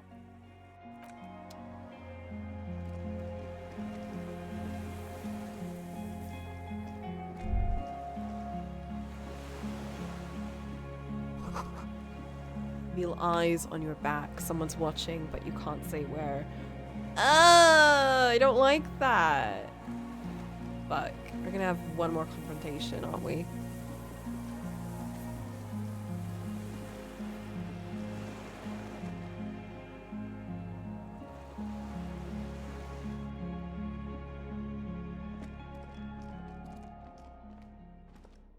The console is powered off and Possibly. Urgence, ouvert, allumé, radio diffusé. It sounds like this device was used to control the electronics here. Maybe it still does. this device was used to control the electronics in the... Electrical devices do not work without electricity. We need to upstairs. Hey, what's this? Why didn't I see that before? More. It's like they're preparing me, you know? It's gonna happen. This old cylinder, the lieutenant assists you, holding the canister up to the fuel tank as you tilt. Dark brown, viscous fluid pours out, and the room fills with a chemical smell. There's a red starter switch on the side of the cylinder and a start rope on the other side. The lieutenant flicks the switch. All the rope. The recoil start wakes the old generator up. The machine sputters like an old warhorse before settling down to a rattle. That should do it. Leave. I'm just gonna close the windows because it's suddenly gotten very, very cold.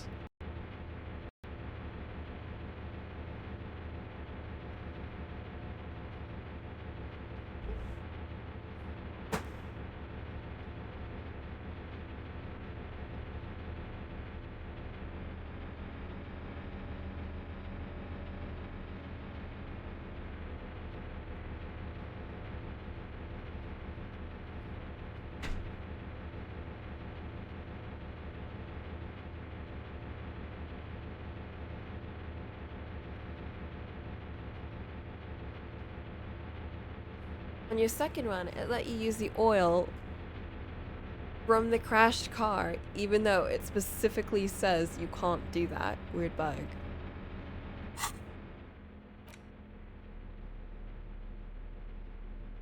How strange. Okay, I got 3 points.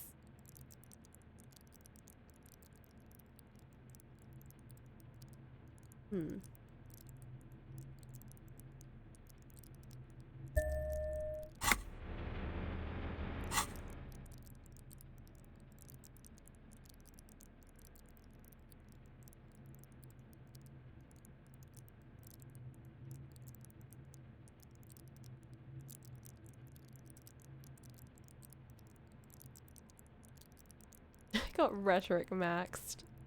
Nice. Yeah, visual calculus deserves it. If it weren't for visual calculus, we would have never known. Who else has been quite nice? Who's been a good one? Can't think of any. Can't think of any in particular. Drama's been pretty good. We like drama.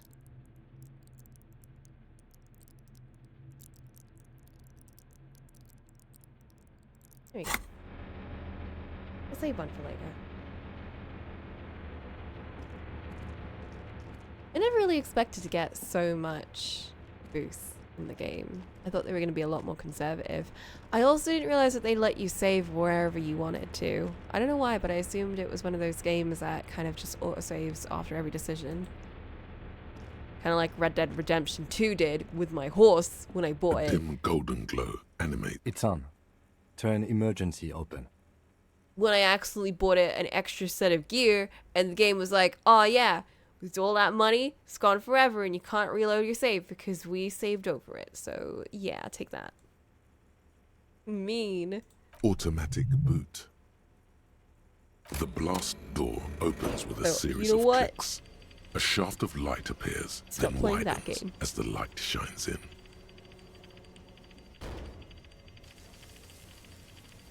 It's like the end of Danganronpa 1 when the door opens slowly. Then you see a bunch of bright white light.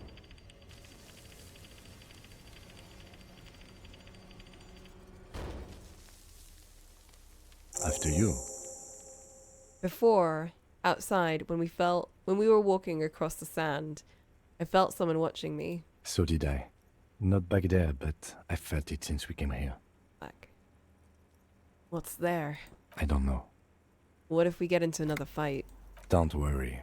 I have a gun. Takes out his sidearm, checks the barrel, then holsters it again. I don't have a gun. Extra good that I do. True. I'll take some damage for us.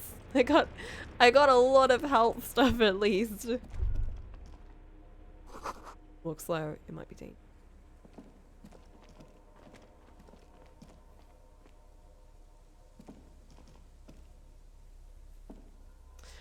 Okay. Suggestion.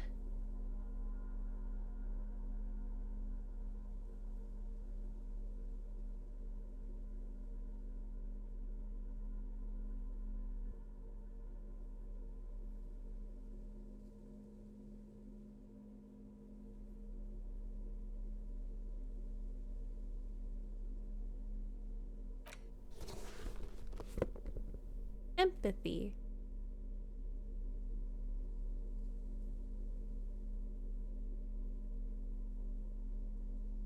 Empathy?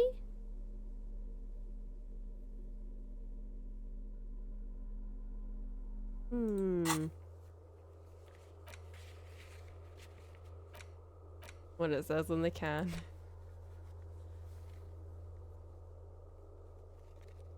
Look at that, still there.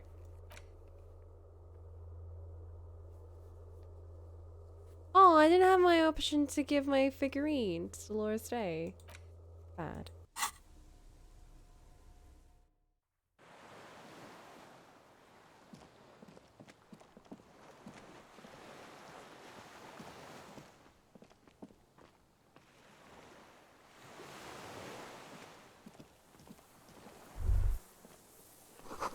Small white flowers blossom all around you.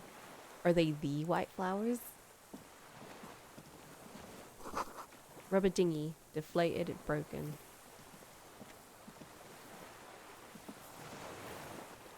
There he is.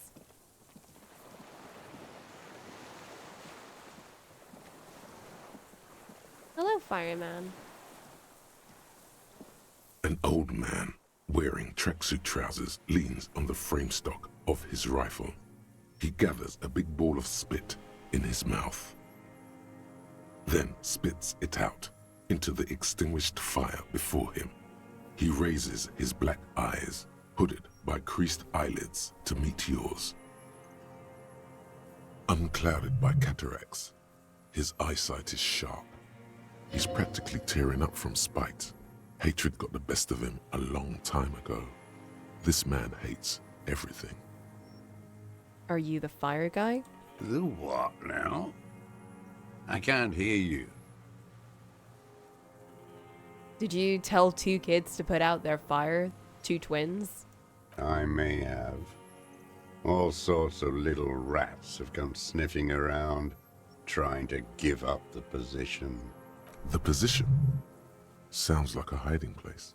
Fire guy. Regressive bourgeoisie henchman. Can't even talk like a grown-up. You retained your eyesight. My eyesight? Yes. Helps me see all the shit. Did you close the blast door? I did. And you opened it. How? Fuel the generator, then use the console. I should have burned that console down. You should have maybe gotten rid of the fuel too. How did you know I was coming? Reactionary rock and roll music. Oh, right. Playing on the water. Told you we shouldn't play sad FM. You didn't say that, Kim. I did. We have entered a world where he said you shouldn't.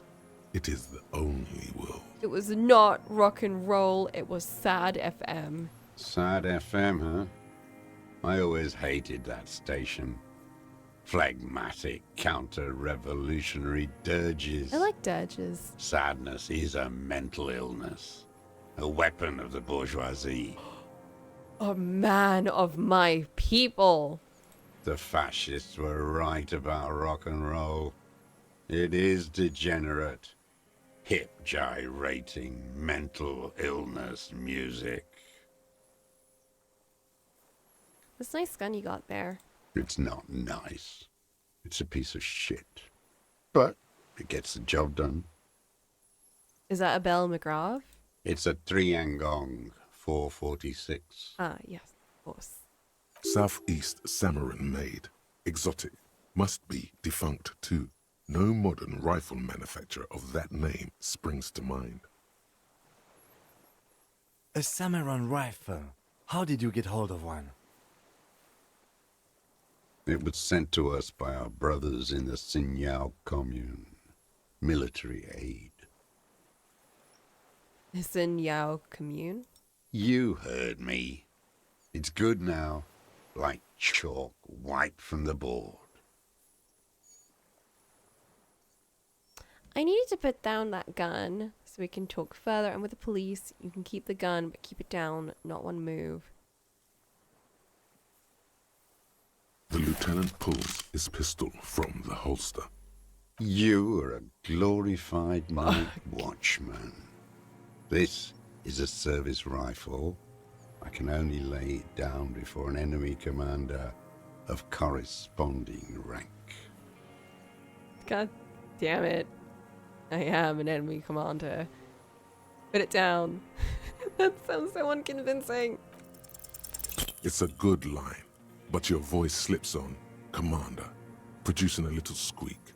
Sounds like you're afraid. A big-time operator of the pederast army. How about I keep it, huh? Hand it over to a real killer. A Briskar. The lieutenant aims his pistol square at the man's forehead. Whoa. Put it down now, sir. Or you're gonna blow my brains out before you question me. To hell with it. It's a walking stick anyway. It's out of bullets. God damn it. Pick up the gun lying in the sand. His gaze follows your motions. The rifle feels surprisingly light in your hand. Frame stocked and patched in places with tape and wire. Inspect it. The rifle's in a shabby state, like a crutch that's seen too much travel. Hieroglyphs are embossed into the forearm, made of walnut. On the butt, you see Vespertine writing, burnt into the wood. Triangong, 4.46mm, made in Sinyao. It's as he said, it's a triangong. Worn, personalized even. Looks like this weapon has seen a lot of use, hasn't it, sir? No response from the old man. The plastic cape around his shoulders rustles in a small bout of wind. This uses jacketed ammunition 446. That the one that we collected? Jacketed, military-grade ammunition. Oh. Stable in flight. It is. Good for hitting something that's very, very far away. Yeah, we found the jacketed one, didn't we? As he speaks, he stresses every word. He's liking this. Show it. The old man keeps following your motion with his gaze. His right arm twitches suddenly. He's got another one in there, doesn't he? This looked very much like the murder weapon. It can be used against him to get a confession in time. Who are you? My name is Josef Lilianovich Dross, Political Commissar of the 114th Anti-Aircraft Division of the 4th Army of the Commune of Revachol. I am a deserter, a partisan, and a prisoner of war. This is my termless surrender. His eyes turn to the reeds again, dead and dull. The Commune of Revachol? Do you mean the ICM? You're a holdover from the... From the Insular Indian Citizens Militia. Communist. The Army of the Revolution. I was recruited in Jamrock in 07. Trained in the École de Contrôle Orient. And consigned to emergency defense duties in 08. I left my unit on the eve of the landing. When I returned here on May 14th, the Commune had fallen. Still armed and ideologically trained, I wrote a criticism of myself and resumed partisan duties. 51 minus 8 equals 43. You've been on this island for 43 years? No. Oh. I've been on other islands, too. I was in Resurrection until they turned it into a spa in 18. Then I was on E48, a nameless sound, until the sea washed over it. Then I came back here. That was 22 years ago. You've been hiding here for 43 years. 43 years and 10 months. I don't even know what that is. It's inhuman. It's sick. It's not how a human being should live, but I had to. I couldn't just forget. I couldn't just forget what I saw. He just couldn't. You couldn't give up. He nods, but he can now. What have you been doing during all this time? Hiding, fishing, waiting. He looks across the river. Two Or the police water. officers step No, out it's of the not Whirling in Rags cafeteria. Satellite officer Jean-Vic Mayer inspects giant letters across the plaza mosaic in dark red government-marked heavy fuel oil. Patrol officer Judith Minot points west. The fishing village. She glances at her watch. We meet in 15 minutes. It's a 10-minute walk. The officers go, leaving behind the writing, still smelling of petroleum. One day, it says, I will return to your side. Should have burned that. Always waiting. For what? For her to return. Her who? Girl, child, revolution. Girl, child, revolution. Always. I'm afraid she's gone. The material base for an uprising has eroded. The working class has betrayed mankind and themselves. The historic opportunity for a revolution has passed. It will not come back anymore, however hard I try, whatever I do. What has he done? Perhaps a confession would lighten the load. What have you done then? Yes, what? To get things going again? Fan the flame? There is no flame to fan. There is nothing left of the world, of our dreams. You said you deserted your unit?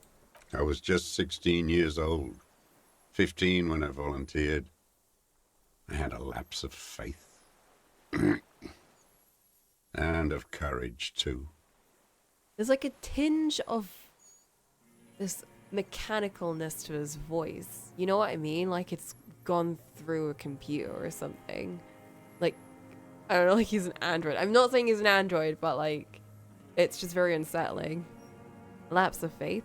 You could say I misunderstood the historic role of the proletariat and thought Mazovian socioeconomics were fallible.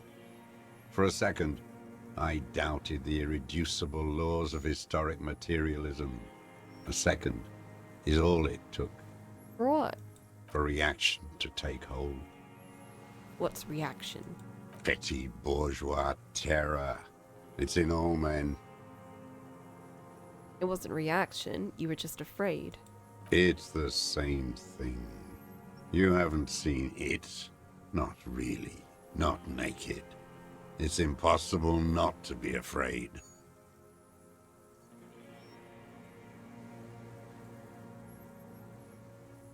It remains unclear what it is. He makes leaps he doesn't expect you to follow. And this was when? Lieutenant instinctively looks through his notebook, but does not take it out. May the 13th, 08. 44 years ago. The horizon was black with coalition airships. Their petroleum rose to the sky, and it looked like it formed the clouds. Storm clouds. When they started shelling, it was dark magic. From the dark magic web. The combined might of international capital. All at once, all the greed and terror in the world tore into Revachol. It lifted streets from the ground and turned houses into ghosts. We were in the flak tower. Yeah, you hear it too. Not crazy. Huddled on the floor. The artillery was 80 kilometers away in Ozon. But I knew the commune would fall. We would all be turned into ash. So I said I was going to the map room. A terrible shame, still within him. The lobes of his ears are red with it. The shame and smallness of what he became. You didn't go to the map room. No. I climbed the chain link across the water and hid inland, in the bunkers there, like the weakest of the weak. A mouse, frightened at the ordnance all night, and the sound of the rotors in the morning, whirring. Whirling. Airships. I climbed out into hell. The landing was complete. The chain was submerged. I had to swim back. The fortress was half submerged too, shattered. They'd all drowned in the lower levels, or got torn to shreds above. The anti-aircraft gun had malfunctioned. So had I. I left them without ideological direction. It was real. I'd seen it. I'd seen it in reality. Seen what? The mask of humanity fall from capital. It has to take it off to kill everyone, everything you love. All the hope and tenderness in the world. It has to take it off just for 1 second to do the deed. And then you see it, as it strangles and beats your friends to death. The sweetest, most courageous people in the world. You see the fear and power in its eyes. Then you know. What? That the bourgeois are not human. I've always suspected the same. I had to. I had to fight it. I had to never stop.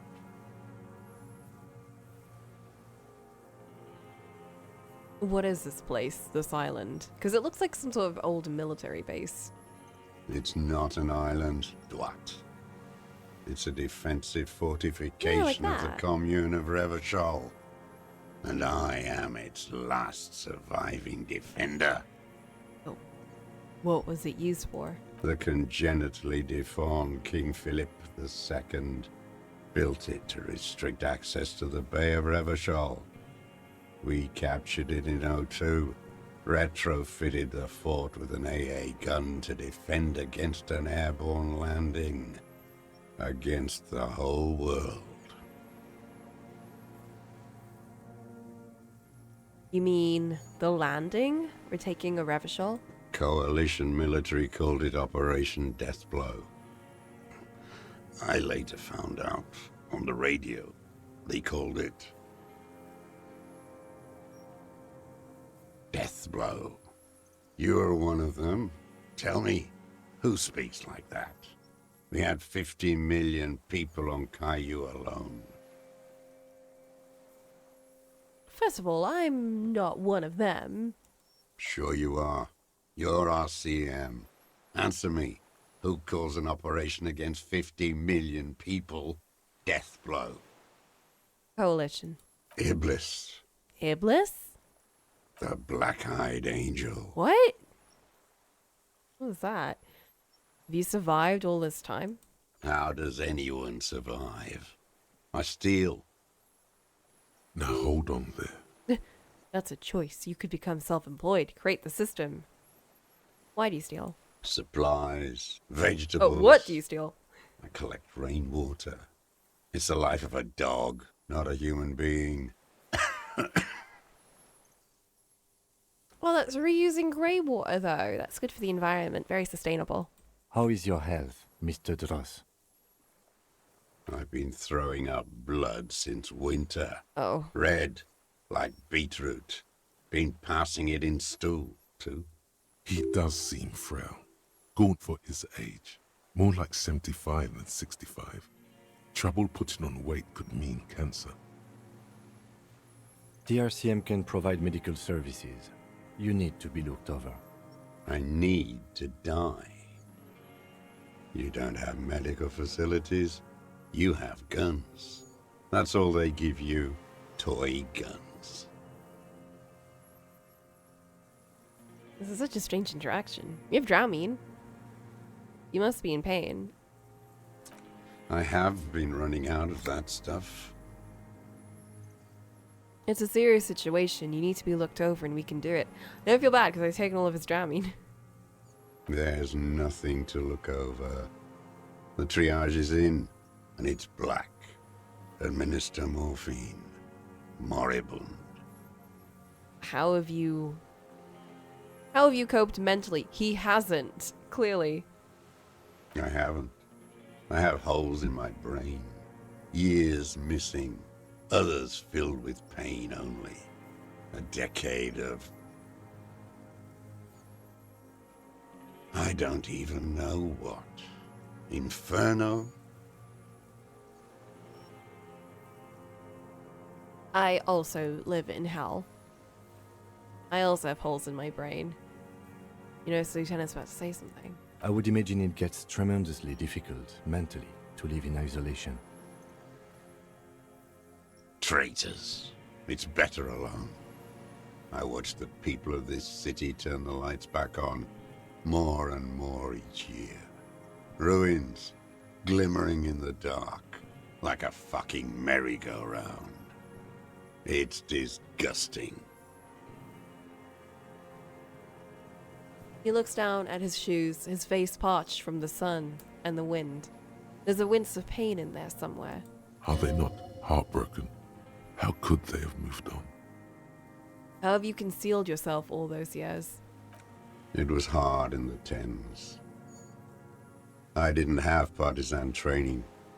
They were searching for stragglers, those bloodhounds. Floodlights on the water at night. There were posters, campaigns. We communards still hoped, and they needed to snuff that hope out. The East capitulated. Martinez and Coal City were turned to dust. But Jamrock, Forburg, even Coron, and Boogie Street, of course. Those fucking kips had Marsov coursing through their veins.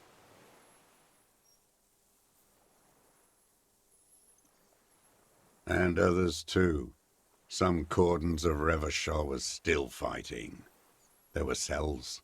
I tried to contact them. Soon they all went silent. The frequencies dead. How did you get between here and the mainland? At night, I used a dinghy. A dinghy? I only went after dark then. When I got to the city, I stayed underground. Patrols, you lot, the commons too. They'd started snitching. In the city, you move underground? From bunker to bunker. Not anymore. No one cares now. I don't even have to hide. They think I'm another antisocial vagrant. I could walk straight into that town if I wanted. I just... He falls silent, his gaze fixed on the shacks huddled together across the water. Why don't you just walk there? I don't want to. They're all traitors. Pigs, rabbits, and dogs. Men without ideals are only animals. He does not want to see life moving on. People forgetting, drinking, laughing.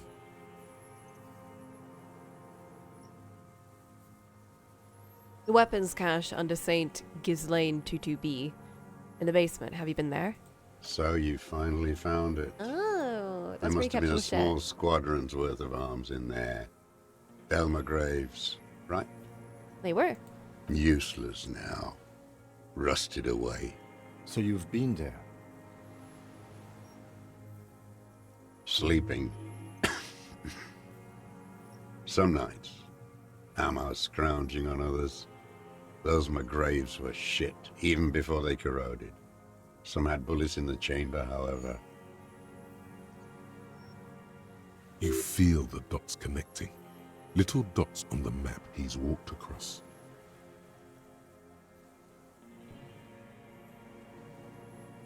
There's a small bunker under the Feld building. Have you stayed there?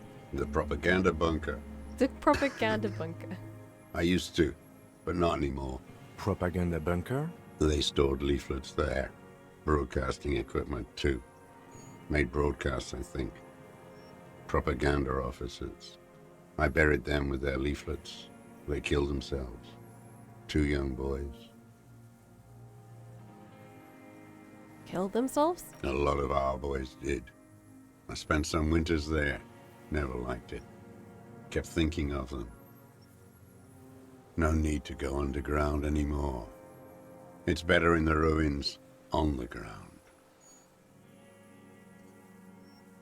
Okay, what about... Do you smoke Maturi cigarettes? I do. On the mainland? They're good. Plenty of tar. I like that boy on the pack, too. Reminds me of the last century. The old man looks across the water, at the city, the ruins, the motorways rising above it. You said this is your termless surrender. You're with the RCM, the coalition-appointed mob that enforces bourgeois morals in Revachol. We're not coalition appointed. We just try to help people. We're the good guys. We enforce the law.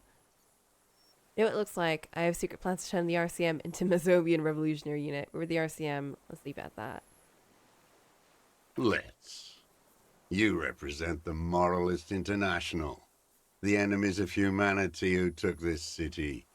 I represent their adversary, le Parti Communiste dans le Monde. Take me to them as a prisoner of war. I have relinquished my weapon. I can no longer serve. No superiors can relieve me of my duty. You bulldoze them all to a mass grave for trying to free humanity. Jeez. His hand shakes and he breaks into a coughing fit.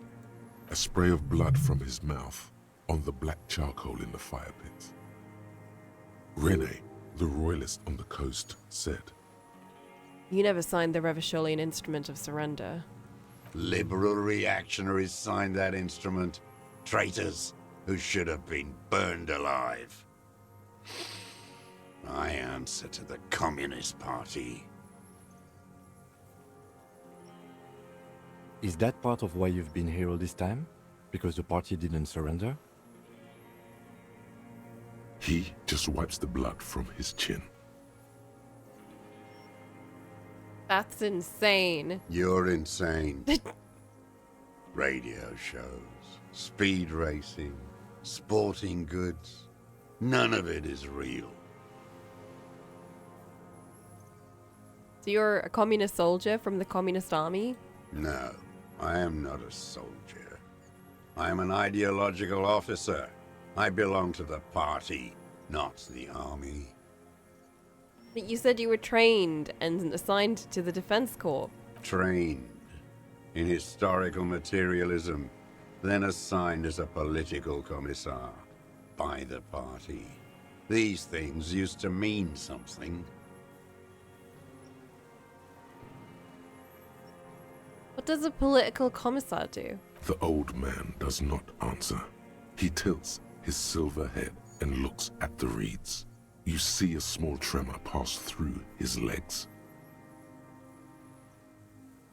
His job was to assure the army answers to civilian control and follows the ideology of the Commune. Scientific communism. A commissaire politique is a knight philosopher of the revolution, a future human. He was like a cleric, a shepherd. Like a priest? No, the opposite of that. A future human, not a human of the past. That means you're a trained communist, right? He nods slowly. Then another tremor. I wonder how he's going to react to me just saying, I'm a communist too. No, you're not. You're a liberast. You should engage him about inframaterialism. Oh no. Impress him with all the ideas you picked up from the reading group. No, don't. This man does not subscribe to intellectual daydreams. The communism he mourns is a planetary force. No, I really am a communist. I have communist thoughts in my head. All the real communists are dead. They died fighting for communism. Are you dead? No. You're an inert lumpen with a gun. I don't have a gun. Oh, I guess I have your gun. Detective, we have not come here to discuss ideology. Okay. We have come to ask questions regarding a murder investigation. The old man spits into the fire pit. He does not say anything more. A jitter passes his lower body.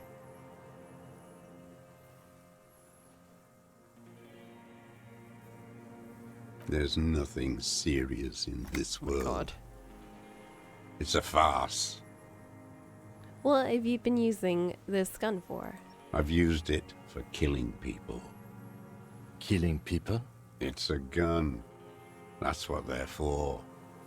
You want a moralist euphemism? Defending your family and your property. I haven't done that. I've used it to kill people. Interesting. During or after the war? There is no after the war. Class war is never over. So he's continued killing after hostilities ended. Okay. Okay. Go in straight. No euphemisms. He doesn't like those. Don't mess this up. Remember, he wants to tell you. Get personal. So which one do I say? Nothing comes to you. Silence. His black eyes look at you. Did he use a gun to shoot and kill a colonel of a security contractor, Cornell? The who now? He leans in and cups his ear. He heard you. He just wants to hear you say it again. This is dramatic flair on his part. Right choice. We're in. Do it, sire. The corpse in ceramic armor hanging behind the whirling in rags. Did you shoot him? Oh, yes. That one. Ugly piece of work, that boy. Did you kill him? Lieutenant takes a sudden step toward him. I am a son of a welder and an officer of the Commune of Revachol. I do not collaborate with murderers and pederasts of the liberal regime. Exhaust him with proof. Pile it all on him. Get a confession. The scent of blood in the air. But what else?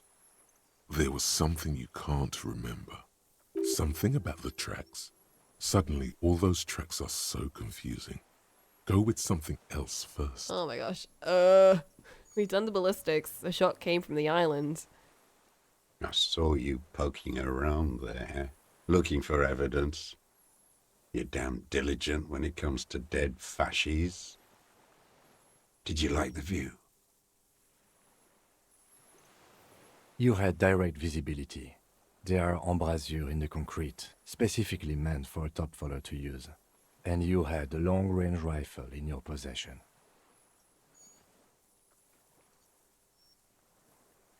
You've been here a long time, Mr. Druss.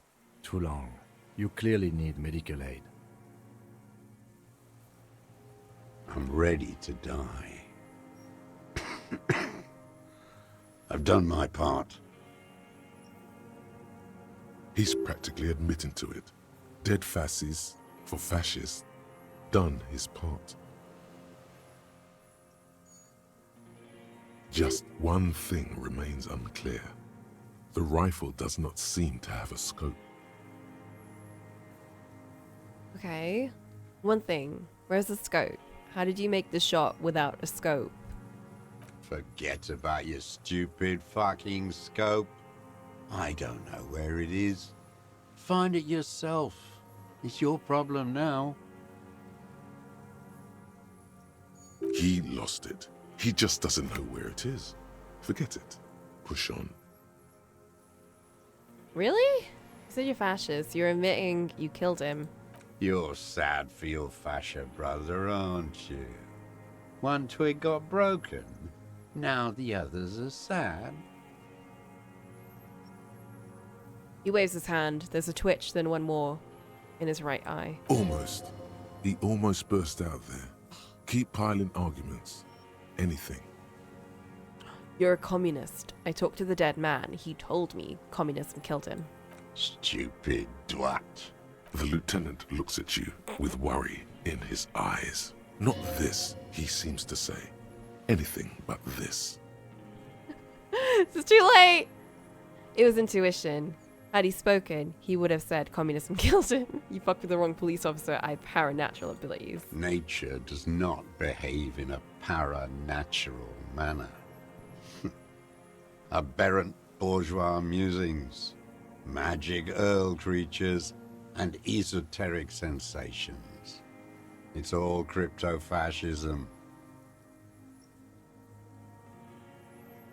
Your brain is rotting from the radio waves. He looks at the air, then turns to Lieutenant. He does not answer the provocation. It does not look like he thinks this approach worked. Yeah, this just did nothing. But still, somehow you knew it was a communist. How? Perhaps you suspected it before you took the case. I knew it. The vision was you remembering that. But this did nothing. Was it supposed to? I will look deeper then. The inland sea is dark, vast, and on the surface, meaningless. Standing there, slack-jawed, brain festering. What am I forgetting? Hit yourself on the side of your head. I don't need your cooperation, I got this. Not a lot of guns around that use military-grade ammunition, are there? It's a real gun. Not like your musketeer pistols. You look like imbeciles. Why don't you ask them to give you real weapons? Going against automatic rifles with these toy guns. Of course you got those boys killed. Damn, he saw you. Oh. He's watched it happen. I don't even have guns. He would have a good view of the tribunal from here. It's not just empty boasting. So he saw you. Okay. So what? Don't let it divert you.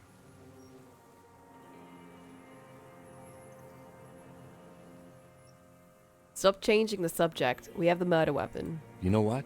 You're right. I'm convinced this made the shot. Should we call it? Lieutenant looks at the weapon demonstratively. You think we have the murder weapon? I'm calling it. We have the murder weapon. Good. This feels good, doesn't it? Tearing things up like this. When you have the murder weapon, you have the killer. Murder. The old man does not say more. He just glances into the reeds and then twitches once more. Like a marionette on some invisible string. This pushed him, but not enough. Just a little more. Hit me on the head. Wait, here it comes. The goddamn Maybells. The dried Maybells on Clausia's roof. My head hurts now. Who cares? There were Maybells in the grass when you got here, and on Clausia's balcony. Is this a coincidence? Wait, don't forget the footprints. The diagonal prints in the dust in the secret space behind Clausia's bedroom. Now, they're gonna come up.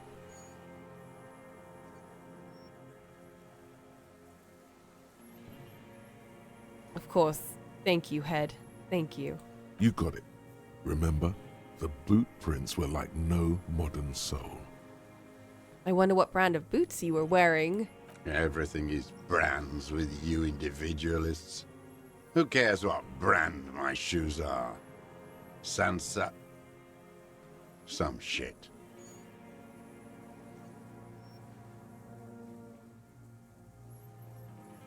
He looks at his running shoes covered in mud. Show me the soles, please, Mr. Douglas. Fucking imbecile. Show us. The old man stretches out his leg. A black and white spiral pattern covers the sole of the worn-out old running shoes on his feet. The maker is called Sansarique. You see their V-shaped logo, but can't make out the size. These are not the unusual horizontal pattern soles you saw in the dust on the floor of the hidden room. They do, however, seem to be about the same size. The size fits, but not the sole. What? Maybe it's simpler than that. Sire, he doesn't have to be wearing them right now. Oh. People change shoes. It doesn't mean he weren't there, near the room the victim died in, sneaking around. Racking those brains, are you? Desperate to report something back to your masters? They must have really loved that dead fuck. The lieutenant gives you a quick sideways glance and nods to acknowledge. The prints were his. You can see it in those eyes. He can't keep them from flickering, looking for something. The old man stares at his own prints in the ash around the fire. Silent suddenly, some strange process within him. A gush of wind. Seagulls in the distance.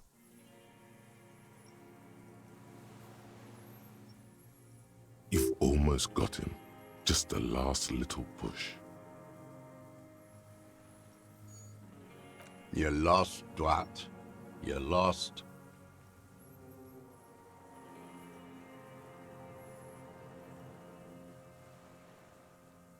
A white check. One I sec. ain't going. One sec. I need to get my composure up real quick.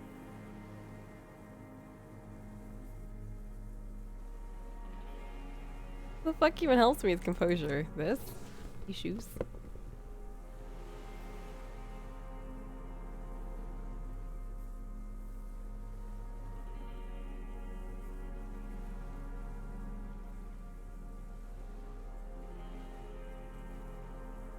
I'm just like changing in front of him.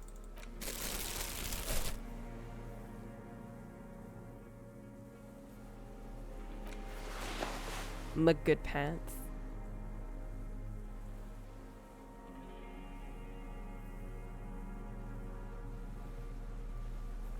This is such an ugly outfit to do it in. That's a pretty good composure, I think.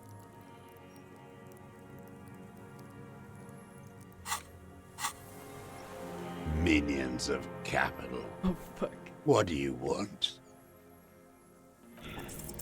For a 60-year-old man with stomach trouble, who spent his entire life alone on an uninhabited island, he seems surprisingly fit. That's it. He's prone to erratic hand gestures and clearly malnourished. But that's it. You can see no more by looking at his slouched frame. The moment passes, and you say, and I say, that's it for now, but I'll be back.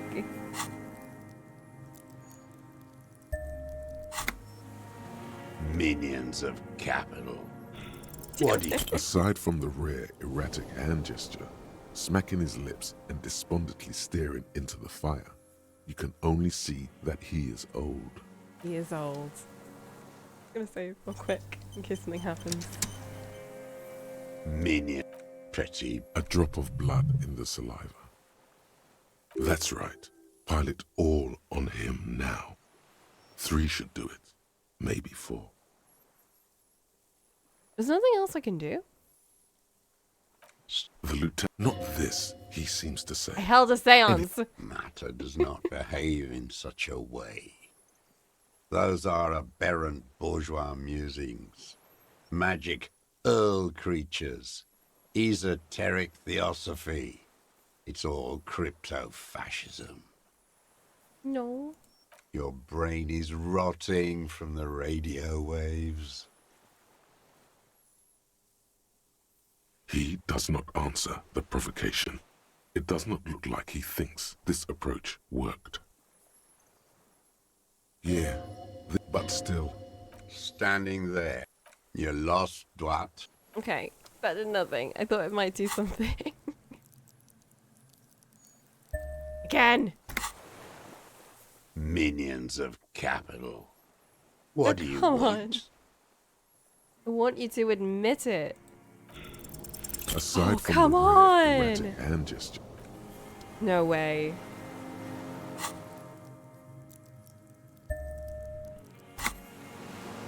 My last point. Minions of capital. What do you want? I want to assess your body language at a 72% chance. Aside from No! the erratic hand gesture, smacking his lips and despondently staring into the fire. Oh you my can only god. see that he is old. Pretty. A drop of that. I saw you. You had that. You've been here. I'm ready. He's prepped. Just one thing remains unclear. The rifle does not seem to have a scope. Because it's a sniper's nest, you stupid fuck.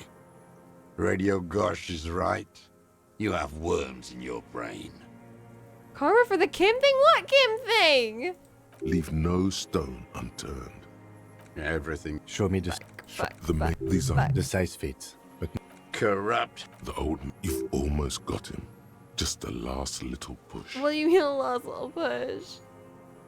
I don't have anything. Getting mad lucky. Oh man.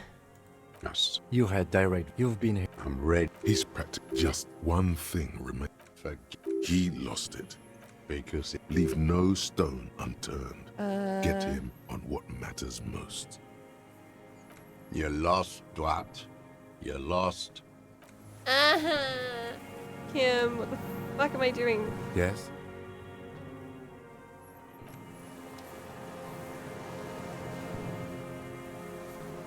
Minions of capital. Is what you plan to say.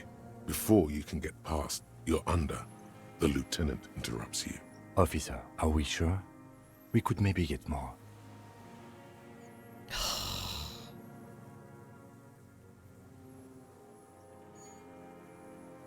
We have been so thorough, haven't we? We've gone through everything. The old man looks at his rifle in your hands, a little startled for some reason. You startled him. Maybe it was the silence. He quickly gathers himself. Still, what could he be afraid of? What do you mean?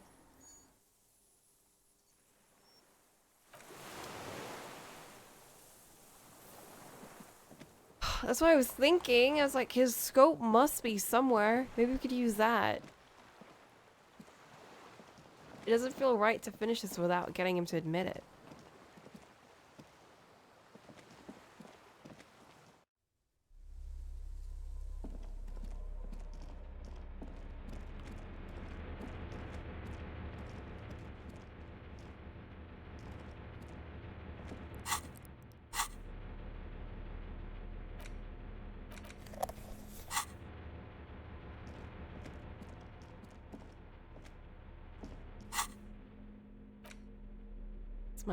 Where's my perception stuff? There we go.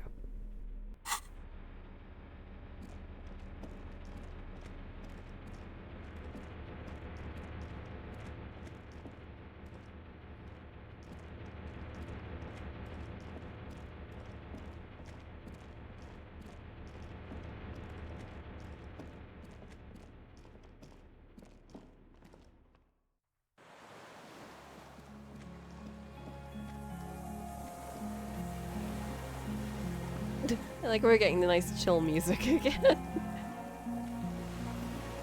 Just went through a really stressful interrogation. Back to this. There's a rain-soaked B triple prime. a single and an empty can of beans on the ground next to it. Anything? The springs trepidation. A small piece of Is that it? Really? Is that it? I thought it was gonna be there.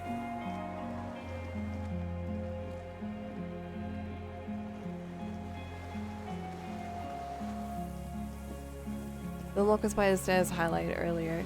Yeah, but then I opened them when they were highlighted.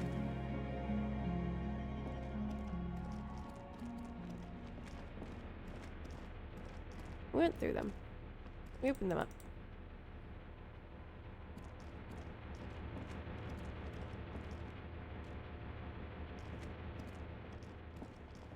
a dim golden glow animates the console. Faint, the dial slides up. Insular. The lighting in the room turns. Oh, I turned the lights on.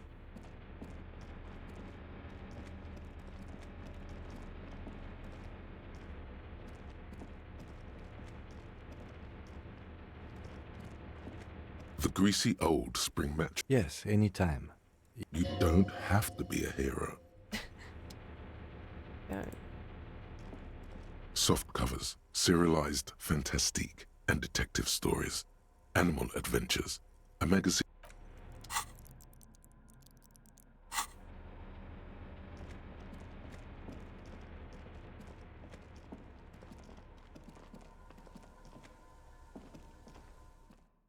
Oh, yeah, I don't know what to do here.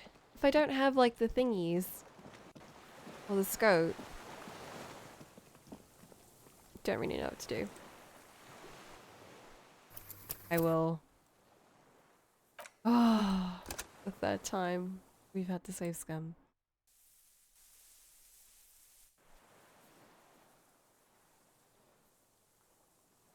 Hello, sir. Minions of capital. What do you want?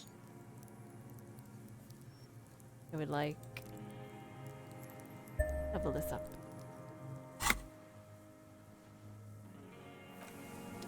Minions of capital.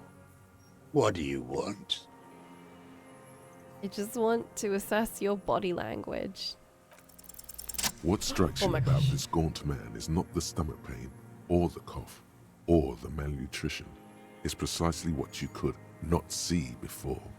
For a man who spent 44 years hidden in the urban wild. He's surprisingly okay. Indeed, he speaks fluidly. His movements are rapid, if erratic. His voice, despite the cough, is there. It is capable of expressing complicated ideas. Above all, he seems animated. By what? It's a mystery. This animation comes at a cost too. Erratic hand gestures, thought processes cut off like threads as he just stares at the logs or the reeds. He also suffers mood swings, bubbling to the surface, unconstrained by his nervous system. What are we getting at here? Great leaps of emotion, from anger to grief, despair. Dementia? You've seen demented people before. This feels similar, yet different. When his thoughts move, they are lucid, keen even, not senile. Wouldn't a foul temper be a byproduct of his life?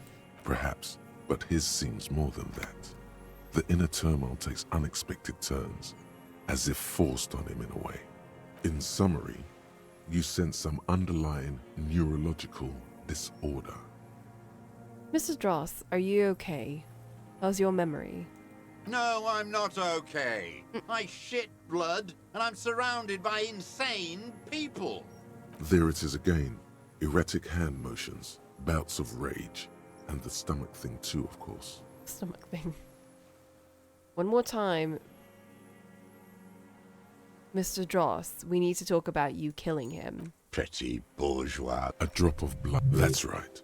Pile it all on him now. Is that it? 3 should do it. Maybe 4.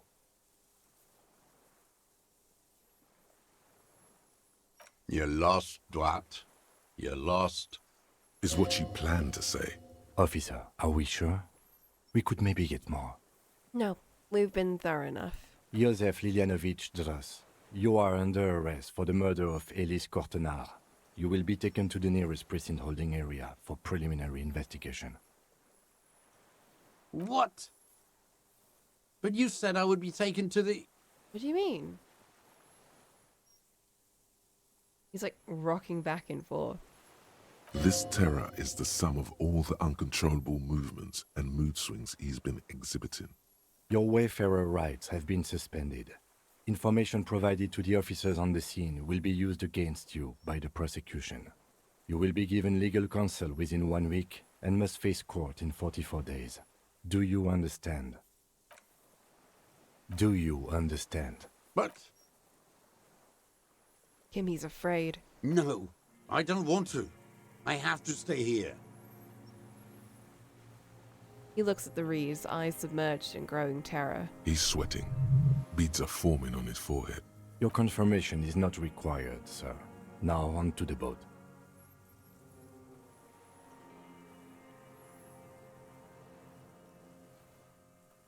There's someone else here? Fuck. You thought you heard something, but it's just the reeds.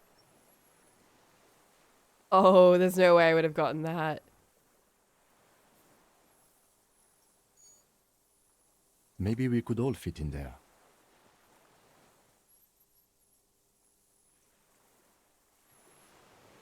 Does it have room for 3? Not really. We could escort him to the pier, then either one of us can take him inland while the other stays here, but... But then, who watches him while you're coming back here? Who watches him while I come back for you? You come back for me? How about I go and send a boat back for you? What is this farce? This is a fucking farce. I can't. Something is happening. Stop. Uh-oh. Lillian. You could ask her, maybe. Maybe I can just ask that net picker to watch him. We could all fit in the boat. Actually, no. No. I could ask Lillian to watch him. This is no harmless old man. This fucking world. This world. What is this? No, listen.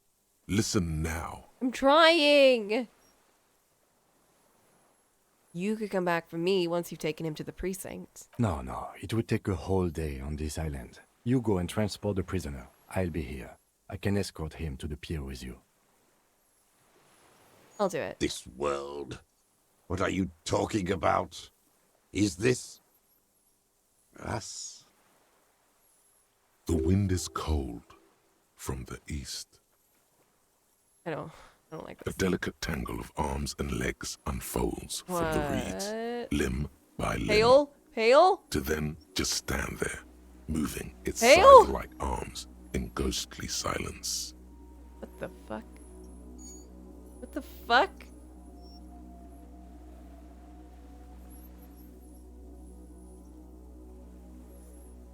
The Insulindian Phasmid? Blink. Oh, it is! It's still there, an unfolding mechanism of reed-like chitin, hovering in place. What is that? What are you talking about? The giant stick insect! There's nothing there. Oh my god, is it getting closer? Go away. The stick insect is over 3 meters tall. It looks straight at you with its tiny pinprick eyes and its grotesquely small head. You feel your legs shaking under you and your gun hand move to your holster, but you don't have a gun. There is! I see it! Tell me what you see, damn it. I can't make out one small thing in the reeds. Kim, can you see it? I can see it. 4 simple words, thank God. If you can see, then you're not insane. But that means it's really there, spinning slowly, in absolute silence. Its limbs long and slender. What the fuck? Be very, very careful. Lieutenant whispers, then takes a step towards the giant arthropod.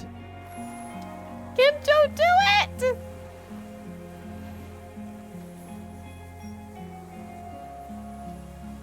Yes?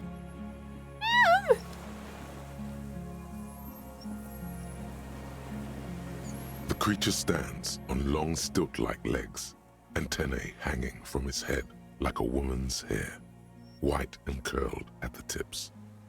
It is no more than 5 steps away from you. What if we just sacrifice the old man to the Phasmid and walk away? Pretend none of this happened. The segmented antennae move with apprehension, searching for something that's not there.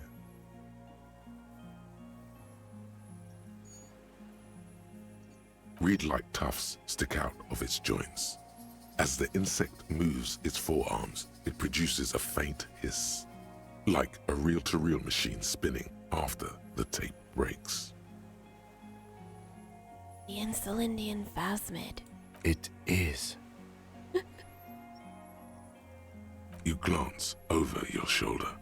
The lieutenant holds a piece of milled Oh my aluminium. god. He begins to pull it open, extremely carefully. It's the camera. No, the flash will scare the creature off. Warn him now. Flash is loud, it won't like that. We need a photo. No one will believe us. He continues to pull the lens over. From the corner of your eye, You see a sudden cascade of motion ripple through the phasmid's limbs. A series of ultrasonic clicks fills your ear. Oh shit. Let me approach it first. I won't be one of those fools who didn't take a picture. Yeah, stop fiddling with the camera, but does not put it down. You see the phasmid turn to him, its mandible antennae reaching out. Its motions are quick, sudden. That's what they think, Kim. Understood. Of course. The spindly mechanism turns itself back to you, its antennae taking their measure of the air, slowly. What do you mean your corpse will be marked by the stars? Why is that there? Slowly, with your breath held, Oh, I don't you like take those two sounds. small steps toward the phasmid. The creature lets out a series of ultrasonic clicks that swarm around your head like swallows. Like laughter, a sort of happiness. Hissing and clicking, it extends its mandible-like antennae to greet you. You're right below it now, looking up at the colossal chitin of its white limbs. The head of the creature is crowned by reeds, and its eyes are like small droplets of water. Take the picture. Okay. He slides the lens open, raises it to eye level. There is no change in the insect's motion while it's being aimed by the camera. It remains fixated on you. In 3. If it moves, you jump back. I'll shoot. Here we go. 3, 2, 1. The shrill flash of the camera cuts the air Oh like my the God. blade of a sword. The phasmid freezes in its bright light. Head turned toward the lieutenant, hypnotized by the flash. It stands frozen before you. I got it. You hear the lieutenant whisper as the creature's shape develops onto photo paper in his hand, a polychrome ghost of white streaks against the reeds in the sky, and you as a shadow before it. For all time.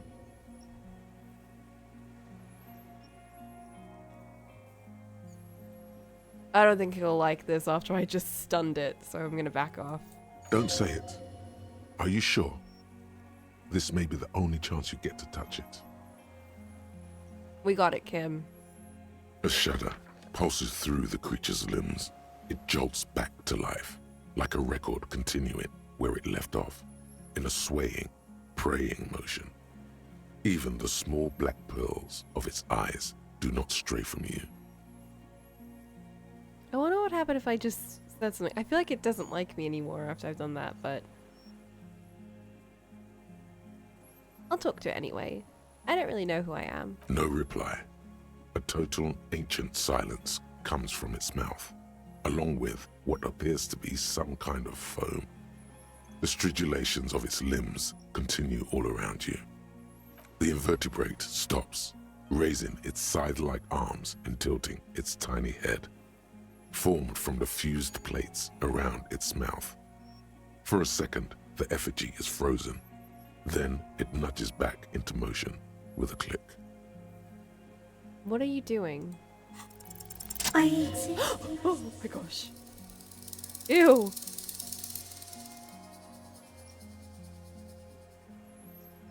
I exist too. Tell me what it's like for you.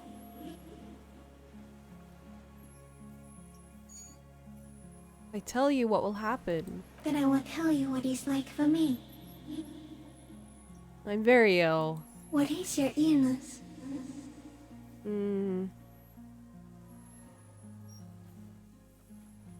My body aches. I'm kind of bleeding. I smelled it. As soon as you stepped on the island. Strawberries. Fresh bursts of red strawberries. Ripe, turning riper. Soon you'll be rotten. Now I will tell you how it is for me. For me, it is a series of half-lit images. A kind of darkness. Being intruded upon. Transient. Dim. Moist. Intruded upon by what? Shapes of plants and animals. And internal sensations. A swarm of sounds. Tiny vibrations on the inside of my forearms. all speak of complexities totally beyond my understanding. I am at the end of a narrow funnel, weightless, so light, it only feels like something to be me. In truth, perhaps I'm nothing. I certainly do not have a soul, and if I did, it would never ache. You're the type of animal I would like to be. I'm glad to be me, an incredibly sensitive instrument. Few of us can begin to imagine the horror of you, with all of creation reflected in your forebrain. It must be like the highest of hells, a kaleidoscope of fire and writhing glass. Eternal damnation, even when you're sleeping. And when you wake, you carry it around on your neck, with eyes open that cannot help but swallow more behind the mirror. I feel great, mute empathy for you. It was very disorienting at first, but I'm keeping my shit together. That must be incredibly hard. The Arthropods are in silent and meaningless awe of you. Oh, thank you. Know that we're watching. When you're tired, when the vision spins out of control, the insects will be looking on, rooting for you. And when you fall, we will come to raise you up. Bud from you, banner-like, blossom from you and carry you apart in a sky funeral, in honor of your passing. But not me, because I'm just a leaf eater. Okay. In honor of your will, Lieutenant Euphrator, that you kept from falling apart in the face of sheer terror, day after day, second by second. Detective. What? Yes? Arriving. On the scene. I am a detective. You're right. So am I. I was born to detect sucrose rewards and semiochemicals. What were you born to detect? Also that. The killer. He's in a bad state, deteriorating fast now. He thinks I am beneficial to him, but I am not. I only quicken his deterioration. You're destroying him? Very slowly, and only because he won't go away. It is meant to keep them from noticing me, to interfere with the pictures in their heads. But he has looked at me for too long, and I'm destroying him. Mm-hmm. Is this a dream? What is this? But Kim's here, so it's not. No, you're awake.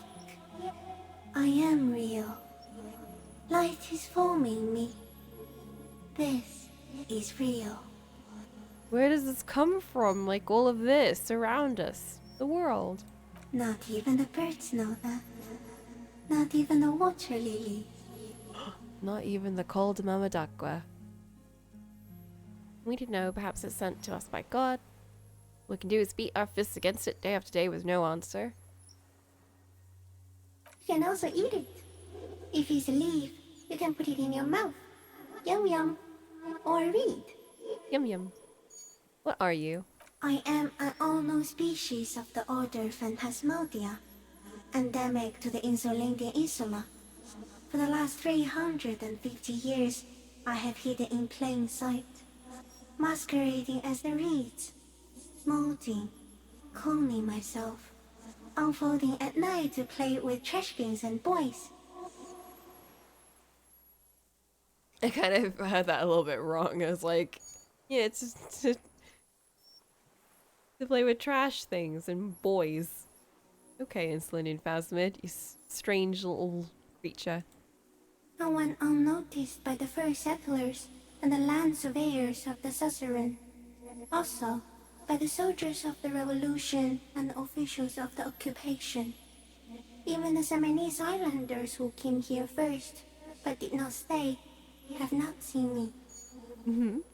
Oh, dude, you missed a lot. But then you've already seen this, so I don't know how different things can go per playthrough.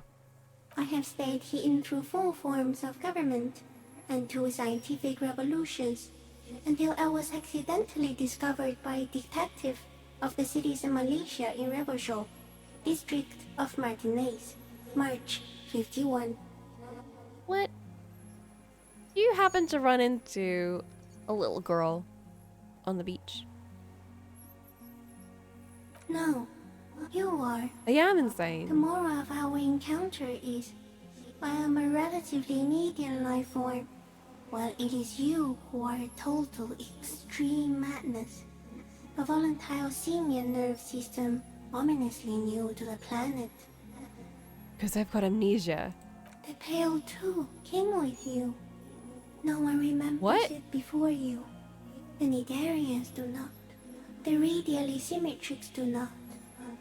There is an almost unanimous agreement between the birds and the plants that you are going to destroy us all. You mean like people? The Pale is human-made? It is a nervous shadow cast into the world by you, eating away at reality.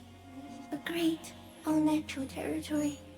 Its advent coincides with the arrival of the human mind. I don't have that kind of power. You're a violent and irrepressible miracle. The vacuum of cosmos and the stars burning in it are afraid of you. Give me enough time, you will wipe us all out and replace us with nothing. Just by accident. I wonder if it's kind of like what Ruby did, you know, with like how she could kind of might do like a weird pale thingy.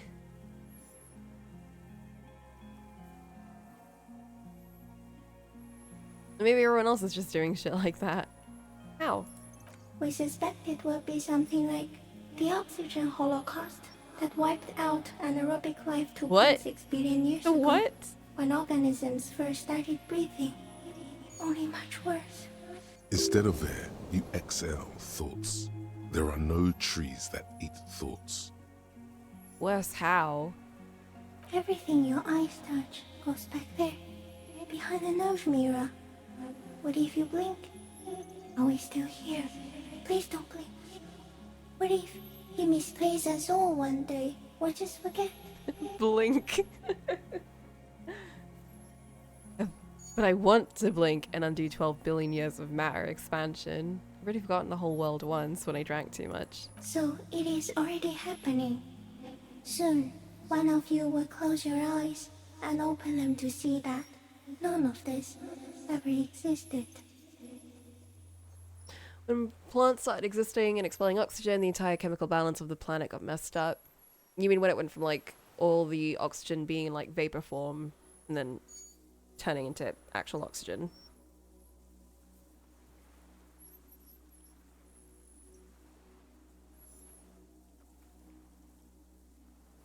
I didn't know it was called the Oxygen Holocaust, though. I didn't know that that was the name for it. Is that like the actual name for it? Yeah, well, yeah, when we had giant bugs roaming around, when everything was massive because there was way too much oxygen on the Earth.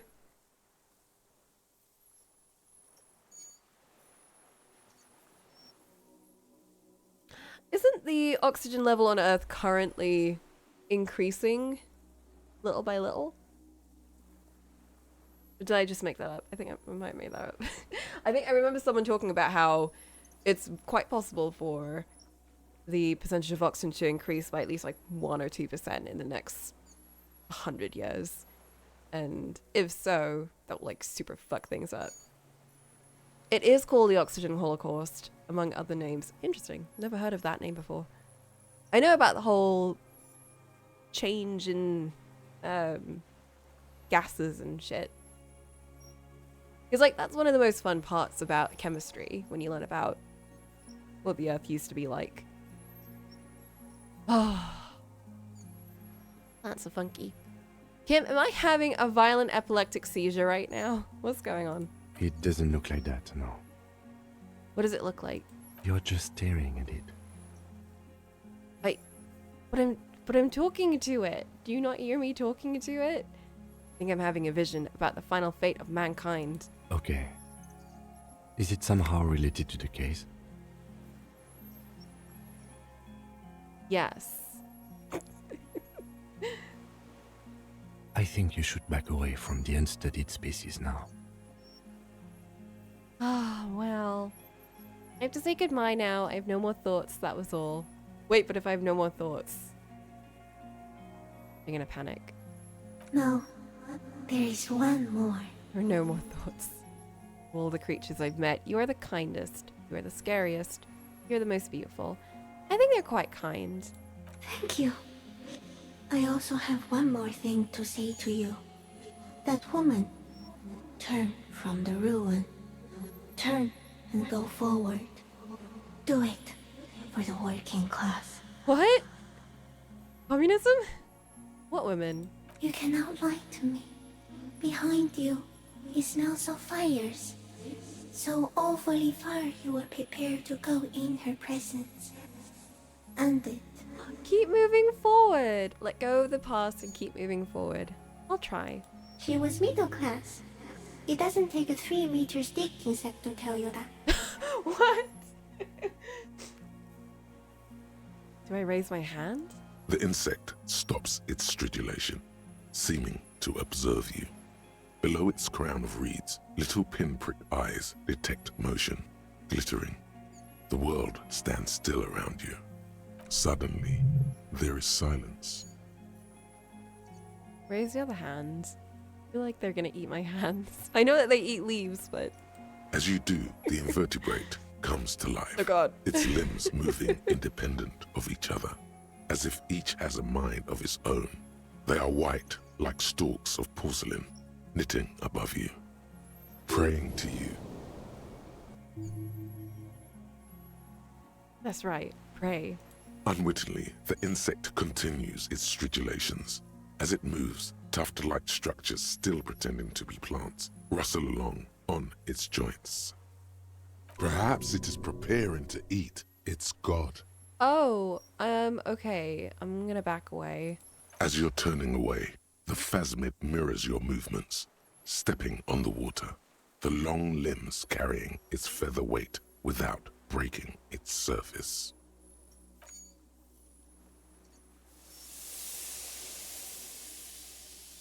There it go.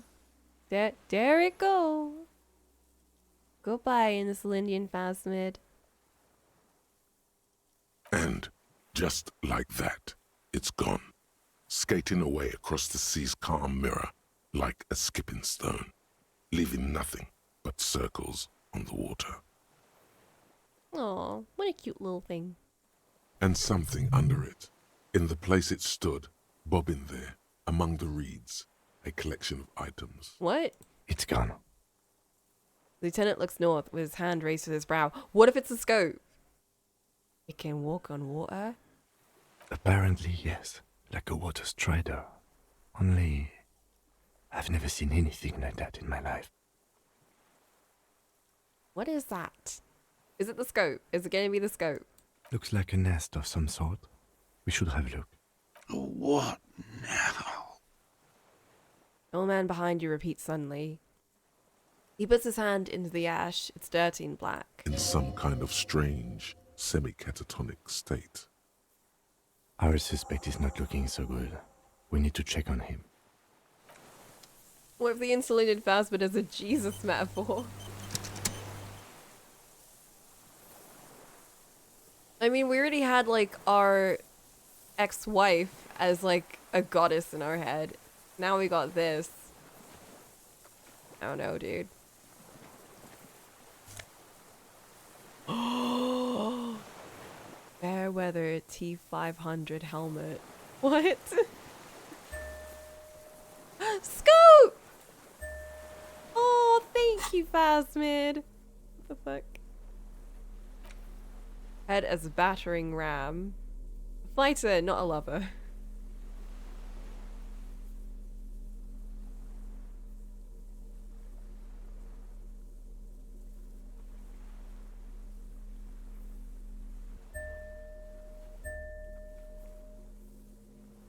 I like the idea of it just being a fucking phasmid, you know? Like, they just threw some cryptid at us.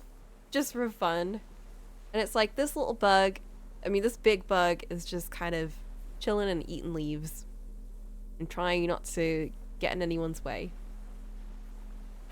I think that's kind of cute. Oh, so many things are worth money. Hello.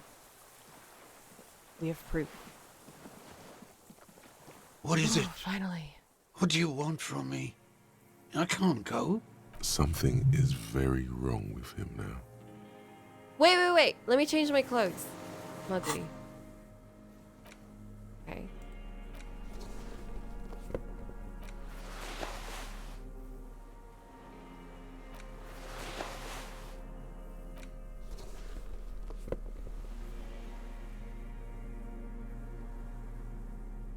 Okay, whew. I view it as a metaphor for the present. It kind of says as much itself, but also considers that prolonged exposure to it drove Dross, who's consumed with living in the past, to the edge of sanity. Oh, no, Flint! Do you want me to do a little break? We can do a little break. I feel like we're on the last legs at this point, right? We're almost at the end.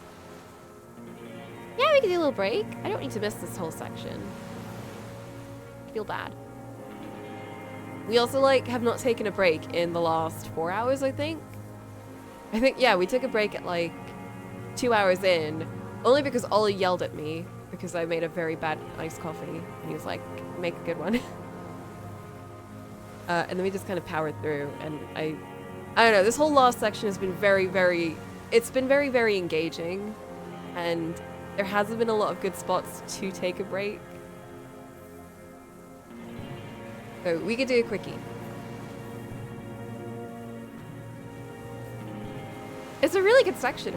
I've been really enjoying it. I haven't had a lot to say about it, except for maybe there was that one section with his ex-wife, and that's when I kind of went off a little bit. But before that and after that, I was definitely doing more, just internalizing a lot what was going on. It's fine, you can just rewatch it in the VOD. That way you can skip through all of the fapping. Activism is still very important. Whoa. Okay, I will be back. I'm gonna put on some very chill vibes. We can listen to some more of my Cocolamoco. Because you know y'all love her. I do too. We can chill. I'm gonna go make... It's still really hot. I'm gonna make something cold.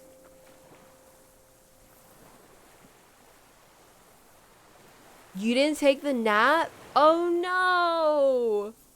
Sad. I took it immediately because I thought, bro, Harry's gonna die. Harry's gonna like collapse. He needs a break. He needs like a rest. Yeah, I think I will... I don't know. I'm gonna make a snack. That's what I'm gonna do. Trying to catch a criminal. No time for a nap. There's always time for a nap. Naps are great. Everyone should treat themselves to a little nap. Okay, I'm gonna be off for reals. I'll be back in like 10 minutes.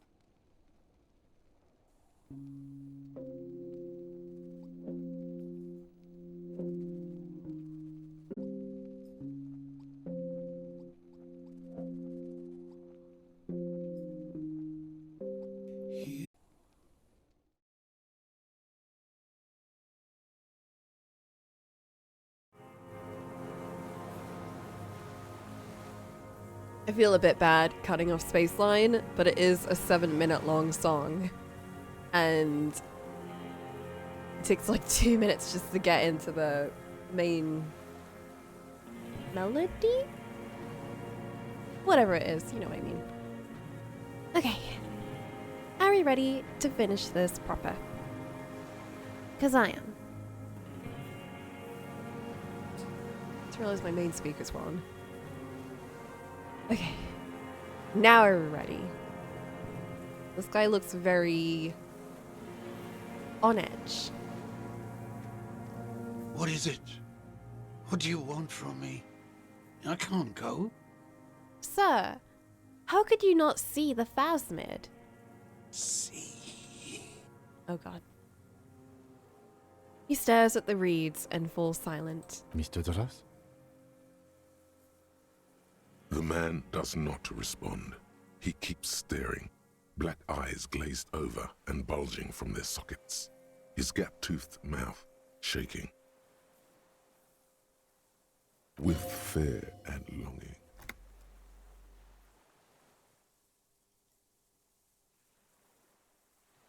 Touch his shoulder gently. The plastic cape feels coarse. A light shiver passes the man. Other than that, no reaction. He feels small and frail. He's going into some kind of psychomotor immobility. The good news is, this solves our transportation problem. Doesn't it, Mr. Dross? Oh, does it? The trembling mouth appears to sigh. Between this and the broken tire he's used for a boat, I think it's safe to leave him here, while we go and get help. It will need to be medical first, I'm afraid.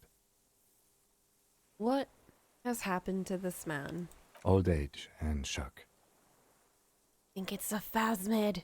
Yes, the arrest and the appearance of the phasmid, the combined stress. But you think it's something more than that, don't you? The phasmid has been sending energies that have shooken him up. There's much more. Remember what it said when it spoke. Quite a few things about that health check you did on him make sense now. I knew it. He couldn't see it, Kim.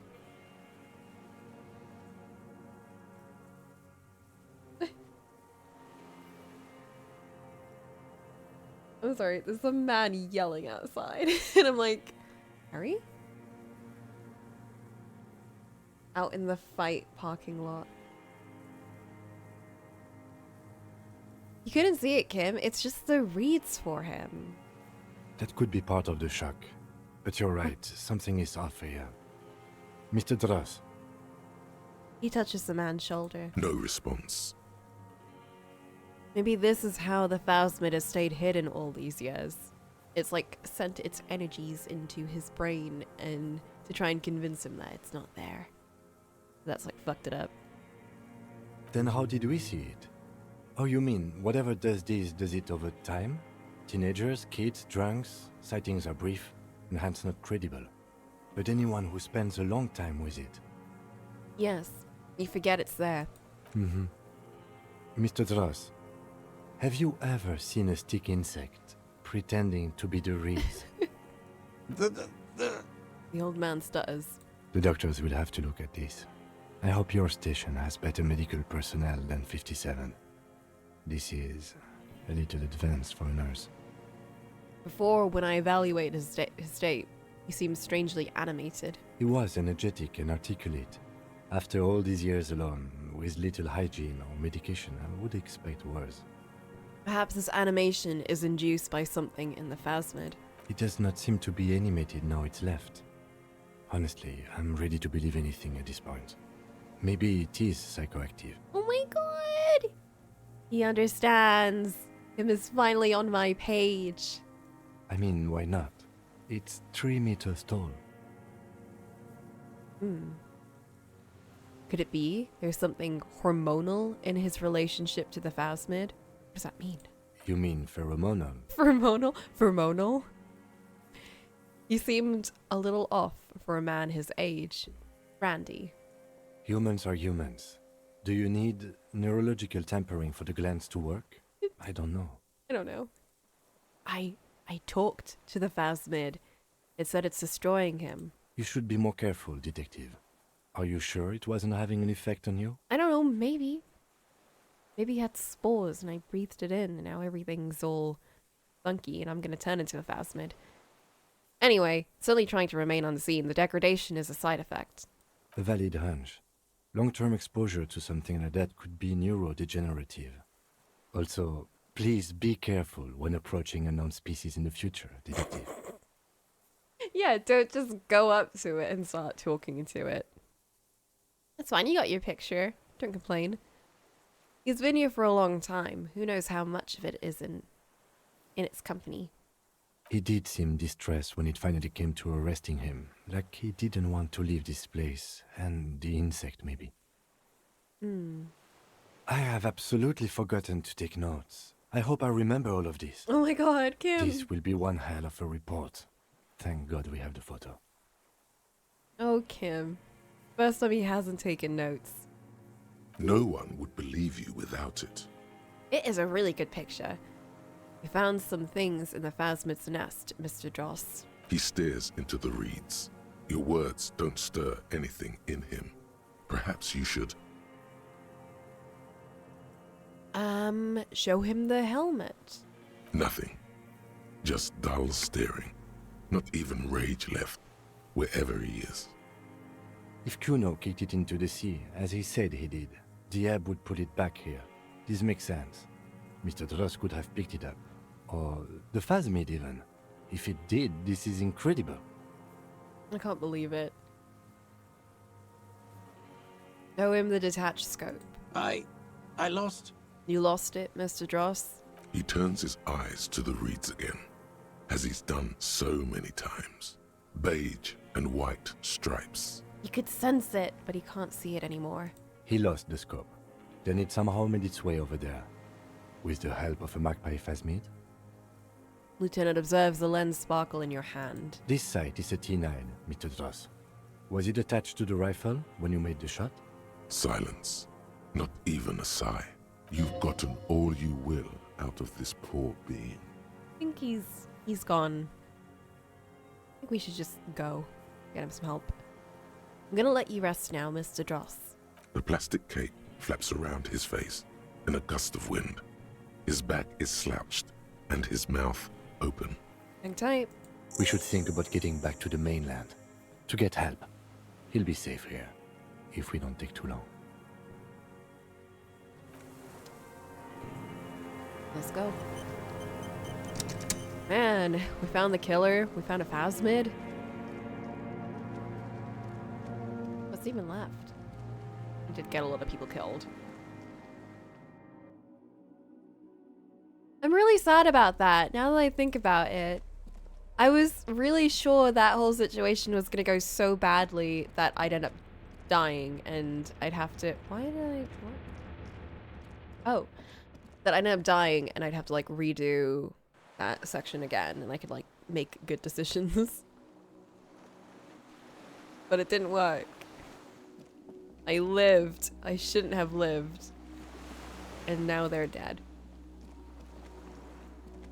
I'm so sure you'd fail the red check with Kim. Well, I'm just saying, I did tell y'all that if my foolishness... The train trails off into the ocean, How did I click on that? connecting the island to the supply depot on the coast. I did tell y'all, if my foolishness ever led to Kim dying, I would live with it and carry on. Unless the game was like, no, you're not. No, you can't do this without Kim. You better redo that shit. But if it didn't say that, then I would go through with it, as sad as it would be. Lead to the depot in Land's End. You got the best possible outcome on the shootout? Bruh. Don't tell me that. I don't want to hear that. I want to hear other people's success. Did anyone die?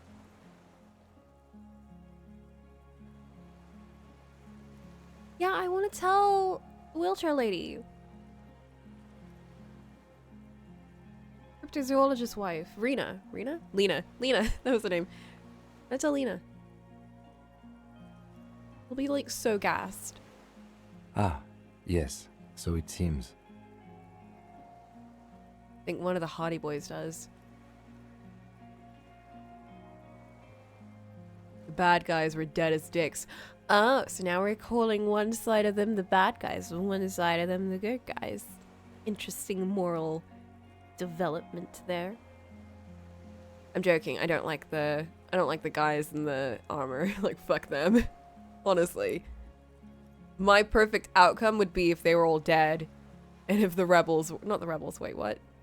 If the Union dudes were okay.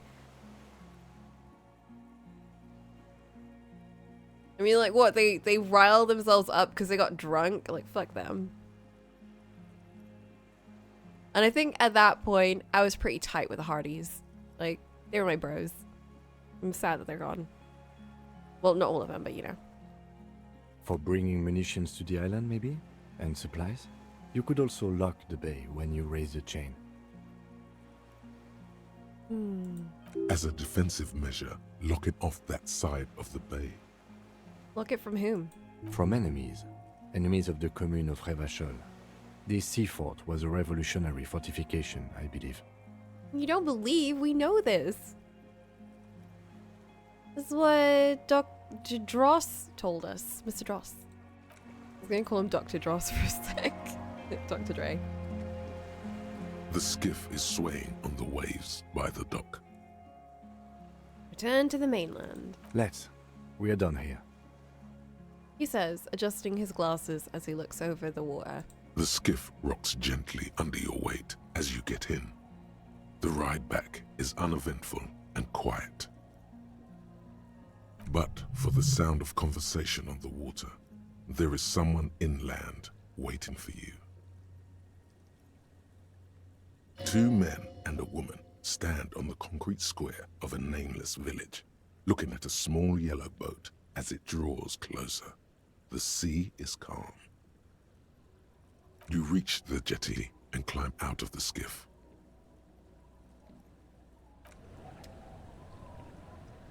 Oh man, the sun's setting already.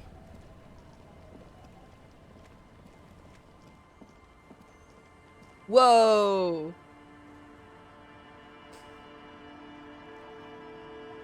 Look what the tide brought in.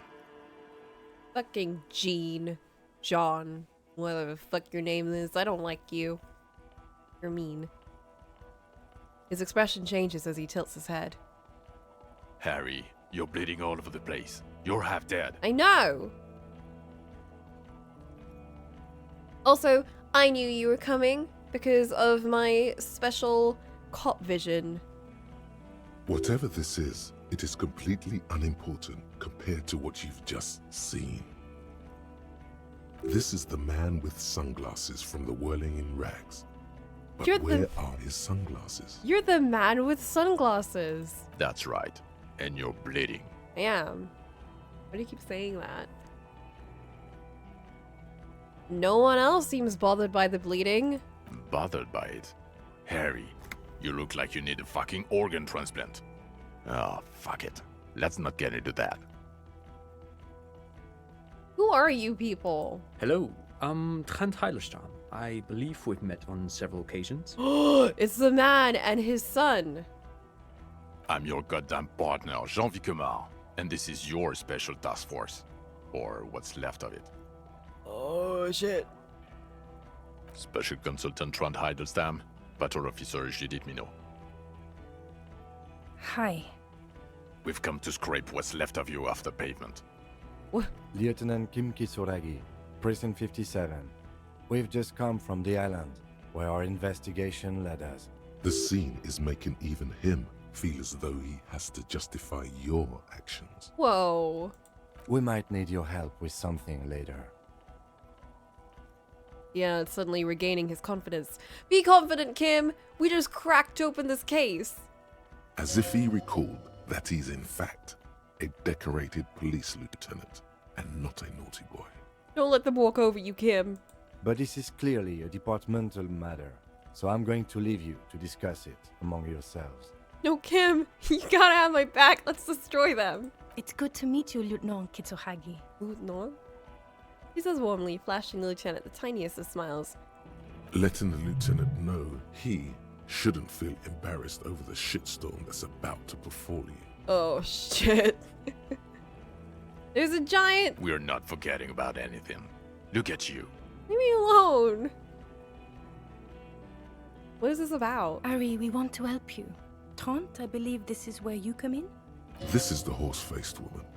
I don't know why you named her that, but it was beyond idiotic. You should never address her using those words again. I don't quite know what I'm doing here. I was asked to participate as an expert. I think I need to manage your expectations a little. I'm at best an enthusiast in cognitive science. I love cognitive science. My background is in something else entirely. I engage in neurology on a merely theoretical level. In fact, I should probably get going. What are you doing here? You do not seem like you want to be here at all. No, Trent, it's too late. You're part of this shit now. What? What have you got to say for yourself, shit kid? Jean, you need to chill. You're at like 200 right now, and we're all at like 10. Like, what the fuck's going on? Chill. Just explain this shit. What does he have to say for himself? He left you to catch the bullets. What? How did you know I was here? The cafeteria manager you fucked over told us where you went. Oh my god, chill! Garce likes us now because we saved his establishment. What do you mean? Leave me alone. You're such a dick. After all that Sylvie stuff, he betrays me. I saved his establishment and he still betrays me. Turn to face the general direction of the whirling and yell, "Damn you, cafeteria manager! You betrayed me for the last time." You know what? I didn't call him a bartender this time. This is called character development. Speaking of which, the giant aerograffito in front of his building, in red, government-marked fuel. Did you do that? You know what? You don't seem to like me and respect what I do, and you seem to think that I'll do all that kind of shit. So, you know what? Fuck you. Maybe I did do that shit. Maybe I am the worst. I knew it. Didn't I tell you, Trant? I told you it was our shit, kid. The line is from Lu Jiatun's Mirova cycle, isn't it? About girl-child communism, the titular returning character, the ghostly apparition of... Good choice, Harry. Don't encourage him, Trant. Okay. You aren't the man with sunglasses at all. You're not even blonde. Guilty as charged. I heard you'd lost your mind and your memory. I wanted to see if it was true. And it was. Good work, Harry. You're insane now. There's one less person for me and everyone else to rely on. Oh my god. He was too sarcastic for you to realize who he was. Actually, I suspected something was off. Maybe if you hadn't been so sarcastic, I would have realized I knew you. I'm clinically depressed, Harry. Sorry if I wasn't in the mood to batter you up after you told us to fuck off. Okay, but I actually did suspect that something was off. So... Did you? Or did you literally not recognize my face? We've been partners for how long, Harry? Don't answer that. You don't remember. I know, he's like, I'm gonna cry. I'm actually gonna cry. Judging by the familiarity you feel toward him, 2 years minimum? Or maybe a short but close stint on the task force. He's right. Don't start guessing. Now's not a good time. You. I'm sorry I didn't recognize you before. It's okay. I didn't come here to gloat or to fool you. Neither did he, actually. We're just worried. Were you? That's right. Worried. I'm always worried about you. Every time you don't show up to work, or when you do, but stink. Why do you sound like this? You're so mean. You're a worry fest. She's worried about you. I'm worried about you. Even Special Consultant Backpedal is worried about you. Everyone worries instead of working. God. He's got a very, very solid case there. Actually, I've been trying to find a good moment to tell you. You're worried too? Yes, you often sound like a brutal idiot. Patrick, I trusted you.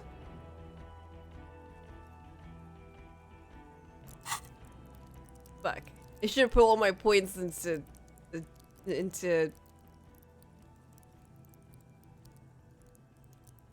don't know, none of these guys have been helping me much. Drama. I should have just put all my points into drama. You piece of shit. I don't trust you anymore. But yeah, we trusted you so much. You had 11 points.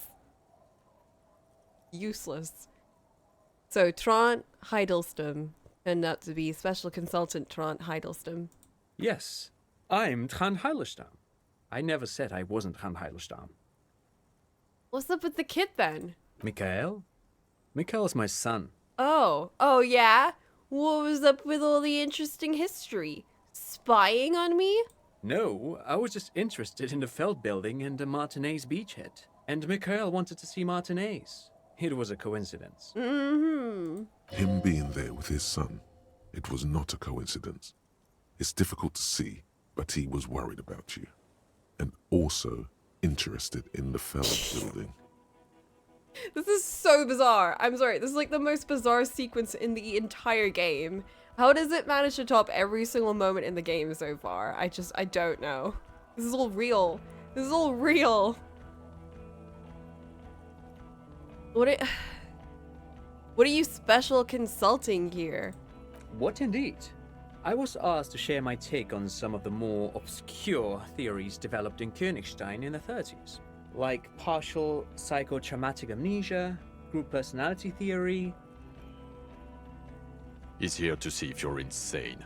He is smart. Let's move on. Duped again. No one who says they are... Who's what? No one who they say they are. Oh, no one is who they... Sorry. It's like 12 a.m., okay? Duped? Hey, here's a brilliant idea.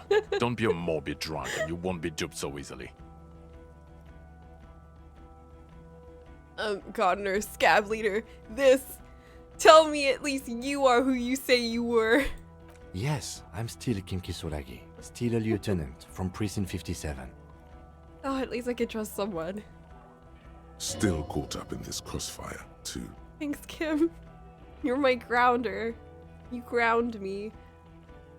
You mentioned a task force. Like, what was this task force? Why do we have, like, some nut? Yeah, Major Crimes Unit, under Lieutenant Dubois and Vicomar. Ring any bells? What? No.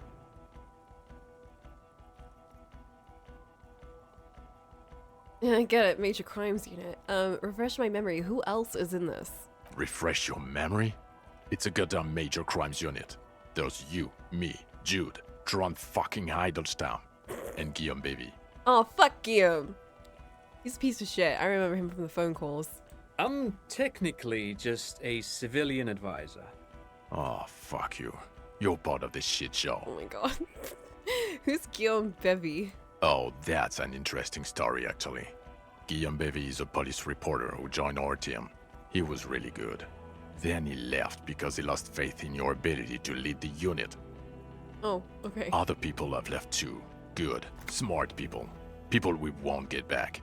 Only me and this really patient patrol officer are still here. And Tron because I'm forcing him to stay. He's actually tied up right now. You can't see it, but... he's got a collar on. Okay, so what does this unit do? It's a major crimes unit. We clear the desk of cases so Precinct 41 doesn't look like the worst station in town. We are shit tier now, Harry. Because of you. I'm sorry? They're your posse, or what remains of it. Hand-picked, hand-lost. This could be a whole drama in and of itself, isn't it? This kind of reminds me a bit of the Life on Mars cast. The 41st isn't... What? Where have you been all this time? It was a mercenary tribunal. We could have used people. God damn it, Harry. What? He shifts his weight, crossing his arms, and looks you in the eye. You told us to fuck off. You said we're cramping your style. You're detective god. Fuck everything. All we burn. Detect or die. Damn it. I would say that. Damn it. You let me face a squad of trained killers alone just to teach me a lesson? It wasn't like that. Fuck you, Harry. We didn't know there was gonna be a tribunal, did we? Well, I lost my memory, so I didn't know you guys even existed. You know what? Fuck that then. All will burn, Satellite Officer Vicomar. Make no mistake about it. Here we go. Alcoholic delirium. Visions. All must pay. I haven't even had anything to drink. I haven't had anything to drink in this entire game. Or drugs. Or smoking. I haven't done any of that in this whole game. You can't say shit to me. The bells aren't ringing because you have brain damage. Trant, this is where you come in. How bad is it? Well, he doesn't have visible tremors, he talks without slurring, he can drive a boat, he's standing, reasoning. All good signs, but complete retrograde amnesia. Episodic and semantic. I can explain that. So episodic amnesia, or episodic memory, is memory related to like people and things that are very important to you. And semantic memory is like meaningful memories, but like not meaningful as in like meaningful to you, but meaningful as in like literature and your encyclopedia. Basically, it's like information about the world, right? Like, so they can kind of go hand in hand a little bit, but sometimes episodic memory could be something like, oh, you're going to like, you remember information about London, but you remember stuff like you went to a cafe and then you like, I don't know, dropped your ice cream on the floor and you fucking hated that and you hate London and whatever. And then your semantic memory could be information about like that street that you went to that was around the cafe. Yeah, it's like lived experience versus Wikipedia pages. So typically when you have some sort of amnesia, whether it's retrograde or anterograde, you typically will have lost your semantic and episodic memories. It's very unlikely to have both of them. But you might have a little bit of semantic memory, but typically people lose their episodic memory, which makes a lot of sense. It's just a lot of important information. But they'll have their procedural memory. Procedural memory is stuff related to your muscles. It's muscle memory. Things like walking and playing the piano and blah, blah, blah, blah. Like some people, there was this one case study of this guy, I think his name was Clive? Something like that. Where he could play the piano, but he couldn't learn any more pieces, and he also couldn't remember how he picked it up or who taught him or anything.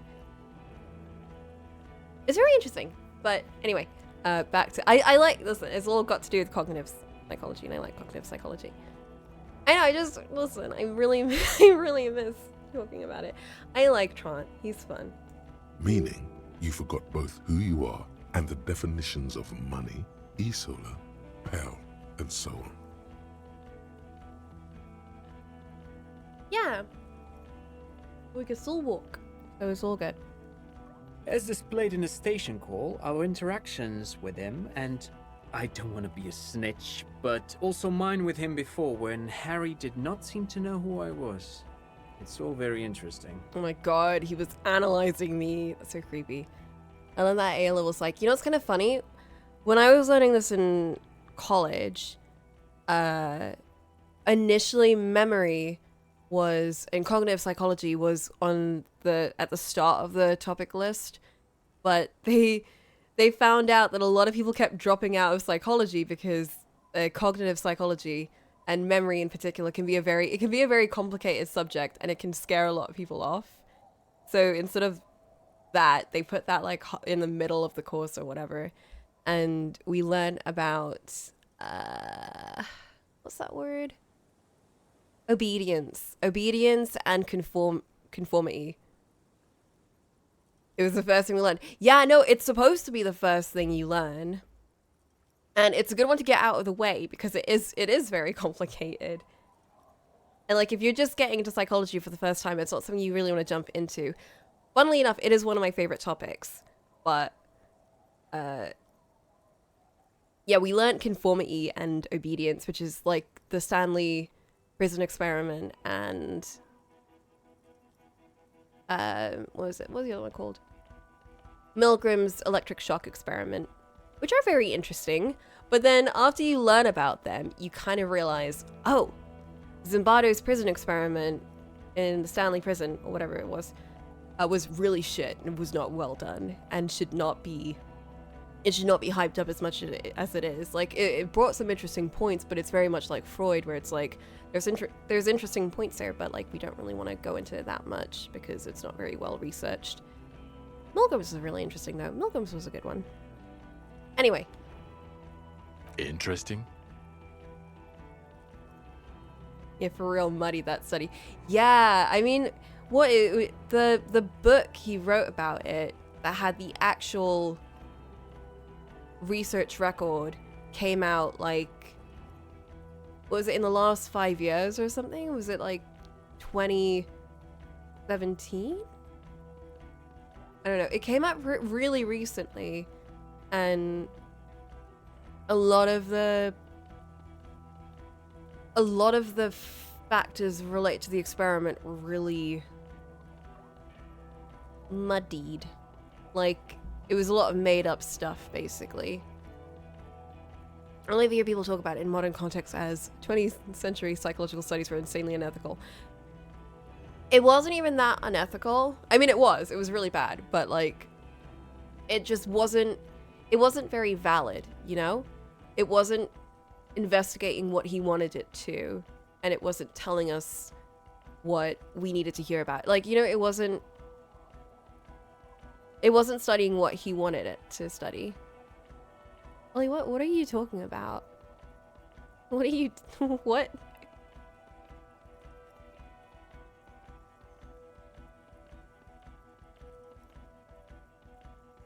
What?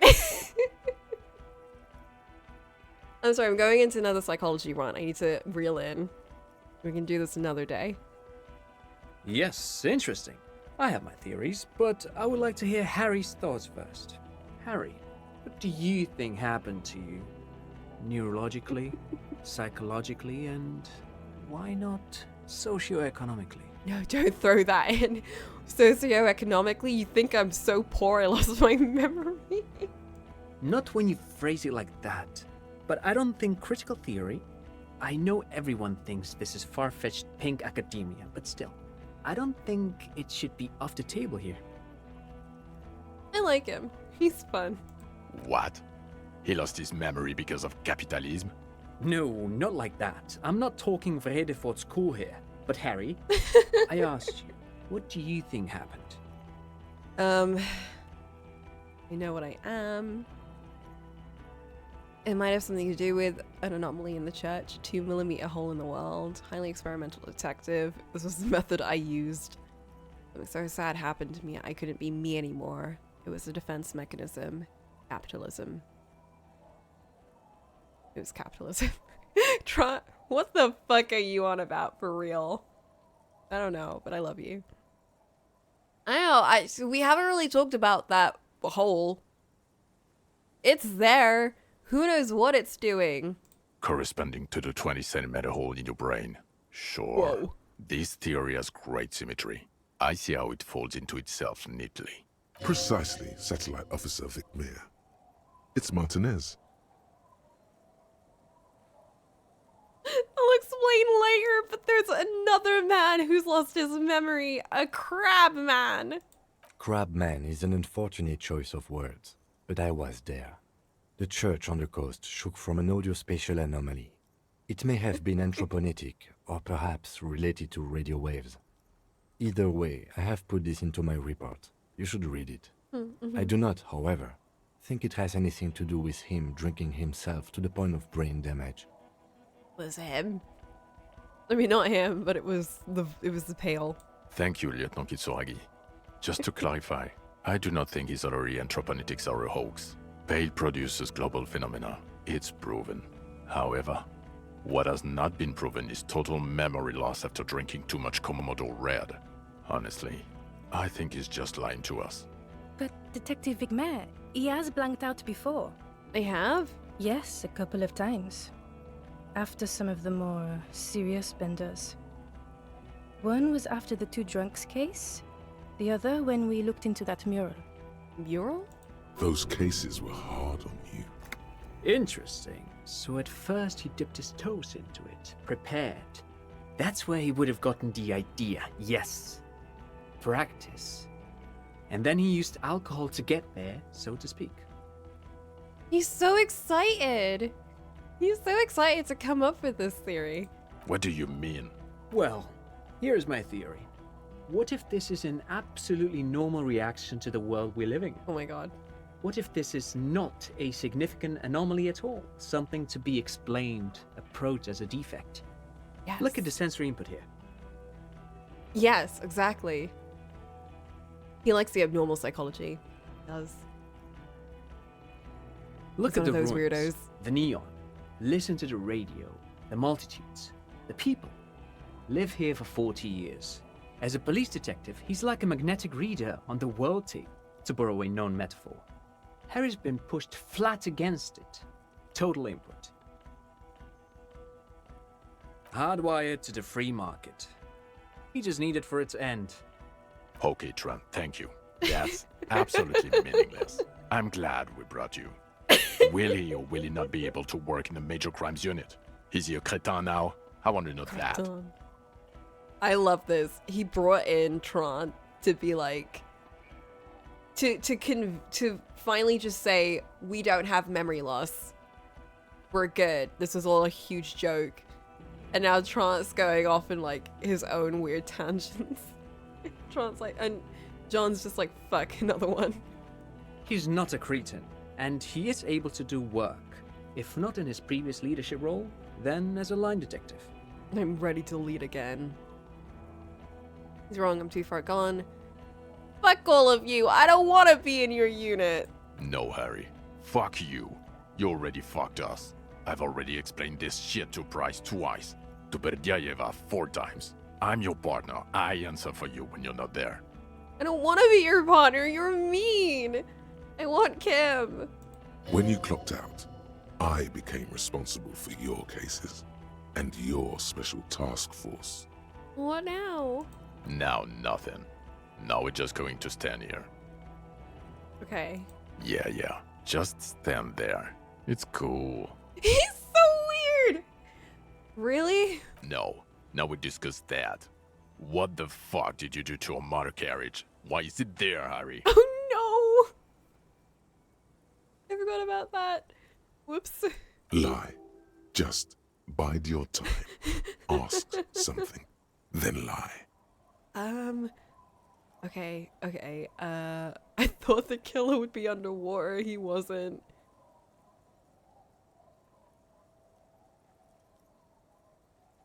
Hold on. In the ocean? What? Yes, in the ocean, under the sea. Our work vehicle, with fish and clams and other sea shit. That wasn't me. It was stolen by traffic hooligans. I don't know what it's doing there. The time had come. Tequila sunset. Oh my gosh. I guess that is kind of what we were doing. We're in it. Ha ha ha. Ho ho ho. Tequila sunset. Not sunrise because you're almost dead. So funny, Harry. Thank you for fucking me. I'm sorry. Thank you for destroying 45,000 real of police property that's coming out of my payslip. You know that, right? You're gonna get fired, and I'm gonna pay till I die. It doesn't matter. Your badge, Harry. Show me your badge. My badge? The thing that tells people you're a police officer. What I do have is this futuristic armor. Clench your armored fist. We're not armor cops. We're cops. People don't know us by our armor. They know us by our badges. You called in and said you lost yours. Have you found it? Yeah. In a rush to demonstrate your badge, your eager fingers can't sustain a grip no! on smooth plastic, and the badge slips out of your hand. No!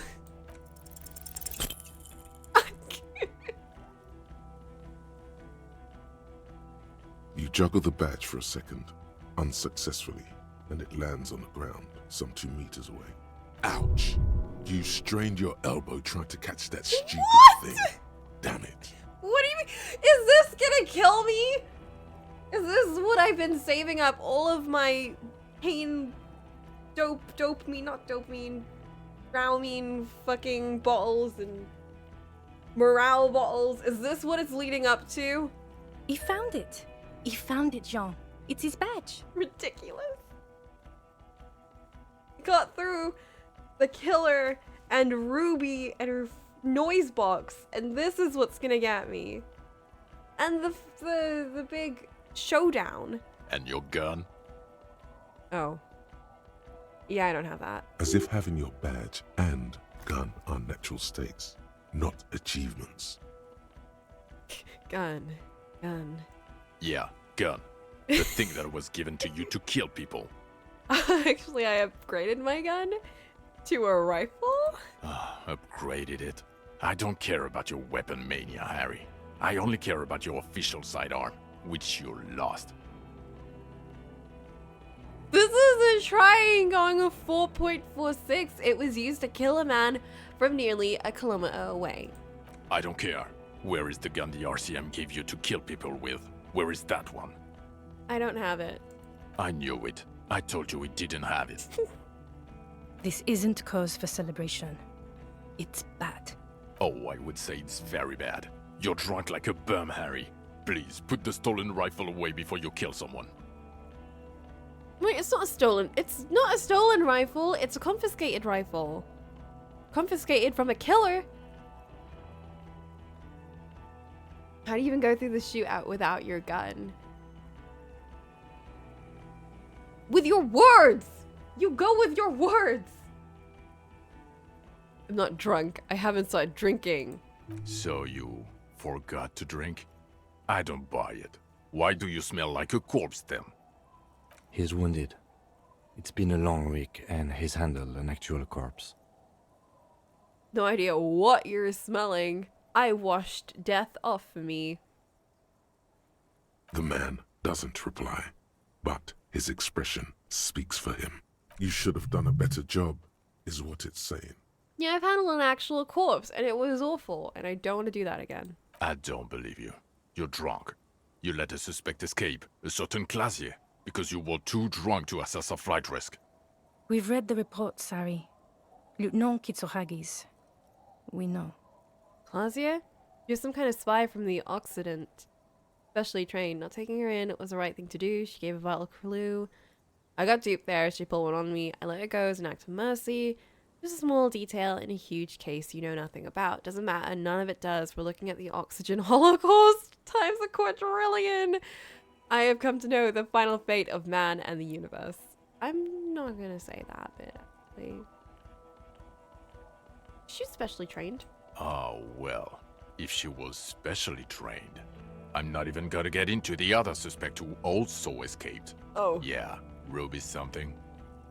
She was gonna kill herself. Or the fact that you very likely sold your gun for booze. That's peanuts. That's nothing. That's a humorous anecdote. Compared to the 8 people who were gunned down, the streets are literally red with blood, Harry. It was fucking mass murder. I tried! I was shot! It was a bad day. I tried really hard. I saved Kim. Okay? I saved Kim. He did everything he could. We did everything we could. The company hired unvetted mercenaries. Lieutenant Dubois got between them and the locals. Here comes the cavalry. He did so at considerable risk to his own life. He was shot, not once, but twice. We stopped an execution, not a negotiation. The loss of life was minimal compared to what it could have been. What he said. I also solved the case. It's solved. All of it. Yeah, it was a massacre. We got wiped. Where the hell were you? Honestly, yeah. Don't make this harder for yourself. Thank you for the input, Lieutenant Kitsuragi. I didn't mean to suggest you didn't handle the situation. You've spent the week with him on this case. What is your take? On the case? On Lieutenant Geoffrey Dubois. Well, the drinking, the gun losing, also losing the badge. That's all true. Although he has not been drinking on the job this week. Yeah! Yeah, you tell him! See? 1 week. Then there's the superstardom. He likes to, from time to time, allude to being a superstar law official. At first I thought it was a joke, but now I'm not so sure. He says disco about 20 times a day. God. This is the final assessment, isn't it? It's worrying, especially considering his political views. Detective Dubois is, as you may know, a Mazovian socio-economist. He's even gotten involved in a highly theoretical underground reading group, which, again, for a police officer, is unusual. Kim! Kim called you a homophobe racist here? Oh! Jesus, Ollie, what the fuck?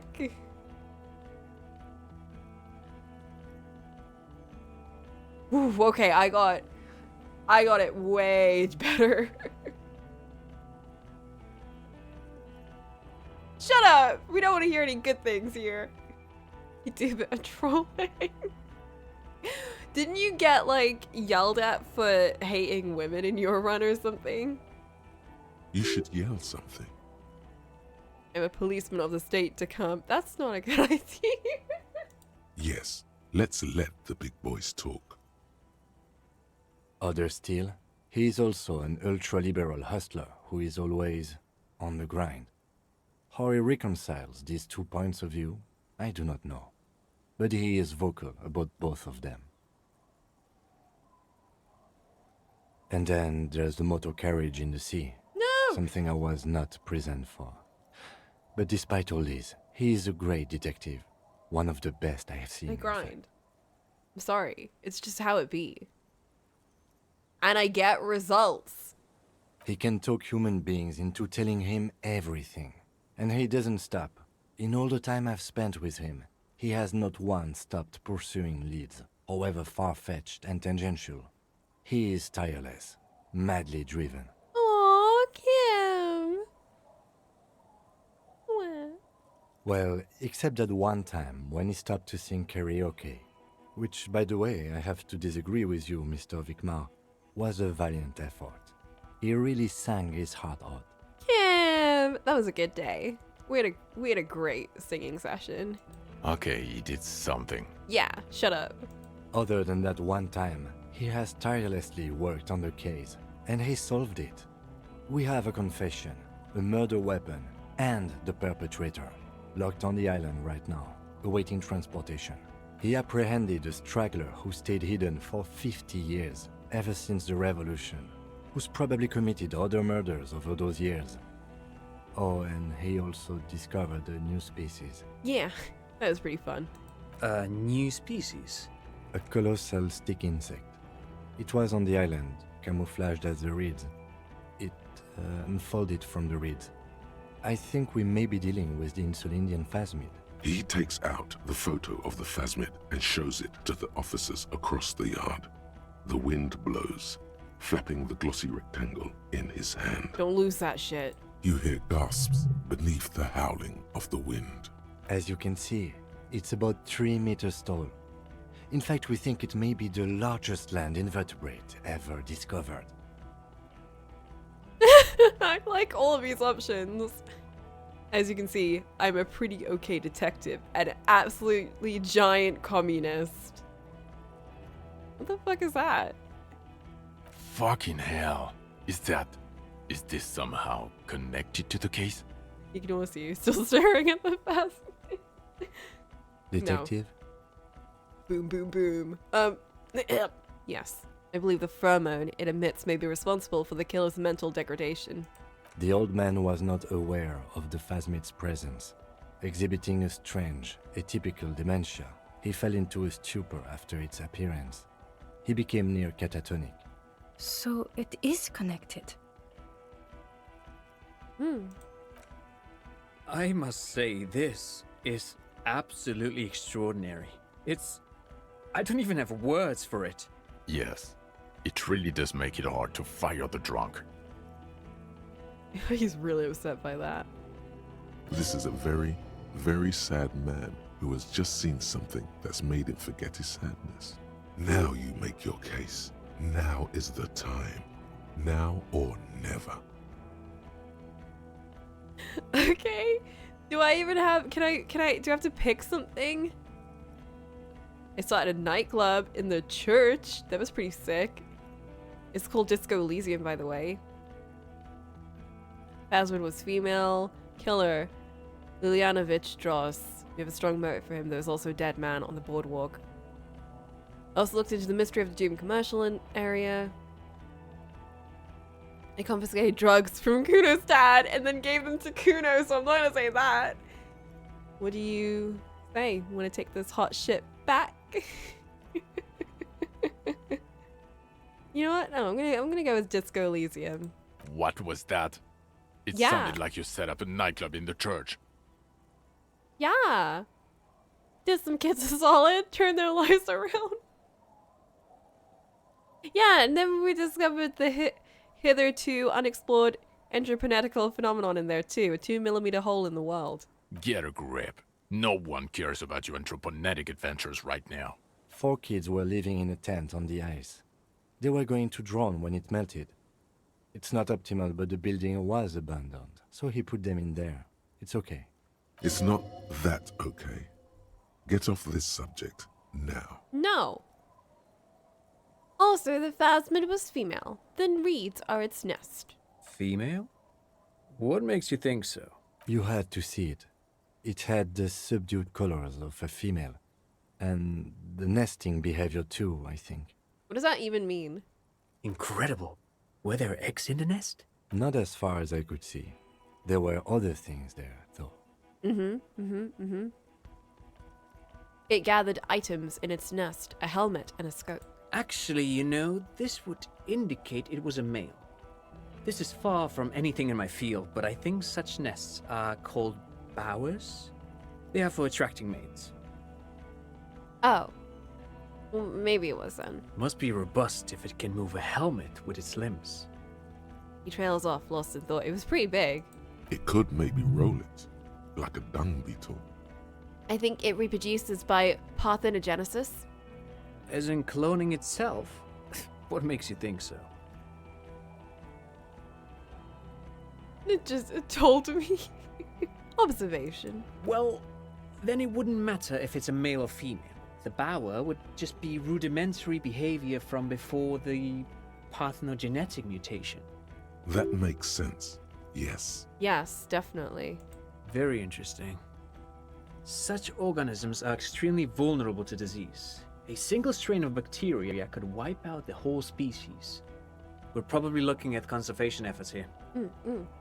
Definitely, if you can find it again. Is vestigial behavior a thing? I don't know. I don't know what the fuck that means. It had mandibles. It looked like hairs. It was completely white on the inside. We didn't actually touch it though, so we can't really speak about that, unfortunately. I was just really worried it was gonna eat my hands. I just wanted to back off as soon as I could. Yes, but also reed-colored, beige and brown, a little green on the outside. After unfolding from a single stalk, it still retained parts that looked like reed tufts on its limbs. Incredible. The PR value of this is exceptional. Carp discovers new species. Maybe even discovers the Insulindian phasmid. No, that's too much. We're gonna work on that a bit. This would really help with some of the problems we've been having. Absolutely, this is great. This does not say vigilante murderers to me at all. This says science, news, human interest. You know, it's a really good thing you have that photo. Without it, You're doing good here. Perhaps only for a moment, but still. Who would have thought this phasmid business would be like the thing that really saves us from everything that's happened in the game? Quit while you're ahead? Or no? No, I don't know. We have a strong motive for him. Lilianovich. A revolutionary matronym. I don't have time for this. Straight to the motive. Revolutionary matronym. The custom started in Grad, where they have patronyms. Krasovich, Lasovich, etc. The revolutionaries saw this as a chauvinist atavism, so they used matronyms, derived from the mother's name instead. Oh. This man's mother was Lilian. His Lilian's son, Lilianovich. The custom was overturned after the revolution failed, but not before it made it to Revachol. So strange. Huh. So, it is what a soldier of the ICM would be called. Louis Def is from the ICM. thank you, Trant. Thank you for that piece of cultural theory. You said you have a motive? He just sounds so annoyed by everything. Of course, excuse me, I just thought it was noteworthy. It was very interesting. Thank you, Trant. he, being a communard, probably had to do with it, you know, class warfare and stuff. He killed him in an act of rage, induced by the phasmid semiochemicals. I'm not sure if I have a motive. I had another thing. We didn't really have a motive, did we? I was wondering if we would actually ask him about that, but guess not. I'm gonna go with the semiochemicals. Possibly induced. But even without that, these men spent 50 years on the islands in the bay, in solitude, loathing what Ravachol has become. There's plenty for prosecution to pick from in terms of motive. Also, we have a sniper's nest with full view of the room in which the mercenary died, right on the island, and 2 officers on the scene that Mr. Dross confessed to. It's a clean win. It's way more than that. Perfect folding mechanism like the phasmid. Way more than that. It will win me Dora back. Jeez. Move on. My masterpiece. I'll teach this in cop school. I did all I could. Every second was a struggle. Not completely satisfied with it. Could be a little neater. They'll teach us in cop school for sure. Masterpiece? Get over yourself, Harry. I can still smell the booze on the wind. God damn it. Doesn't it ever leave? It is there. Like in your bones or something. It will pass in time. Yeah, it's just been a week. Give it a couple of months. We'll be a changed man. Oh, there's also a dead man. That was a sad case. Yes. Fallen through a gap in a boardwalk. Drunk. How did you know I found him? The body was transported to Precinct 41, our morgue. I had Tilbrook and Mullins take care of funeral arrangements and family stuff. You're not the only cop in the world, Harry. This all comes back to us. Still, good work with the missing person, Detective. It's still a point for you. No denying it. Yes. I also looked into the mystery of the doomed commercial area. I don't know what a doomed commercial area is. Rue de Saint-Ghislain, 10. A commercial building where all businesses go bankrupt. I looked into it. Why? That's not what you were supposed to do here. Yeah, well, we did it on the side, so... There was a possible witness in there, and it was close to the crime scene. He was just chasing a lead and ended up advising a local shopkeeper. It was okay. Of course. Call it community outreach, right? Yeah. Not like they had cops in Revachol or Martinez in like a while. So, okay, this is a very tricky one because I need to like not mention that I gave the drugs back to Kuno. Who's Kuno? You don't want to. You're right, Lieutenant. I don't. You snorted the drugs, I know you did. No, I didn't. It's alright. I mean, at this point, anything is but the drink.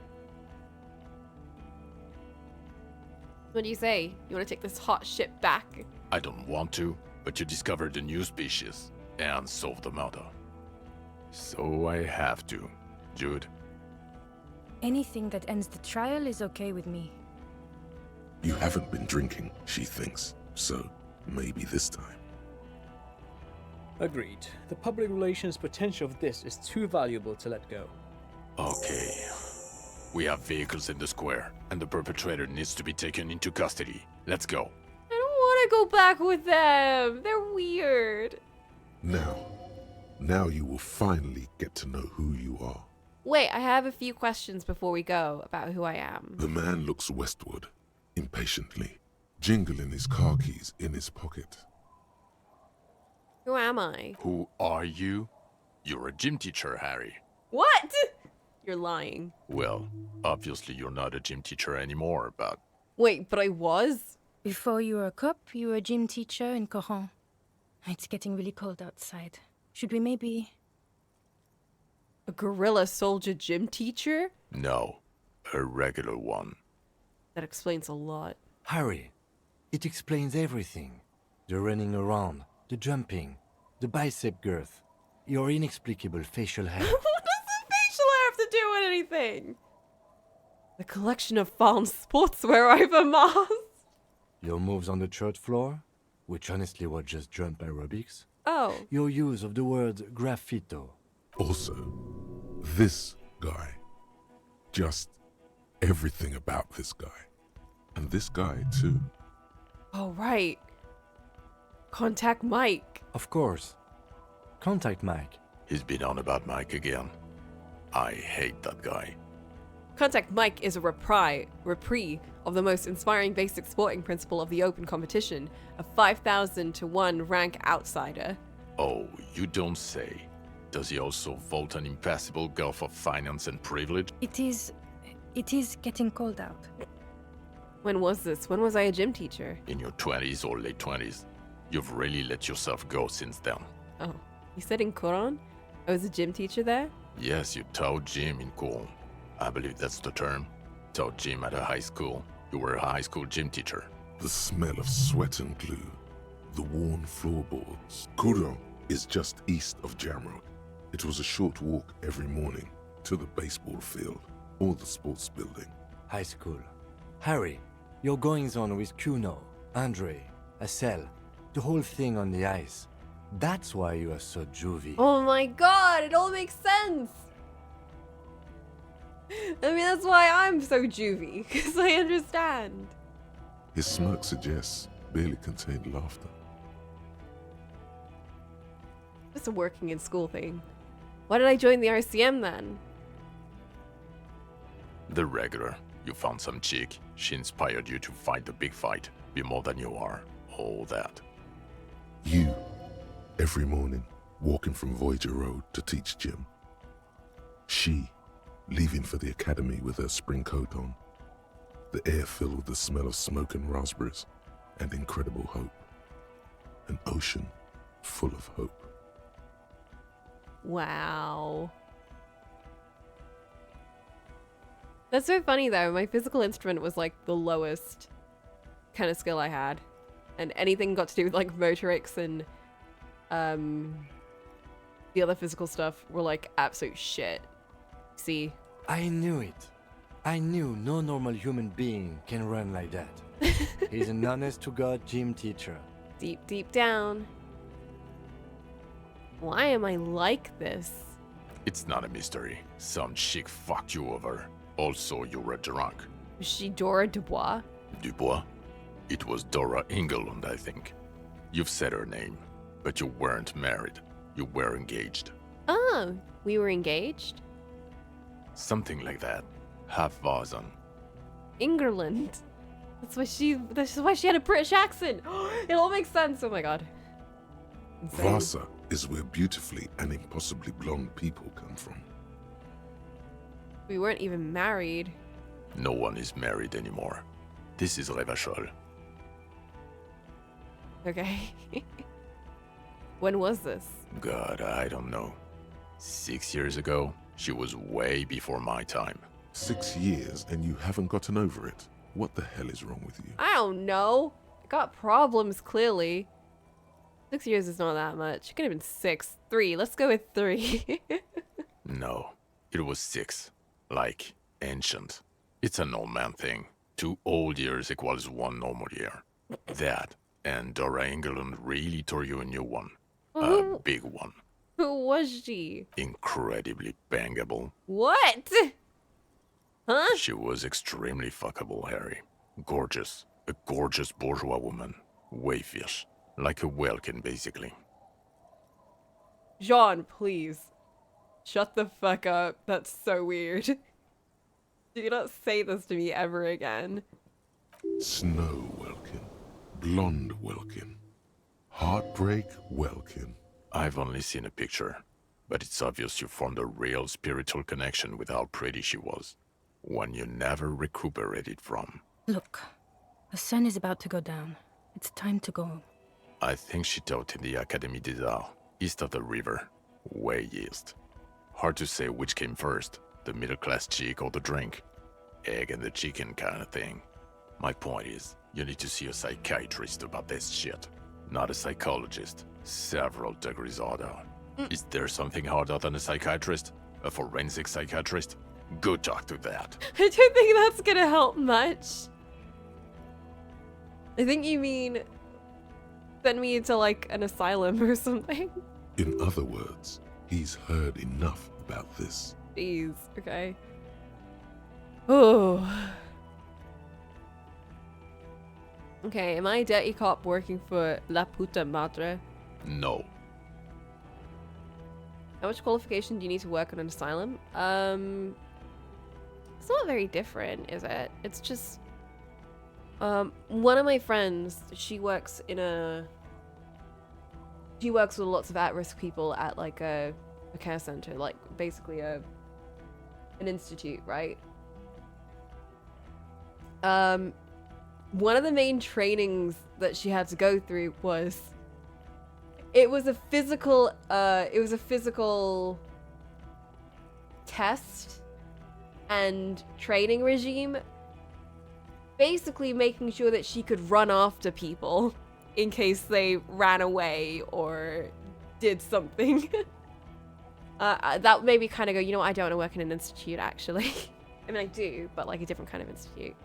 You already do that? I do not. No, I do not chase after anyone. I don't run. I will never run after anyone.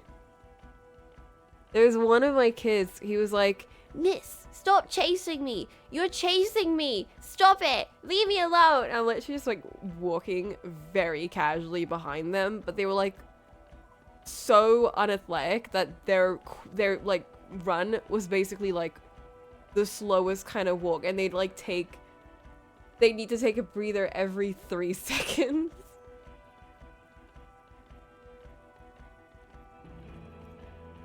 Legit, if a kid runs away from me though, I just kind of go, all right. Sorry. I'm not gonna chase after them. I just report it and move on. There's like, what? There's like 30 other kids that would much rather have someone around to help them out than that one kid that's run off. I'm gonna run around the whole school for an hour. My dad previously used to work in one of those places, and he got lifelong severe injuries because poor management, leaving him on ward alone at times. They aren't ideal to work in if you're not prepped. Absolutely. They don't pay much. They're very tiring. The hours are ridiculous. Like that friend, she went from being available like at nights all the time to now like any of her time off is during normal work hours for us, and her time at work is like very random and throughout the entire day. It's very tiring. Yeah, any job that is about taking care of people, education, medicine, anything about that's not going to pay well. It's not going to pay well unless it's like in the neurological department, like if you're doing surgery, like brain surgery, whatever, that pays a lot. Any kind of surgery actually pays a lot. But a lot of other jobs related to medicine and taking care of people and education, very shit in terms of pay. Very shit in terms of how you get treated too. Absolutely. It's ridiculous. I mean, that's why you get so many strikes, so. You know, that's just how the world works. Dentists also get paid a shit ton. And yeah, dentists don't really have to deal with as much bullshit, I think. Because they're kind of just going into people's mouths and... Not like that. But they just like, mess around with people's mouths and then send them off. And I think the biggest problems they get are when someone's like teeth get fucked up and then they have to deal with like lawsuits and shit. Which does happen quite frequently, actually. Teeth can get fucked up so easily. I need to go to the dentist. I haven't gone in a while. A good reminder. Anyway. No, because a suspect seemed to think... You're too unstable to work for a mob boss. You're suicidal, Harry. No mob boss would take you. That's good. I assure you, I wouldn't consult for a corrupt unit. He would immediately backpedal out of it. I told you it's not that bad.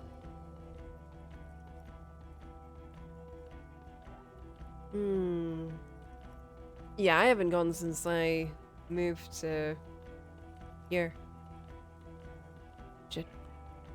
Precinct 41. What kind of station is that? Us? We're the bloody murder station, haven't you heard?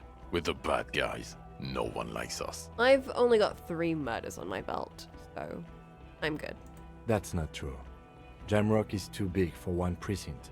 You are just understaffed. And everyone respects the 41st. You have Captain Price. Thank you, Lieutenant. You're being kind. It is an understaffed station and the district is too big, which is why we need to... Get back to it. We left Torsen and McLean to run the Sea Wing. It's not good. Yeah, it's just kind of sad. I'd always go to the same kind of surgical place in London. Like, no matter where I lived in London, I'd always go to the same place. And now it's like, I don't know where places are here. The first hospital I went to down here was like manky. Like, it was weird. I didn't like it at all. I'm kind of scared what the dentistry is gonna be like. Torsen and McLean? Mac the Torso Torsen and Chester McLean. They're not fit to run a wing. Believe me. Things are shaky as it is. They are damn iconic though, Torsen and McLean. An iconic duo. Were they the... Ah! They were the annoying dudes on the phone. Yeah, not like us. 2 clinically depressed old men. Where's the contrast here? We are garbage. Maybe not. I don't know. And the Sea Wing is? God. There are 4 wings, Harry. A, B, C, and D. We're in C. It's made of losers and clock punchers. You and I reconceptualized it as a task force. It was a mistake. Oh yeah, those idiots. There's also a lot of outside help involved, not only me. Other losers too. No, don't start saying that. I thought you were normal. He's anything but a loser. Although he would like to be seen as one. It's cooler that way. Oh, Tron. And Price is?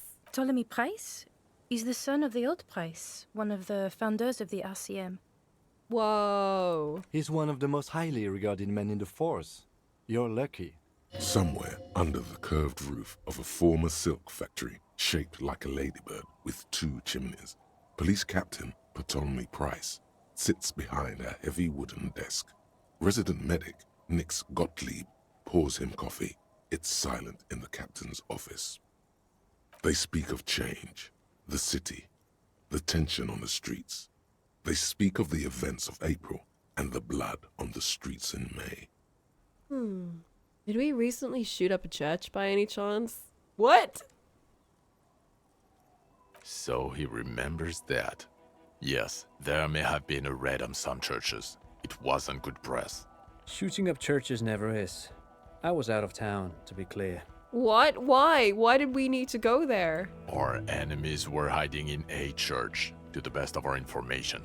That's it. I'm not talking about this anymore. Your security clearance is shit tier right now. You have to wait for it to go up.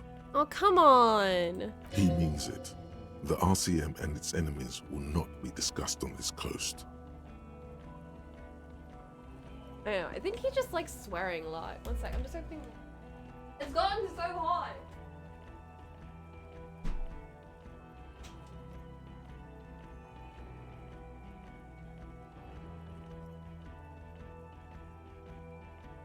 Oh my gosh.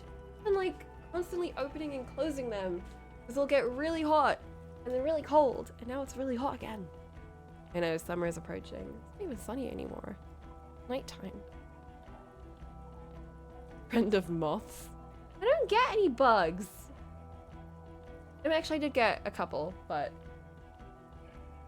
they tend to go straight to the plants. Maybe we should get a portable aircon. I was thinking that. You know what? Just to fit the whole desk aesthetic thing. There's some really cute, like, tiny little fans that you can put at your desk and they kind of sway around. They're so cute. They're stuck in so many ways. Do not get them. Oh, okay. Just think they're cute. There's a really cute one that you can get that you can put like water in and it kind of acts a little bit like an aircon, but not really.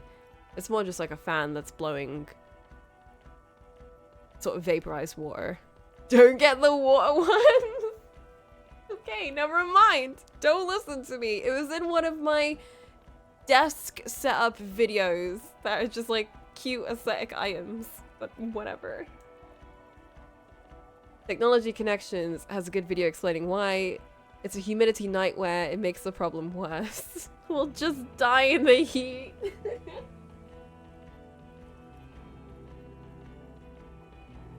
Like in the bloody murder station. Ugh. Okay, it's not the bloody murder station. It's an old converted silk mill with green desk lamps and a coffee corner. A lot of good people work there, hard, every day. What's a... You're just such a dick, you know? You're such a dick. You just love to shit talk everyone and everything.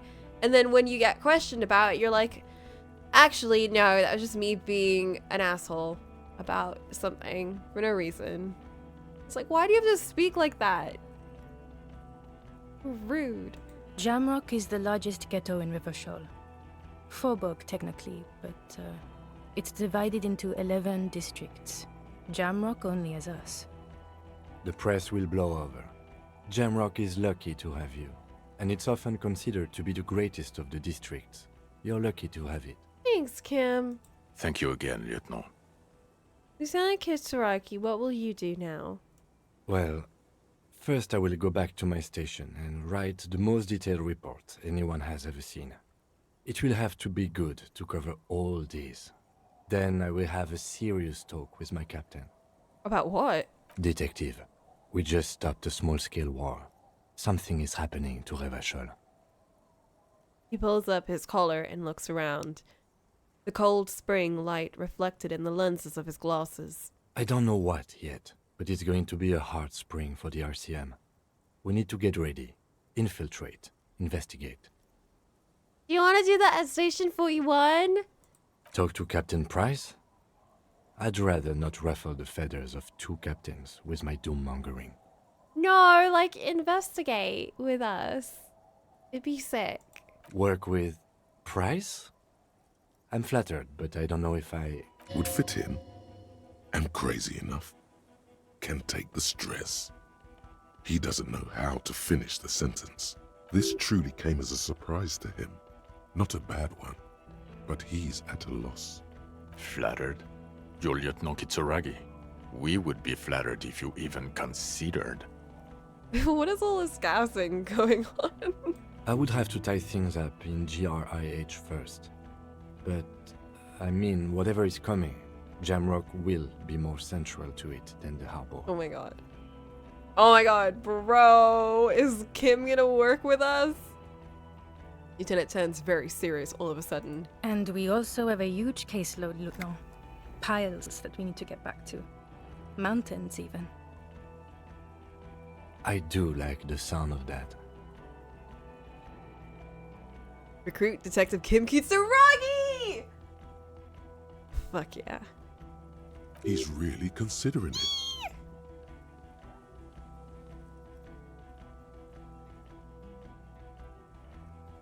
He does like to work the cases. Oh my god, this is the best.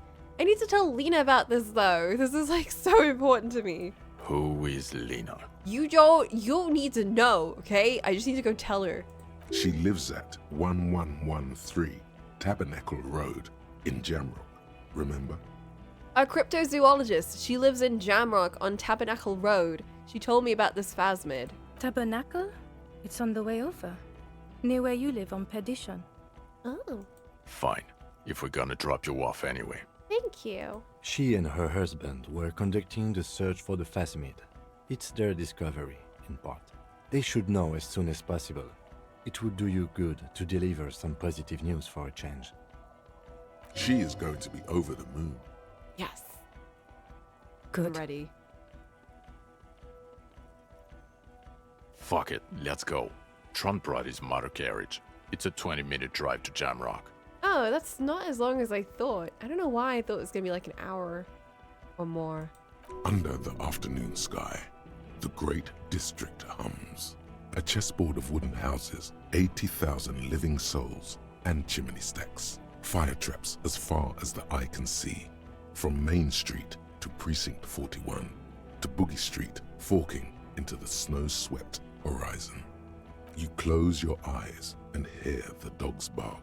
A lone woman sits by a factory window, dreaming of meteorite strikes. On Rue de Saint-Jérôme, a square bullet slides into a square-shaped chamber. In Old South, a man without eyelids smiles. Oh my god! Spring has come. It's time. Did he really, like, lose his eyelids from that? Jeez.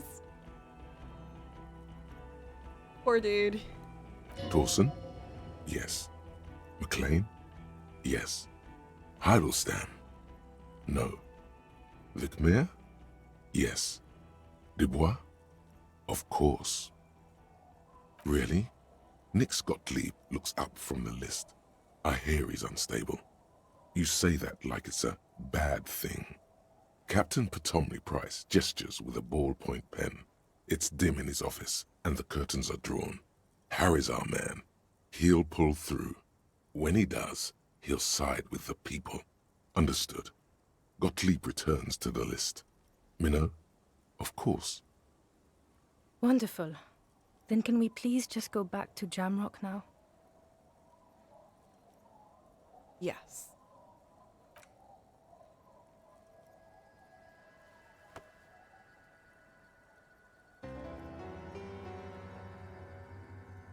Dubois. Sounds very French. It just makes me think of Poirot.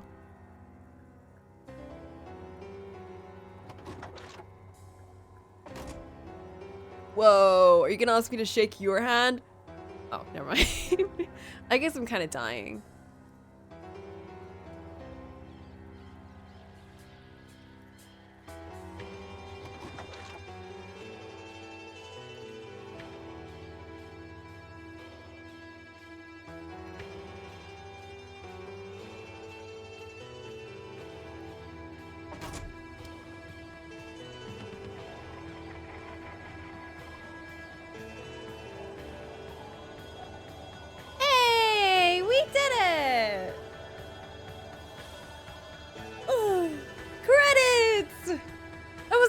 I expected it to go. I was expecting like a 12-hour stream or something. I was really prepared. I was like ready for it. I'm just saying, like 999 kind of like prepared me for the longest types of endings. What a good game. That was really fun. I don't know if I could like really rationalize everything I was thinking about in one go and just like say everything very clearly.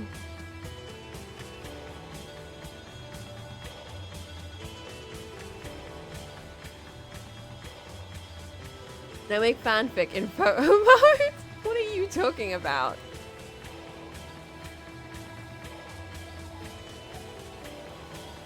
I can be bigger though. I'm gonna be bigger.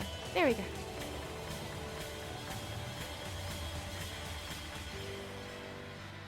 It is. I like how all the characters were written. I think Harry's a very strange one though. I think because he is whatever you make him to be. It's really hard to picture what he is. Even though there's clearly little bits.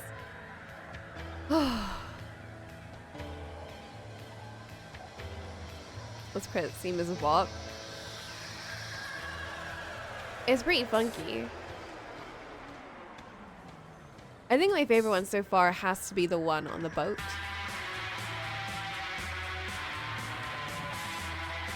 It's a very sad girl bop, you know.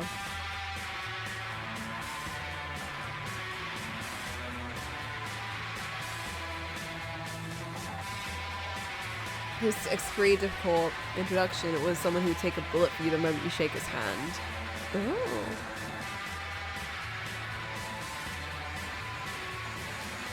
Kim is an interesting character because I didn't like him at the start at all. And there's lots of moments where I was like, Kim, you being a buzzkill I'm trying to like just have my little moment.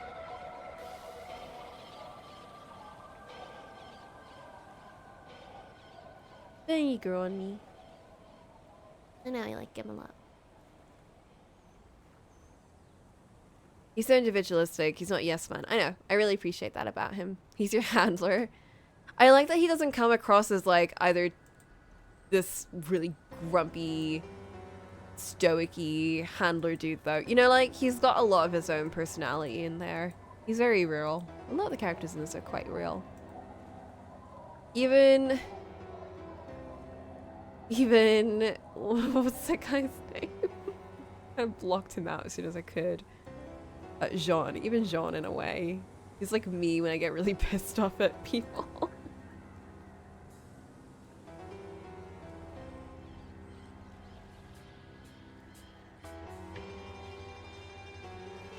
Yeah, Kim's going let him cook the whole game. Yeah, that was the funniest part about Kim. Because if it were me and I was with Harry, I'd be like, what is going on? Why am I with this absolute nut job? I would not trust a single thing I say. But Kim is like, you know what? No, I'm gonna let him do what he's doing. And I'm gonna trust him a little bit. Yeah, I guess because he saw that we were kind of getting results. He put together, you know what? It's working in a weird way. But let's be real, any normal person would be like, it's working, but is it worth it? I know. Oh, I'm gonna take a picture of my notes. Surprisingly, I didn't need to take that many. Because a lot of the game is very much like... it's very in your face. Mostly I had to just take notes to remind myself where to go. Because the journal was a mess. And I did not like pulling it out. But you may perceive my lovely, lovely notes.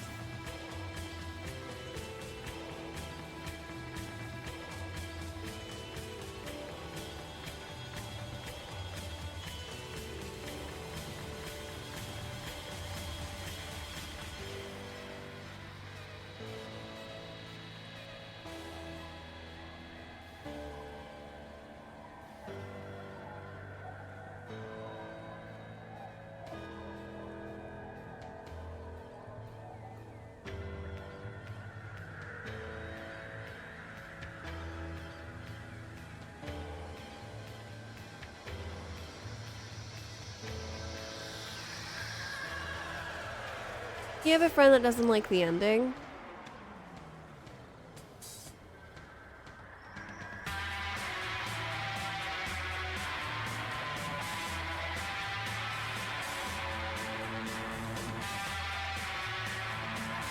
Why not? What didn't they like about the ending? Put this in spoilers, actually. Let's nice and safe.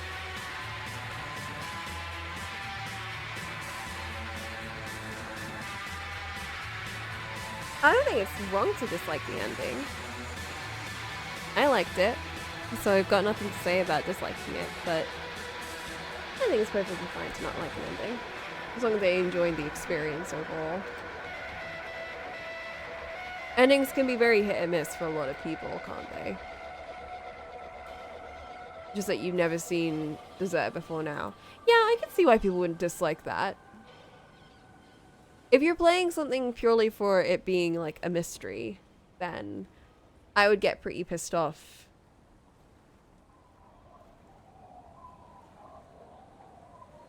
Yeah, I wasn't as satisfied with learning who the killer was myself. I did enjoy the game for most of it. I think for me, the bit with the killer was a bit like... there are my notes. For me, the bit with the killer was very much like... I didn't really get much out of it, to be honest. I enjoyed the conversation we had with him from more of like just a character perspective. And in the end, I do play games mostly for character moments. But like, from a mystery perspective, it was very... it was good. It was fun for most of it.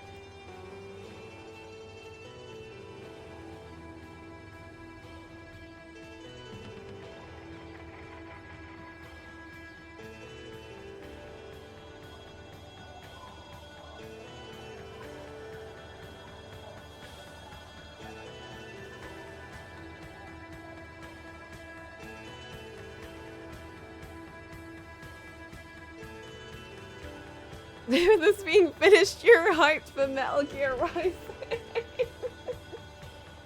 Fine. But only because you played Pokemon Mystery Dungeon and Mega Man Star Force.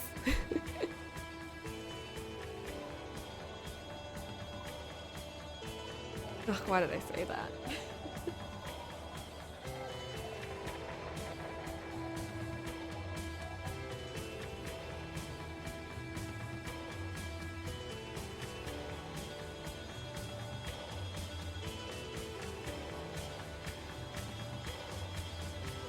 Can't believe we're about to lock MGR as a Saturday game. Ugh! It is gonna be a Saturday game now, isn't it? Not even a Saturday game. Yeah, but it doesn't... I mean, it's not, I'm not gonna play it tomorrow because tomorrow is a very special day. It's a Sleepy day. And Sleepy did DM me and I didn't respond to her and she's gonna get mad. She pissed at me. Just been ignoring. Ugh. You know how she gets when she gets ignored. She'll start threatening people. She's like the only person I can't ignore. Or there will be consequences. I don't know how long you're planning on just going. I wait. Okay. We're gonna play it tomorrow at 5 again. 5 p.m. BST. We're in BST now, right?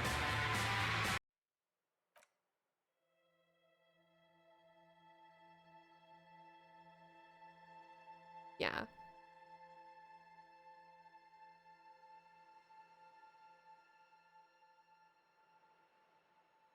I realize what the menu is now.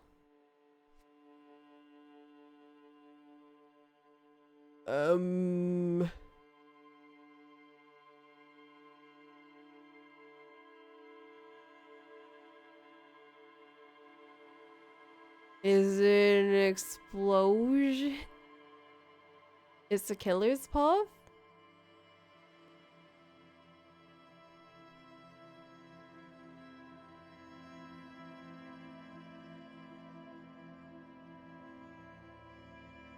Oh.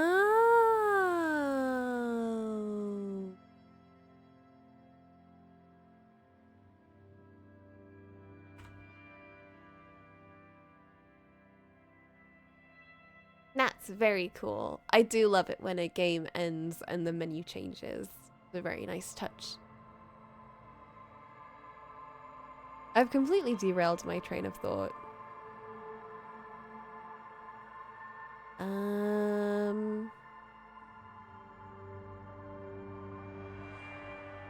MoMA's video game collection.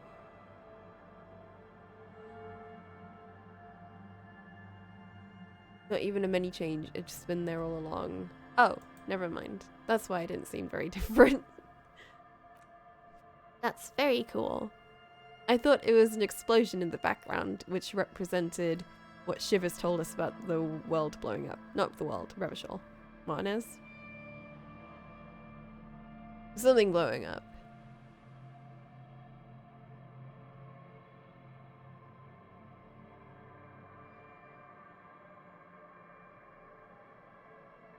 But yeah, that was a nice game. It's too late for me to come up with anything poignant to say.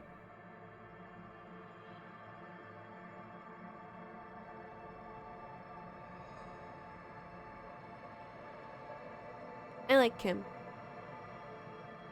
Kim's very cool.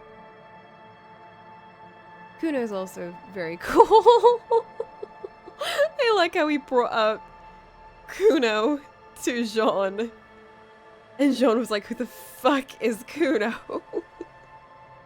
Like, you know, we're not even gonna get into that right now. You already hate me. Come on, we're gonna work with Kim. It's the best. Can I say something that you almost did? Yeah, you can say whatever you want now. Now it's okay. Go ham. Go for it. Speak your truth. Something that I almost did. What did I almost do?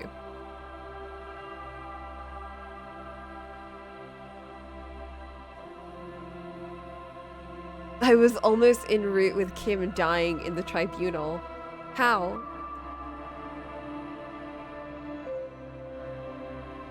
With my relationship with Kuno, he could be my next partner?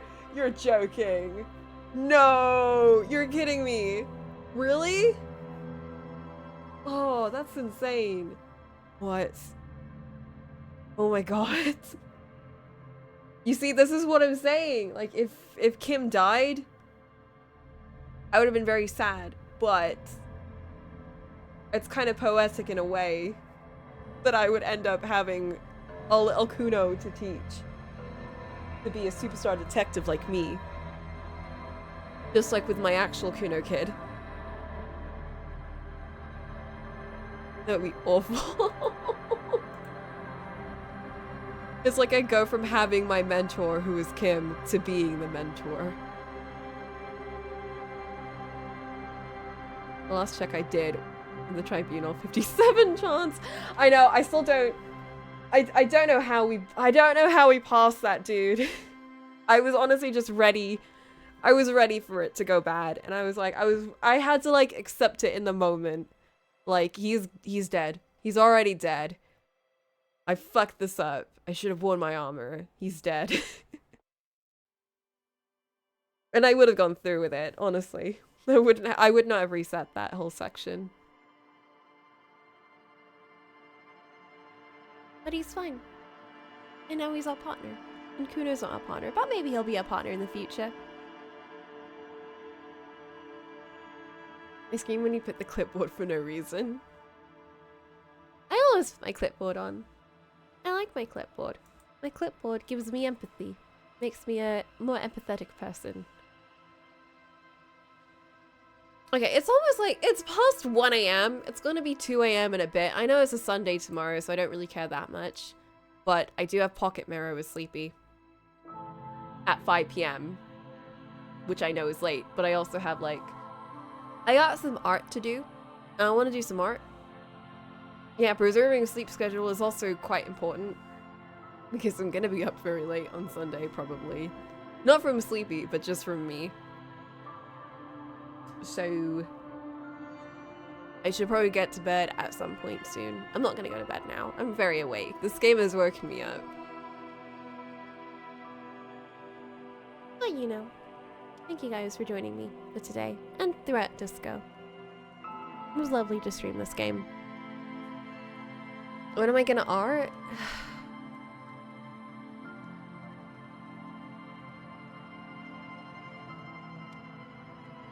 I don't know. I think I'm gonna work on redoing the sketch.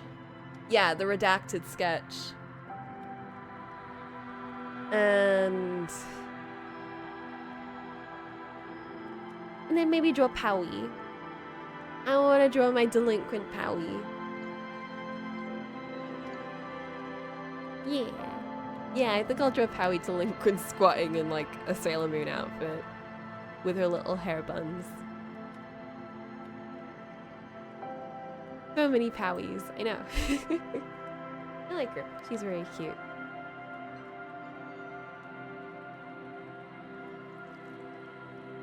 But yeah. Pocket Mirror tomorrow. Judgment next week at some point when I get time and I'm not dead from work. And then Metal Gear Rising, I guess. Because I've now promised it. So good night. No! Ugh. Good night. I'm going to bed. I'm not saying anything else. I'm gonna put on some jams, jam rocks, and I'm out.